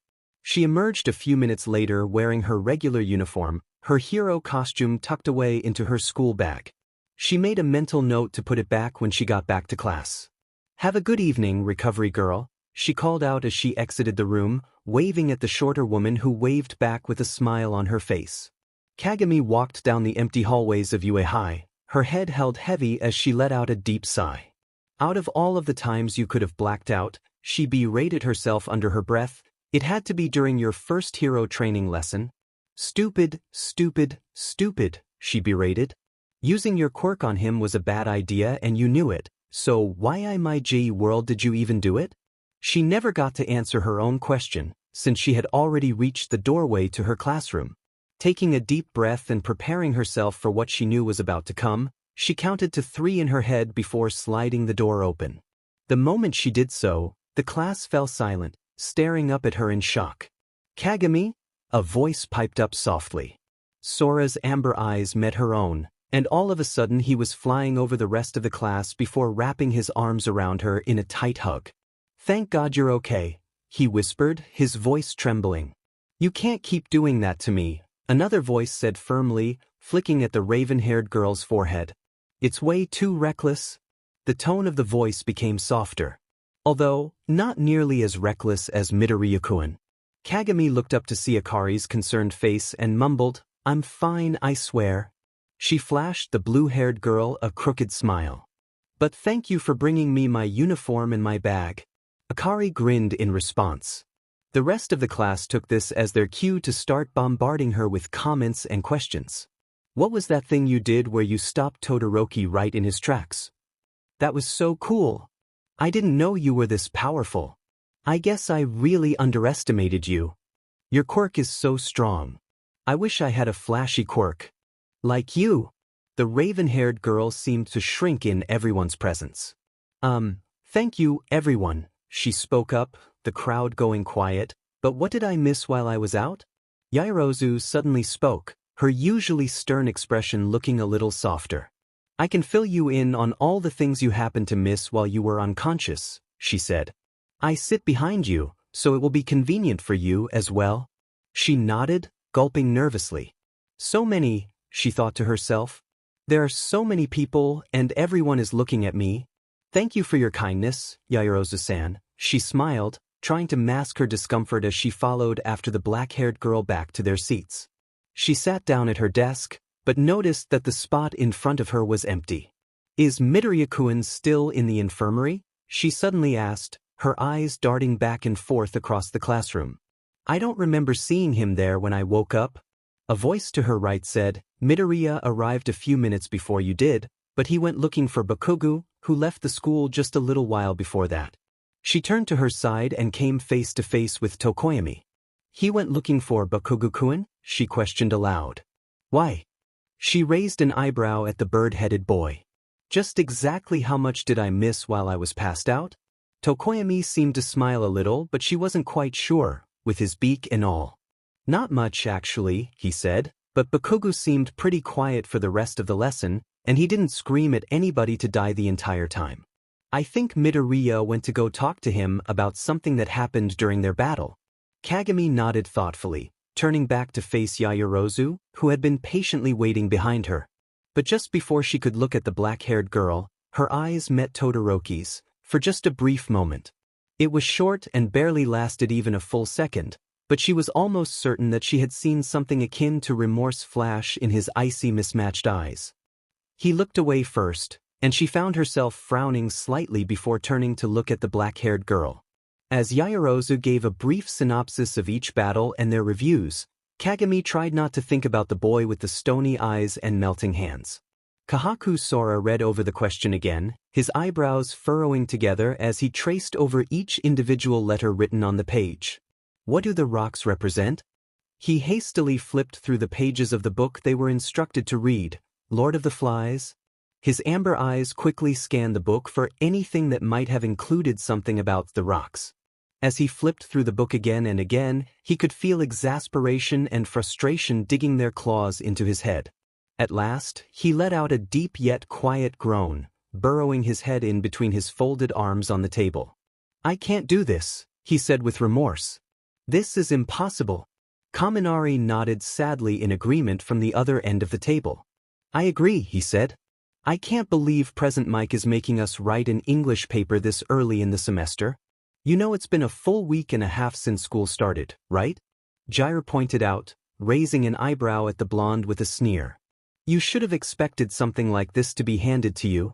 The blonde boy glared at the indigo-haired girl before turning to look at Akari, who sat to his left.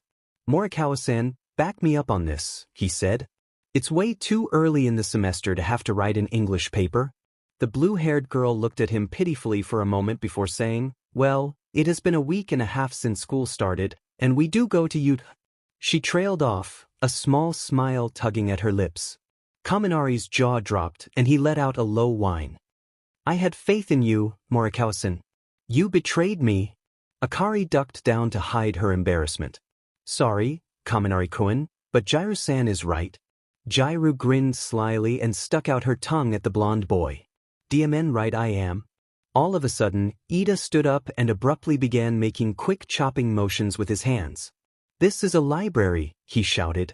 You must be respectful of the others studying in here and the upperclassmen who once sat in these chairs. He pointed at Kaminari. Also, please be quiet or we'll get kicked out. Sora snorted from beneath his hand. But Ida-kun, he said, laughter bubbling up in his throat as he lowered his hand, you're the one talking the loudest. Don't you think you're being just a little bit hypocritical? The navy-haired boy opened his mouth to reply but suddenly stopped before sitting down once more. I apologize, Kahan. He coughed into his fist, looking rather shameful of his actions. I did not mean to disrupt our work session together. It's all right, Ida-kun, Midoriya said reassuringly, patting him on the shoulder gently. We all get a little worked up at times. You should know that best, Deku-kun, Uraraka chirped, smiling warmly. You broke your finger, your arm, and you burned your other arm all in 1 week. Being worked up is probably second nature to you now. The green-haired boy's face burned in a dark blush as she averted his gaze from the brunette's. He mumbled, stammering. Sora abruptly cut in, both to save the stammering boy and to say something. Midoriya-kun, he said softly, why do people call you Deku? His face was full of worry, concern flashing in his eyes. Todoroki quietly added from the other side of the table, doesn't it mean useless? Midoriya stiffened, looking visibly uncomfortable, and the brunette suddenly added, stuttering, why don't you need to answer I if you feel uncomfortable? I was just curious. The green-haired boy shook his head. And no, it's all right. He coughed. Deku is a nickname that Kaken made for me when we were kids, because it's another way you can read my name and so it could be used as an insult. Sora raised an eyebrow at him in confusion. Kaken? He murmured softly. Are you by chance referring to Bakugo-kun? Midoriya nodded enthusiastically. Yeah, we're childhood friends. Sora's eyes lit up as a smile overtook his face. Wow, really? I'm childhood friends with Kagami, too. He paused at the confused looks his friends sent him. You guys probably know her as Kawarita? Uraraka grinned and proudly added, she rescued me during the entrance exam with Morikawa-chan and Deku-kun. She paused, her brown eyes glancing around the table. Wait, where is she right now? Shouldn't she be with us? Sora shook his head. Kagami works most days of the week after school, but she has Tuesdays off, so I try not to bother her too much. He looked down thoughtfully at his book. She should rest more. Jairu nodded in understanding. You seem to care about her a lot. It makes sense that you guys are childhood friends. The two of you seem pretty close, and you're on first-name basis with each other, so I was wondering why that was. She turned to look at Akari. Speaking of being on first-name basis, how come you, Kawarita, and Kahaku are on first-name basis with each other, too? With a shy smile, the blue-haired girl replied, we met in middle school, and we decided to cut the formalities after a few years of being really good friends past. Kaminari's eyes were wide with awe. All three of you guys are really close with each other, huh? He said. Akari laughed. Yeah, I guess. She smiled slyly. But Kagami and Sora are the closest? Sora's eyes widened. Akari, he warned sternly. Kaminari leaned in closer to the blue-haired girl, oblivious to her deepening blush. Just how close are they? He asked, grinning wildly. The amber-eyed boy's expression changed from one of nostalgia to one of exasperated horror. Akari, no, he whispered. He could practically hear Akari cackle in his ear as she said, they're very close, and I am just waiting for them to admit how in love they are with each other. Midoriya and Uraraka gasped. Jairu dropped her pencil as Ida's eyes widened to the size of saucers. Todoroki went stone still. Kaminari's grin seemed to grow even wider, if possible. Sora hissed, Morikawa Akari? He turned to face his other friends, his face full of sincerity. Kagami and I are just friends and we have known each other our entire lives. The relationship between us is strictly platonic. The blue-haired girl eyes practically glowed with mischief. That's just because you can't admit your love for each other. The brunette hung his head in his hands. Akari, I am going to die, and not because of this paper. Midoriya chuckled nervously. I believe you, Kahaken, he said, smiling at him. You guys just look like really good friends. Nothing more. Sora whipped his head up, glee written all over his face. Thank you, he cried, collapsing into the table. Finally, someone takes my side. I believe you too, Uraraka added. Same here, Jairu hummed. The two of you are surely just friends. Ida agreed. Thank you so much, he said, his eyes full of joy. It's nice knowing that at least somebody, he glared at the blue-haired girl sitting beside him. Believes me. I still ship it, Akari whispered under her breath. Agreed, Kaminari nodded. Sora's expression grew weary. Kaminari-kun, please. Not you too. The students began to titter in amusement as the brunette buried his blushing face in his hands, the blonde boy poking at his cheek. From the other end of the table, only one other person was silent. Suddenly, they stood up. I'm sorry, everyone, Todoroki said, shoving his papers and book into his school bag. I think I should head home now. My sister will be worried. Midoriya waved at the dual-haired boy. All right, Todoroki, he said. See you tomorrow.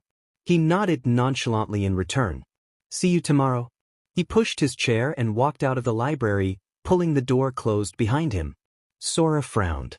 Did we make him uncomfortable with our conversation? He wondered worriedly. Uraraka shook her head. I think he just needed to get home. He didn't seem too bothered by what we said. Concern immediately flooded Akari's face, the teasing expression she wore a few moments earlier vanishing completely. Maybe I should apologize to him. Midoriya sent her a reassuring smile. I'm sure he's fine. We can ask him about it tomorrow, if it still bothers you. Sora nodded and opened his book again, reading over his English paper question once more. What do the rocks represent? He let out a deep sigh and scanned the pages of his book again. Stupid English paper, he thought. Who cares about the rocks? They're just rocks. He furrowed his eyebrows together as he read over the question again. This was going to be a long school year. The jingling sound of chimes echoed through the coffee shop as Todoroki pushed open the door. He quickly stepped into the shop, glancing around once. At his side, he carried his school bag, the rough copy of his English paper hastily pushed in between the pages of his book along with his laptop. It was Sunday afternoon, and his English paper was due on Monday morning. Running a hand through his crimson and white hair, he let out a soft, frustrated sigh as he stepped in line, pulling his phone out of his pocket and unlocking it. 2:34 p.m., the screen read, the oncoming deadline looming over him like a shadow. He had no time to waste, and he was going to need some coffee for him to get anything accomplished. Sure, he could have made himself some coffee at his house and worked there, but spending time under the same roof as the cold gaze of his burning father was already hard enough when he had to. The coffee shop would be his next best bet. Besides, it was quiet here, he noticed, and the store was empty, for the most part. The enticing aroma of coffee was soothing for him, and it would help him concentrate on his work. So far, everything was going according to plan, and the plan was fairly simple. Order a double-shot espresso, sit down beside the window, finish writing his paper, type it up, submit it, and leave. It should be fairly simple. After all, the only question he had to answer was, what does the conch represent? At the rate he was going at, he would be done before sunset and would make it home in time for dinner. The plan worked for about 3 minutes. Todoroki stepped up to the counter, still looking at his phone as he scrolled through the list of points he needed to make in his paper that he had jotted down in his notes. Hello. What can I get you, sir? Todoroki's head whipped up faster than it had ever done in his entire life at the sound of the barista's voice. His heterochromic eyes met deep brown ones. Kawarita? Her name escaped his lips before he could stop himself. The raven-haired girl laughed. Yup, she hummed, tapping on her name tag. That's me. She sent him a small smile. But unfortunately for you, I'm not on the menu. He stared at her in confusion for a moment, her words registering in his head. Of course you're not on the menu, he said. Why would you be? She sighed and shook her head, leaning over the counter a little further. Never mind that, she said. What can I get you? His mind went blank for a few seconds before he finally found the right words he was looking for. 1 double-shot espresso, please. She nodded. Would you like anything else with that, sir? The way she added sir irked him for some reason, but he didn't bring himself to correct her. After all, she wasn't doing anything wrong. That's all, he said. She nodded. Will you be staying in house, or do you need your drink to go, sir?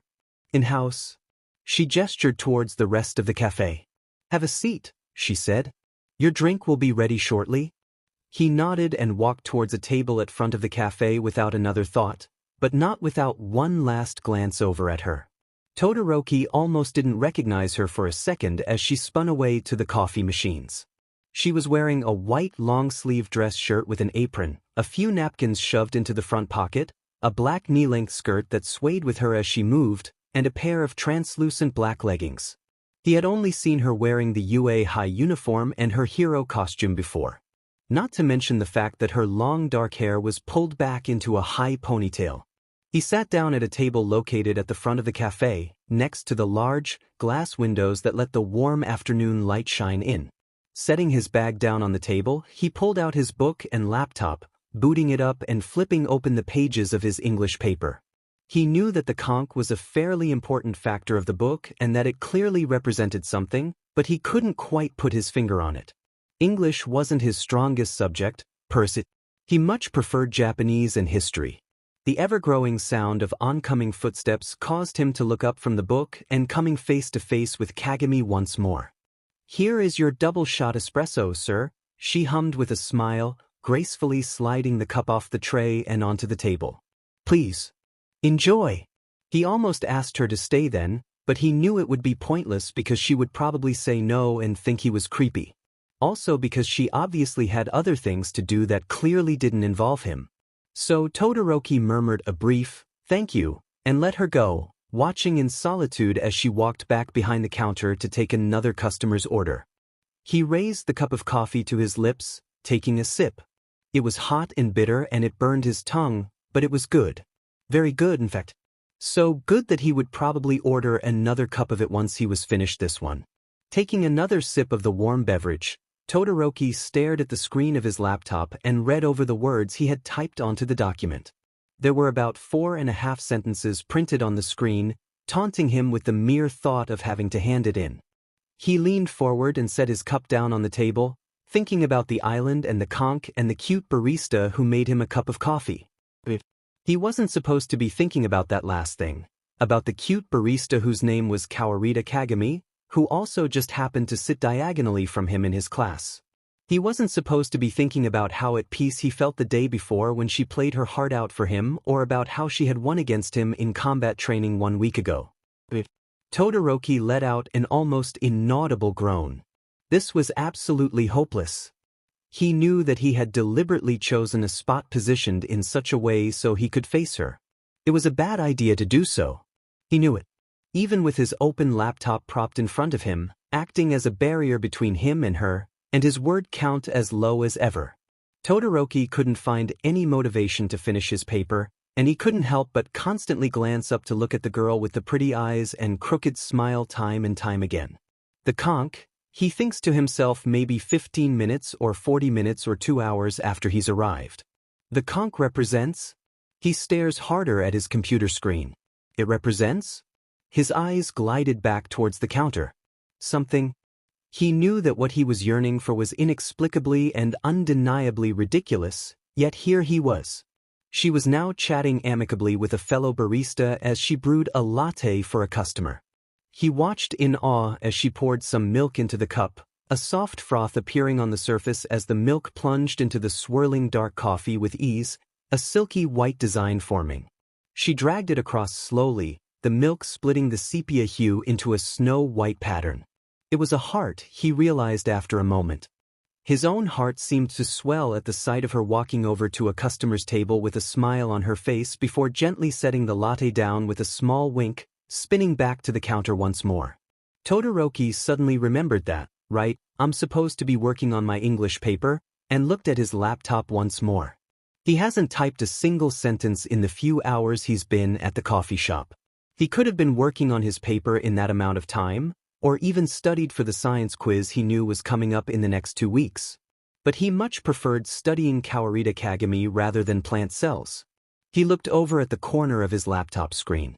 4:58 p.m., the screen blinked at him, almost ominously. DMN, he thought to himself. I've been here for 2.5 hours. He stared at the computer screen. The mostly blank document stared back at him. I should actually start working. He had told himself that sentence again and again for the past 2.5 hours, but this time, he would actually finish his paper. He was sure of it. Letting out a deep sigh, he flipped through his book again, his eyes scanning over each paragraph. The conch, he thought once more, has to represent something very influential on society because of how largely mentioned it is in the book. He exhaled sharply in frustration. Could it be economy? He shook his head. No, that's not right. Why would they break the conch at the end of the book then? It's not like they had an economy on the island to begin with. His eyes flitted back to the counter once more, searching for a certain raven-haired girl. Todoroki was surprised to see that she was no longer brewing drinks for any incoming customers, most of which had already left the coffee shop. He should leave too, he noted after seeing the mostly empty shop. It was getting late and he wasn't getting anything done by being here, so he should probably just leave. Ah, that's the English paper that's due tomorrow, isn't it, Todoroki-kun? He raised his head, his heart pounding at his chest. It is, he said. Kagami smiled and slid into the chair across from him, eyeing his paper very briefly. You don't have very much done, now do you? She commented, leaning forward and resting her head on her hand. He flinched a little at the remark. No, he said quietly. Her hair was down, he noticed, released from its ponytail, and she was no longer wearing her cafe uniform, but instead a dark gray jacket with a crimson scarf tied loosely around her neck and her school bag at her side. It might have been chilly outside to anyone else, but his quirk naturally leveled out his temperature for him, so he could barely tell a difference. "I can help you out with your paper," she offered quickly, flashing him a smile. "My shift is over, anyways." He raised an eyebrow at her. "So, you work here?" She scoffed and retorted, "No, I just happen to brew drinks for people who come in here for no reason whatsoever." At his blank and confused state, she said, "That was sarcasm. For your information, yes, I do work here." Todoroki nodded to himself. He was half tempted to ask how it was she managed to balance a job, her schoolwork, and training all at once, but he didn't press on it. Instead, he watched her lean forward and say, "Now that you've confirmed my employment, let me help you with your paper." Todoroki didn't say no when she grabbed his book, pulling his paper out from between the pages. He only watched her with his icy eyes, cold as ever, despite the fire raging beneath his skin. "So, what's the question President Mike assigned you?" she asked, her eyes quickly scanning over his paper. He replied, "What does the conch represent?" He looked down at his laptop keyboard. He wished he could type out the words he wanted to tell her instead of having to actually say them. "The conch," she repeated, sounding shocked. He glanced up at her, her eyes wide in surprise as she abruptly opened his book to a page in the front. "I can't believe President Mike gave you such an easy question," she muttered, quickly flipping through the pages. "Easy?" he sputtered in response. "How is this question easy?" English was hard. He had no clue how she thought this was easy. "The conch represents democracy," Kagami explained without any hesitation. She slid the book across the table, pointing at an excerpt. The conch was first introduced in the story by Piggy to bring order to the island and to band the boys together. His eyes read over the page she was pointing at before he nodded once. "Okay." She flipped to a page in the middle and pointed at another section. "Only whoever was holding the conch had the power to speak in discussions," she continued. "However, this political and civilized system fails to work, which highlights how the situation degenerates to savagery." He nodded again, and she flipped to the back of the book, holding the page in his face. "To represent this, the conch is crushed, thus symbolizing the fall of civilization on the island and amongst the boys." She set the book down on the table, 3 of her fingers bookmarking the pages that she had showed him inside the book. "It's clear to see the symbolism. I don't understand how you find this difficult." Todoroki stared at her, stunned. He looked back and forth between her and his laptop for a few seconds, speechless. He coughed. Thank you, Kaorita-san." The raven-hailed girl sent him a warm smile and pulled a napkin from her pocket, tearing it into thirds before hastily shoving them into the bookmarked pages of the book. "Don't mention it," she hummed, pushing her chair back. "Those 3 chapters should cover what you need to write, for the most part." He sent her a questioning look. "Just wondering," he said, "but what is the question President Mike gave you for your paper?" She blinked at him once before replying, "My question was, what do Piggy's glasses represent?" He quirked an eyebrow at her. "And your answer?" "They represent the power of science and intellectual endeavor in society," she responded without another thought. "This meaning is emphasized when the boys use the lenses from Piggy's glasses to focus the sunlight and start a fire." She raised an eyebrow at him. "Why do you ask?" "Simply out of curiosity," he says, his face stone cold, "and I have to say, your question sounds much easier than mine." This time, it was her turn to stare at him with a blank look on her face in confusion. "That was sarcasm," he explained. The grin that spread across Kagami's face was worth every second he spent procrastinating in the coffee shop. "I see I just got a taste of my own medicine, She laughed, her eyes shining with mirth. A small smile formed on his face as well, his lips turning upwards in the faintest of grins. However, his smile quickly fell, and a wave of guilt washed over him. He still hadn't apologized for what happened during the combat training the day before.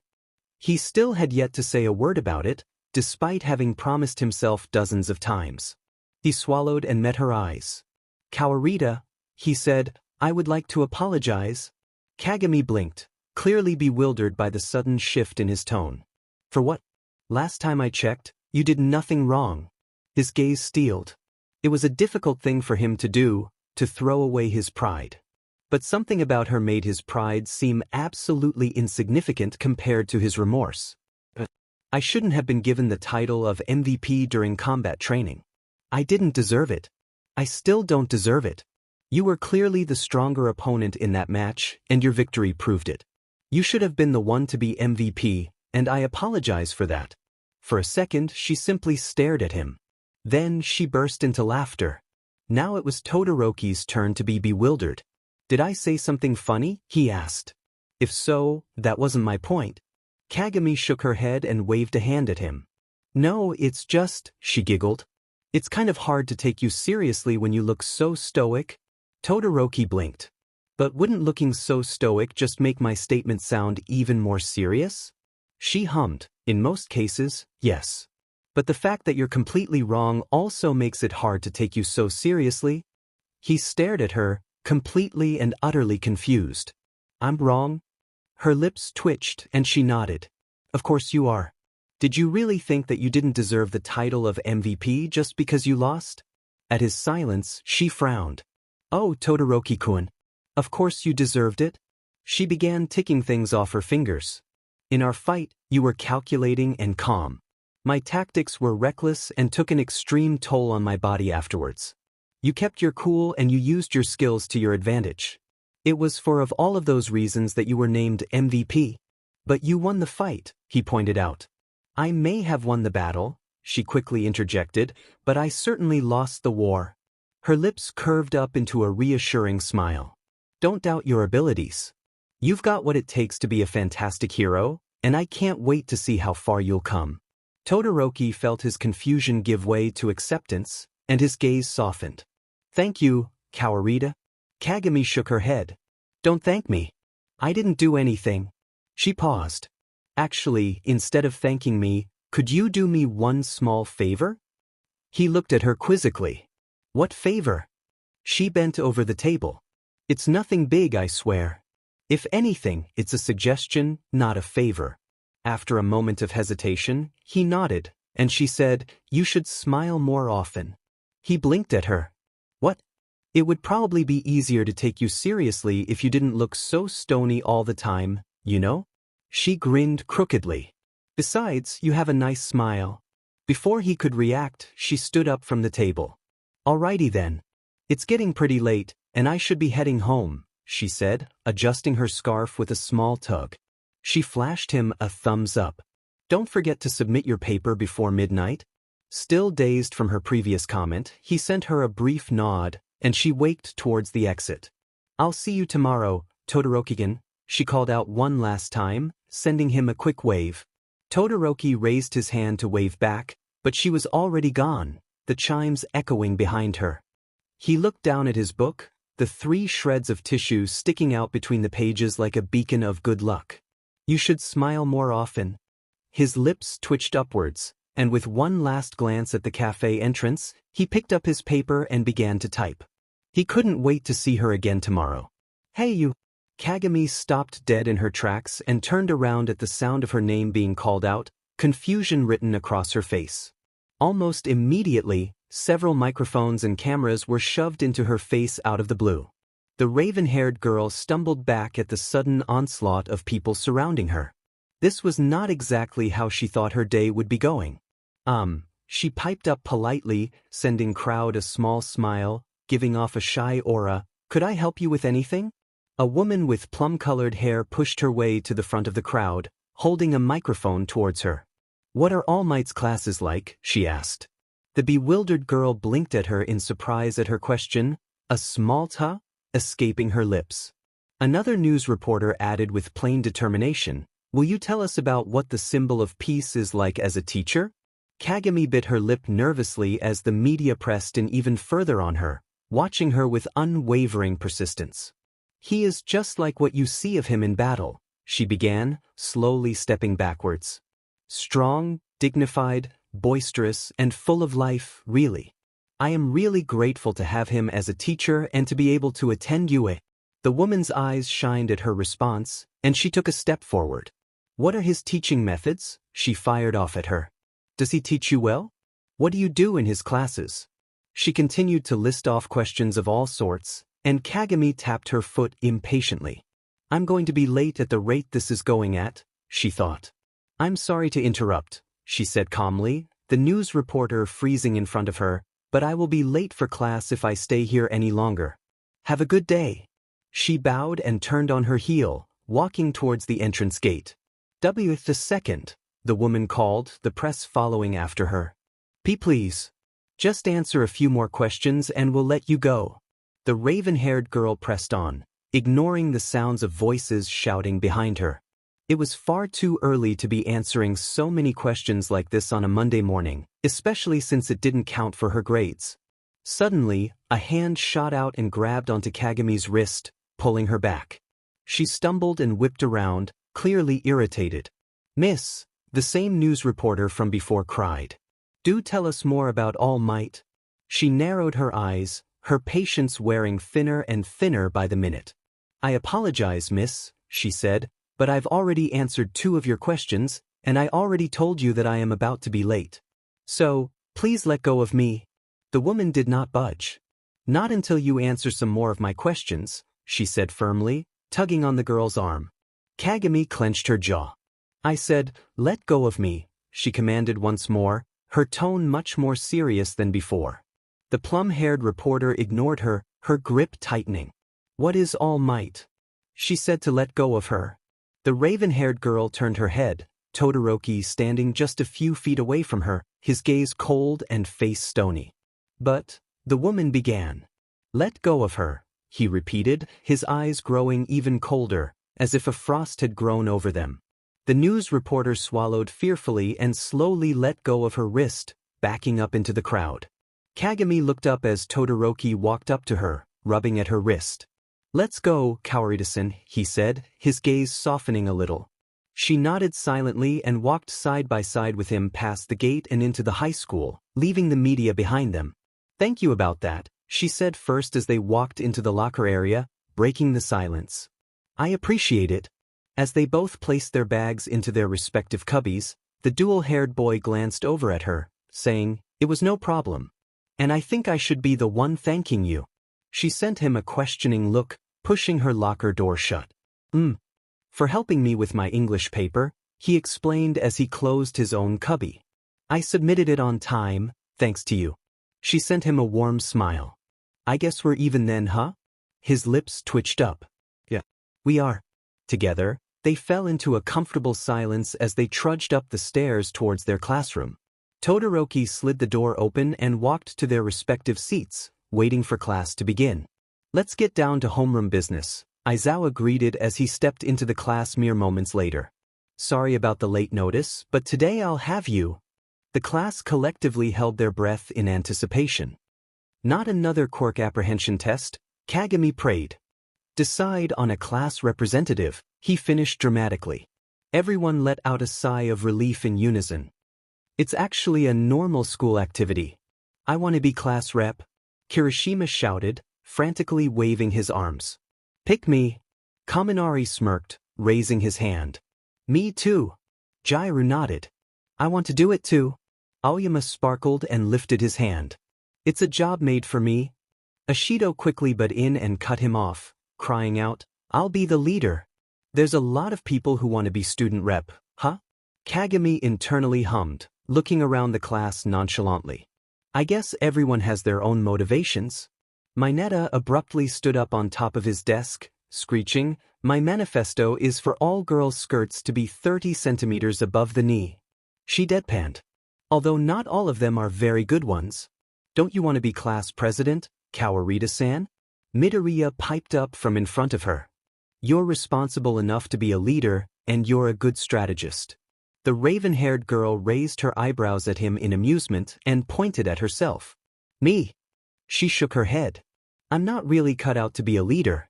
She sighed and leaned forward on her desk, rubbing at her temples. Besides, she added, I already get enough headaches from using my quirk. I don't need any more by listening to everybody's problems. The green-haired boy blinked at her in surprise. What about Kahaku-kun? He asked. He's reasonable and listens well to others. From across the class, the amber-eyed boy shouted in reply, I'm not bold enough to have a job like that. No way. Midoriya's emerald eyes widened for a split second in surprise before scanning the class and landing on Akari. Morikawa-san would make a good representative, he pointed out. She's very kind and everyone likes her. The blue-haired girl turned at the mention of her name. I don't think I'd be a very good class rep, she laughed. I honestly think someone else would be better suited for that position. I'm more of a pushover really, and I'm not much of a leader at all. All of a sudden, Bakugo screamed somewhat angrily from the front of the class, let me do it. Me. One voice sailed over the rest, silence please. The class fell silent and looked at the source of the noise. It is a job with the serious responsibility of leading others, Ida said sternly. It is not a job for just anyone who wants to do it. It is a calling that requires the trust of those around you. If we want to use democracy to decide on a true leader, then we should hold an election to choose one. Everyone broke into a shout, your hand is raised the highest. Why did you suggest that? Kaminari asked in shock. We haven't known each other for that long, Azui added, so how can we have trust or anything? Kirishima continued, if that's the case and everyone votes for themselves. Ida lowered his hand, squeezing it into a fist.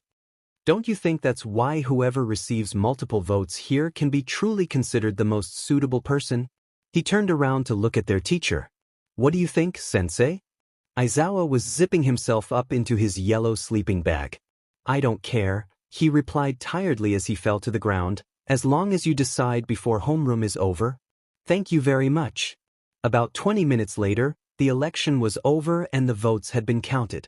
The results revealed that there were clearly only 2 victors. Midoriya Izuku, 3 votes. Yaoyorozu Momo, 2 votes. I got 3 votes? Midoriya screeched in shock, his eyes practically bulging out of his head. Bakugo stood up and slammed his hands against his desk. Why Deku? Who voted for him? He screamed. Siro smiled and snickered. Well, it's better than voting for you. What did you say? At his desk, Ida shook with disappointment. 0 votes? He whispered to himself. I knew that would happen. That is only to be expected of a person's calling. You voted for someone else, huh? Yaoyorozu said with pity in her voice. But you wanted to do it too, Sata pointed out. What are you trying to do, Ida?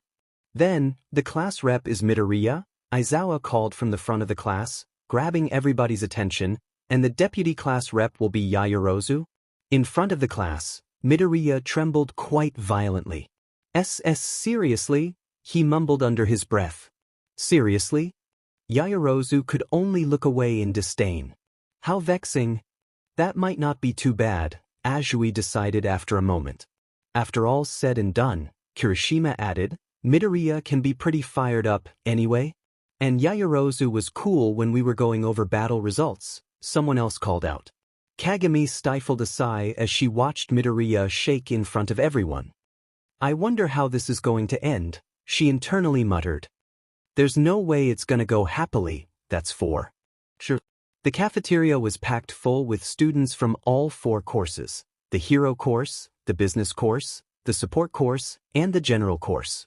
People were chatting and eating in every part of the large room, talking with friends about their classes and teachers. Meanwhile, Kagami was standing in line for the food, a tray held close in her hands as she gazed over at the large array of food on the menu. They have such a great selection, she thought in awe as she scanned the large list. They have rice ball, onigiri, and sushi.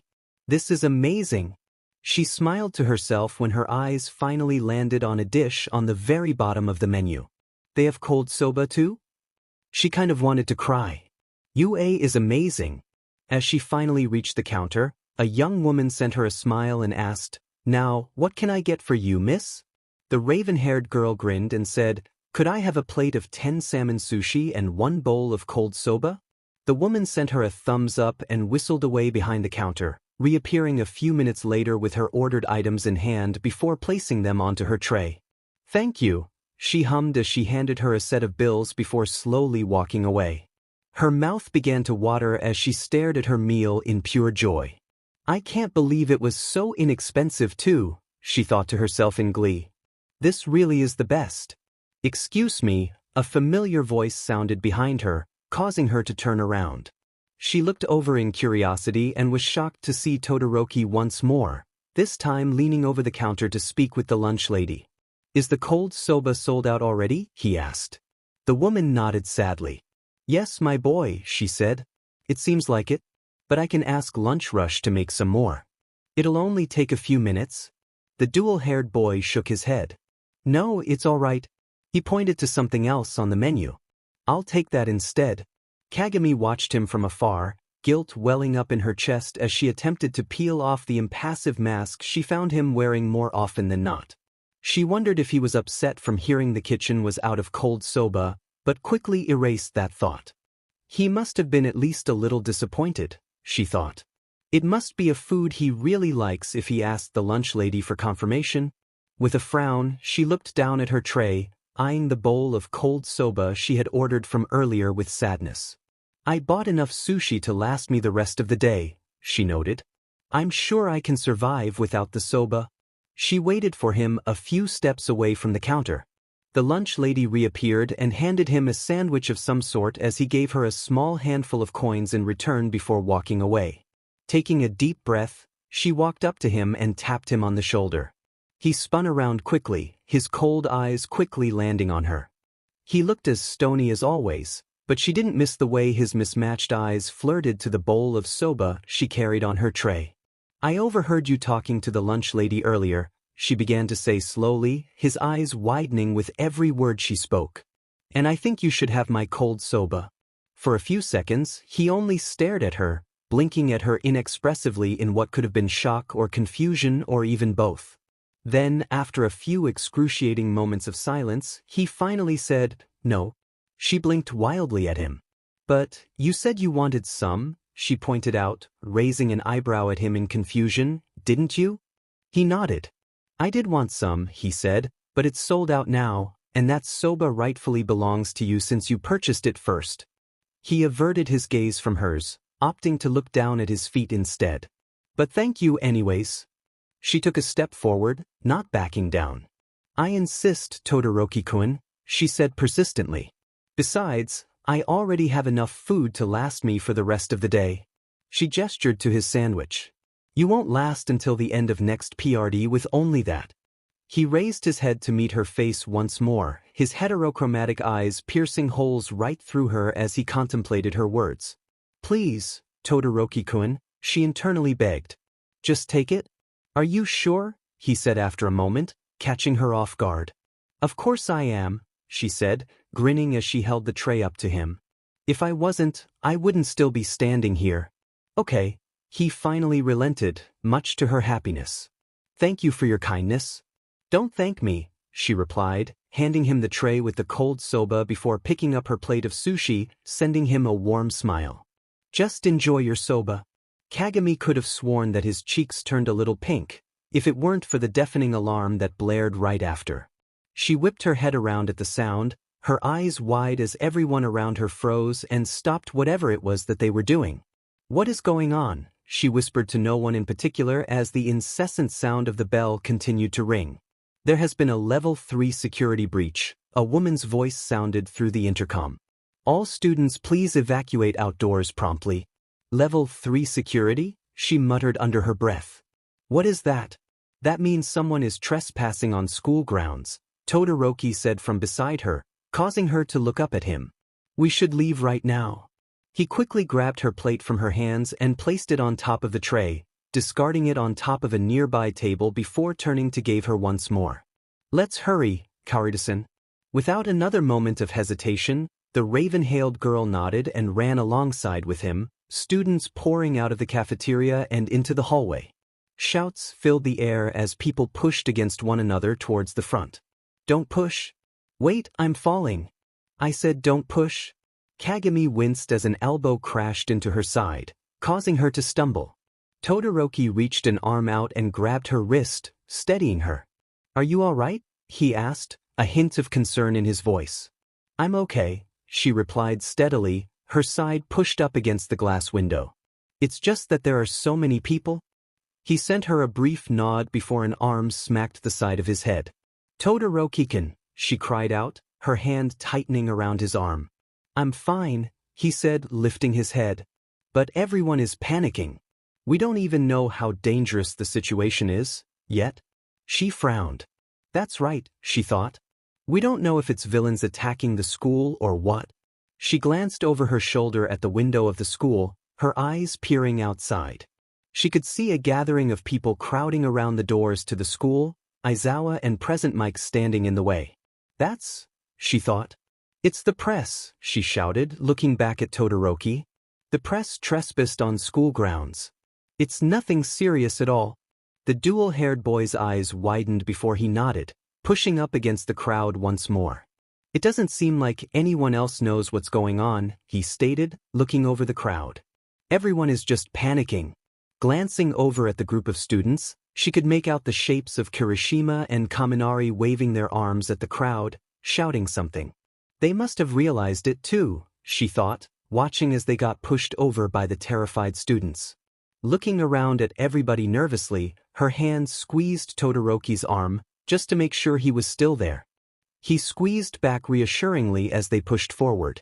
"What can I do? What can I do?" she wondered. "What can I do to let everyone know that everything is fine?" Of a sudden, a figure shot up through the crowd, a pair of glasses falling through the air. Kagami gasped, her eyes glowing white as she activated her quirk, the glasses glowing white as well as she held them in place. "Is that," she thought as she watched the figure shoot forward, spinning through the air like a tornado, "Ida-kun?" Ida spun forward wildly before suddenly slamming into the wall, stuck in a position that made him look like he was running. He grabbed onto a bar above his head and landed on top of the exit sign, shouting to the crowd below him, "Everyone, everything's fine." Everyone fell silent, watching the blue-haired boy as he spoke. "It is just the media," he announced, loud and clear for all to hear. "There is nothing to panic about. Everything's fine. This is UA. Let us act in a way befitting the best of the best." The raven-haired girl smiled as the boy continued to shout, even as his legs trembled. "Ida-kun makes a good leader," she thought. "It makes me wonder why he wasn't made our class representative." All around them, people began to murmur in relief. "The police are here." "Oh good." Kagami turned to look at Todoroki, her hands still wrapped around his wrist and his gripping her arm. She sent him a smile, squeezing his arm. He smiled the faintest of smiles and squeezed back. "Come on, class reps start. And now, let us decide on the other class officers," Midoriya announced shakily, hunched forward as he stammered in front of the class. "But first, can I say something?" Yaoyorozu sent him a confused look but nodded anyways. "I think." The green-haired boy gulped nervously. "Ida Tenya should be the class rep, after all?" The bespectacled boy gasped. "He got everyone's attention in a such cool way," Midoriya continued, looking up at the crowd. "I think it would be best for Ida-kun to do it." "I'm good with that too," Kirishima piped up. Midoriya saying it, and it's true that Ida was a big help at the cafeteria today. "Yeah," Kaminari agreed, "and he kind of looking like the person on the emergency exit signs, didn't he?" Aizawa's low voice interrupted them. "You're wasting time." Midoriya squeaked at his appearance. "I don't care what you do," he sighed. "Just hurry up and do it." Ida stood up from his desk. "If the class rep has nominated me, then it cannot be helped," he declared. He raised his hand dutifully as he pledged, "From this day forth, I, Ida Tenya, promise to do my best to carry out the duties of class representative. We're counting on you, emergency exit." Kirishima cheered. People began to join in, shouting things like, "Emergency exit Ida," and "Do your best." Kagami smiled and closed her eyes, resting her head on her desk. "So maybe it didn't end as badly as I thought it would," she thought. "But one thing's for sure, this class is going to be one hell of a mess."